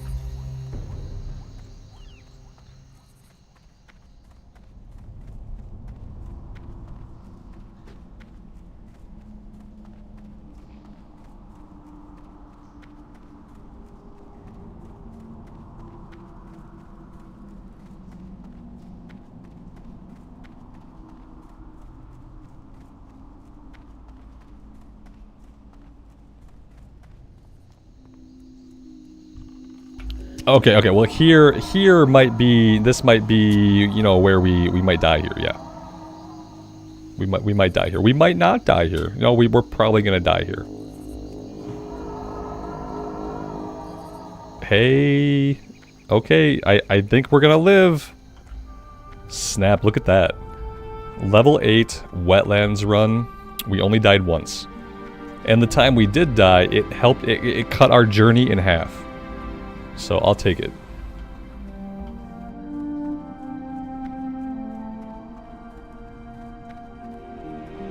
We still have to be wary of like bears and spiders out here though, so yeah. Even stuff in Lochmadon could kill us right now.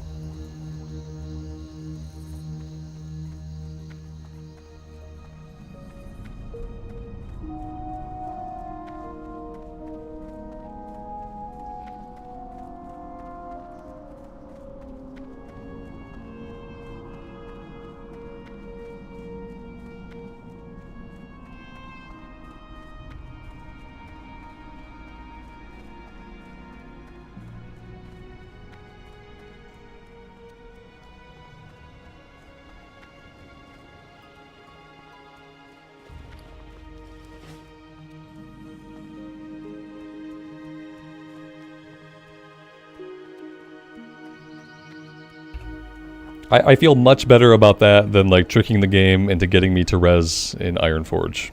Yeah, I feel better about doing it that way. In this way, I get the flight point. Like when I have to come out here to quest, I'm all set. It's a better way to do it. It was really neat that when we died, it put us at the far spirit healer and not at the one right near town. There's obviously like a threshold you have to pass like on the map for that to happen. We were probably right at the threshold.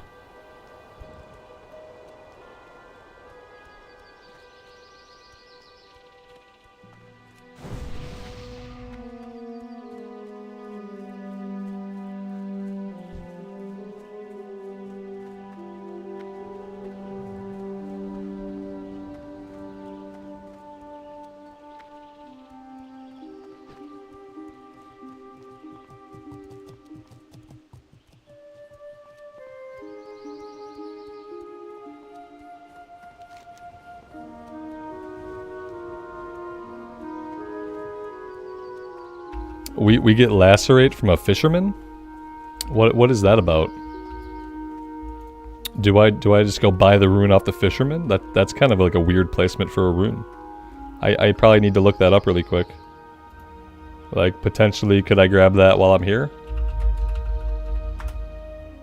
Or is it marking it there for some other reason? Let's see.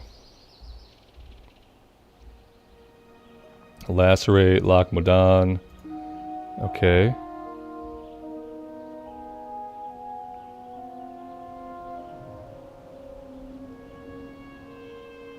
It has one faction-locked acquisition method as well as...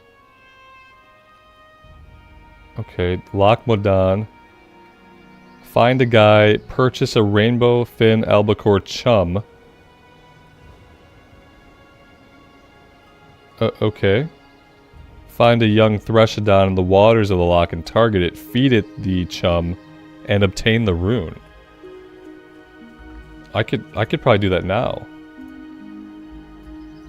I get bait and then I go just feed it to a guy, like to a thresher. Like, I could probably do that right now and just have that so that when I get bear form, I just have Lacerate like right away.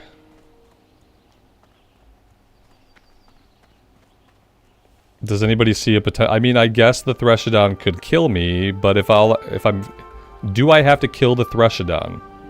Maybe that's the catch, because I don't think I can kill it. If I feed it, do I have to feed it and then kill it? It just says feed it while targeted to obtain the rune. It doesn't say that I have to defeat the Threshodon.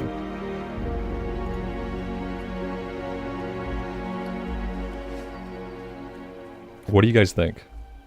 I think I'm going to try it. That being said, the bait costs 5 silver and I have exactly 10 silver, so I'm going to be broke after this. But I think I'll set myself a little bit of gold for later. Okay, so it was... I've the finest wares in the land. The rainbow fin albacore chum. See you soon. And then somewhere out here, there's a Threshodon. I remember them on the other side of this island. I don't know if I've ever seen them anywhere else. Daniel, how's the rune hunting? Random. The rune hunting has been random and sporadic so far. I just noticed this one seems obtainable like without being a higher level, so... We were just originally trying to make our way over to Dunmorrow. But now we're rune hunting. We're looking for any... Yeah, I think the only place I'm going to find it is the one that I know about. He's over here somewhere.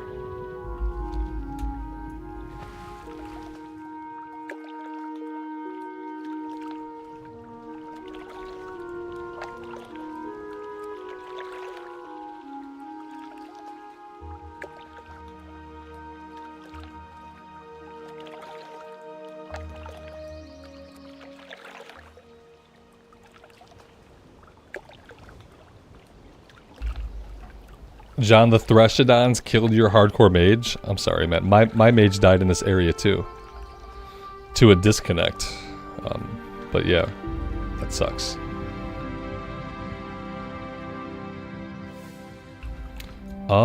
There he is. Okay, this might not work. I feel like he's gonna kill me way before I can target him with this.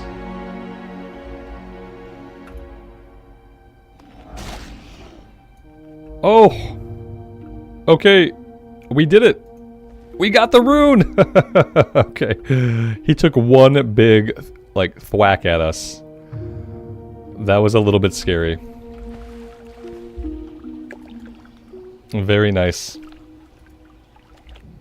That's nice. Yep, I like that they're marked on the map so I can just, like, look around. I can see, oh, look, a rune. There's another one over here, Savage Roar. We're obviously not getting that, like, soon. But yeah, that was nice. I appreciated that. Let's kind of swim this way. It doesn't matter.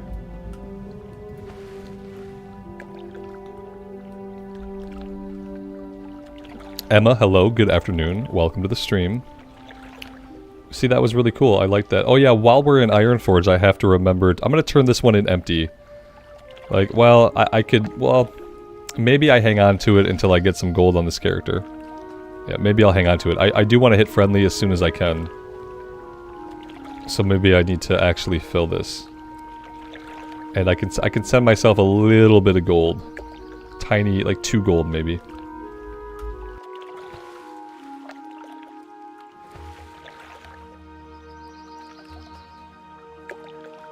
Am I gonna play hardcore anytime soon? I'm not gonna stream any hardcore anytime soon. For now, the streams are mainly gonna be focusing on SOD. With Phase 2 opening up on Thursday, I plan to be like stuck into SOD for a little while. I was considering doing a hardcore Horde side, like just a recorded leveling playthrough. But I don't know that there's like a really big audience for that right now, so I might just hold off. I might be on a hardcore hiatus. Oh dear God. We've ticked off a bear. We've ticked off multiple bears. Oh, we're not gonna live. Oh God, we're so close to town. Okay, it's fine. We don't incur like anything besides durability loss. Yeah, like our gear is breaking, but that's okay. We can fix that later. I should have just died. That was the shortcut to get back to town. Yeah, John, you're right. They are color coded. Yeah. They are coded by, like, difficulty. Yep. They have a level associated with them and stuff. That's nice.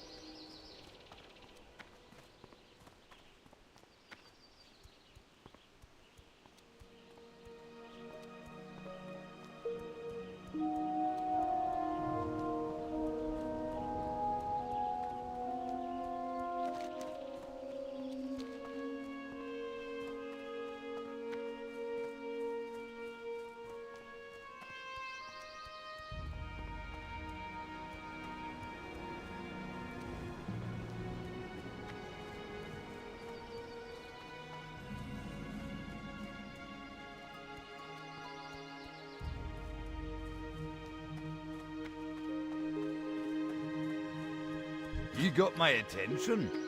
Off with you.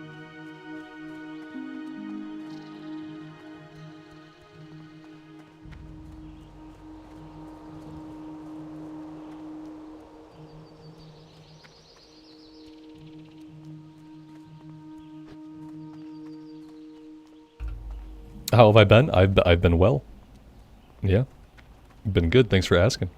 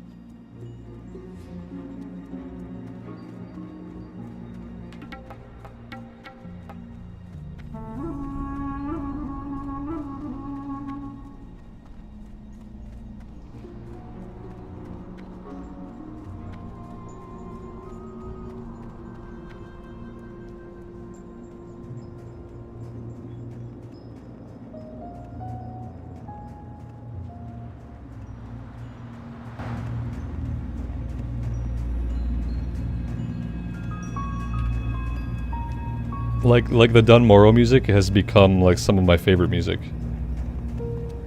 It's actually like very chill, very relaxing. It might be better than Elwyn Forest music. It might be like when it really kicks out and gets going. Could be better than Elwyn Forest music. And there's a special little bit of Dunmorrow music that only plays at night. And it's like a really good little part of the music track. But yeah, I feel like you only hear it when you're playing at night. Did I get the flight point? Yep, I sure did. Yep. We're gonna go right to Ironforge, and we're gonna get that flight point too. That way, no matter what happens, we are good.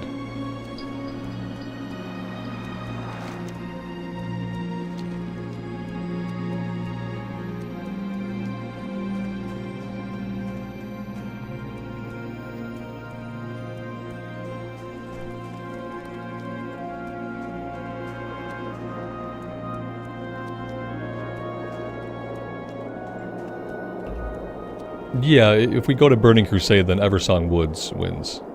Yeah, the Blood Elf starting areas win, like, hands down against any other starting area, both visually and musically.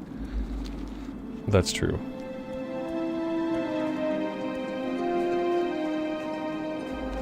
But if we're only considering Classic Era, then Dunmorrow's pretty high up there.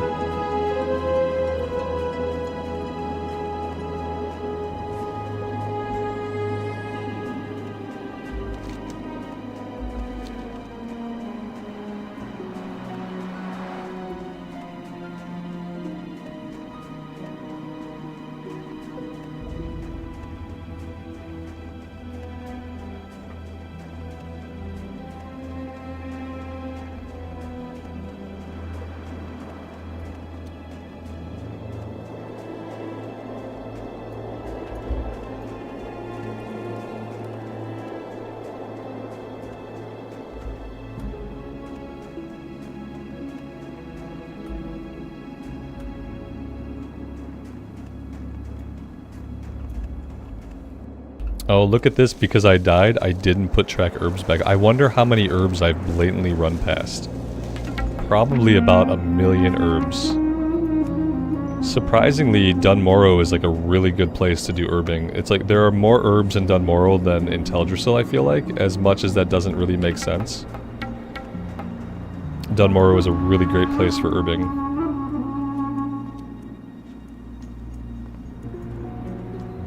Yeah, I feel like we've gotten a bit done today, Blood Moon. Yeah, especially because we had kind of like a false start on the Mage. Considering I started the day on a Mage, we've made some pretty good progress. That's true.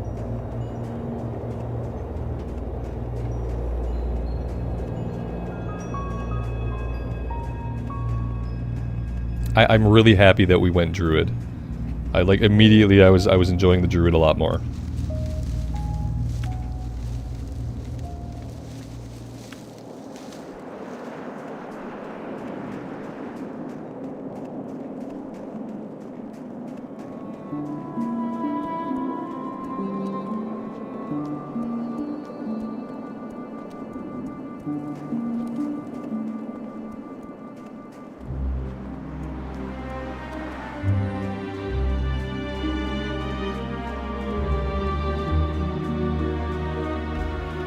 Am I going kitty or battle chicken? Neither. I'm going bear form. Yeah, we're gonna be a big bear ass. Like, I'll probably jump into cat and stuff at some point, I'm sure. But for the most part, I'm gonna be in bear form. Just like how I leveled up on the Pally with a shield and a one-hander, I'm probably gonna level up on the Druid, like, predominantly in bear form. Okay, every wolf ever wants a piece of me. I don't want all these wolves. I don't want them. I'd like to get the herb, but I don't want to fight all these wolves. I'm gonna run away.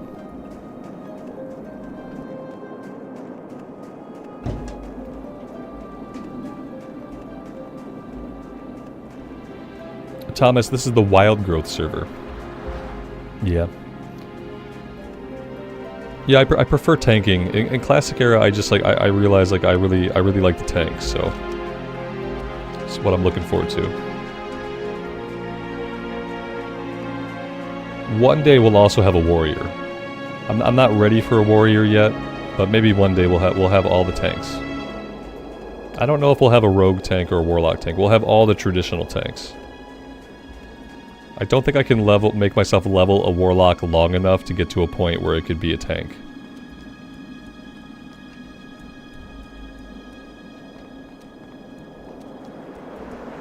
Maybe. Of the two of them, like rogue tanking or warlock tanking, I guess if I were going to put effort into either of them, I'd probably try to put effort into the warlock tank because it seems cooler. Seems cooler than the rogue tank. But the problem with it is, you know, you don't get your rune until like level 25. Which means that I can't really tank dead mines at level 21 like I like to. That's the problem with the warlock tank. I don't know when rogue becomes a viable tank, but I have to guess it's probably around the same level, like level 24, 25.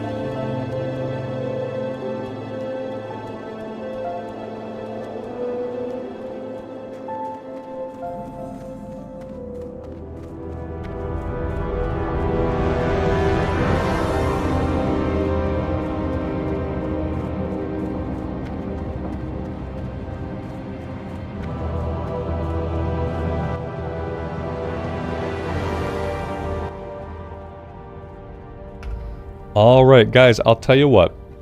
I am going to take a break here. I'm going to go see my kid. Spend some time with the family. We're going to have dinner at some point, and I'm going to get back on later this evening after dinner. Probably like 6:30, 7 p.m. my time. I'll be back, and we will pick things up right here.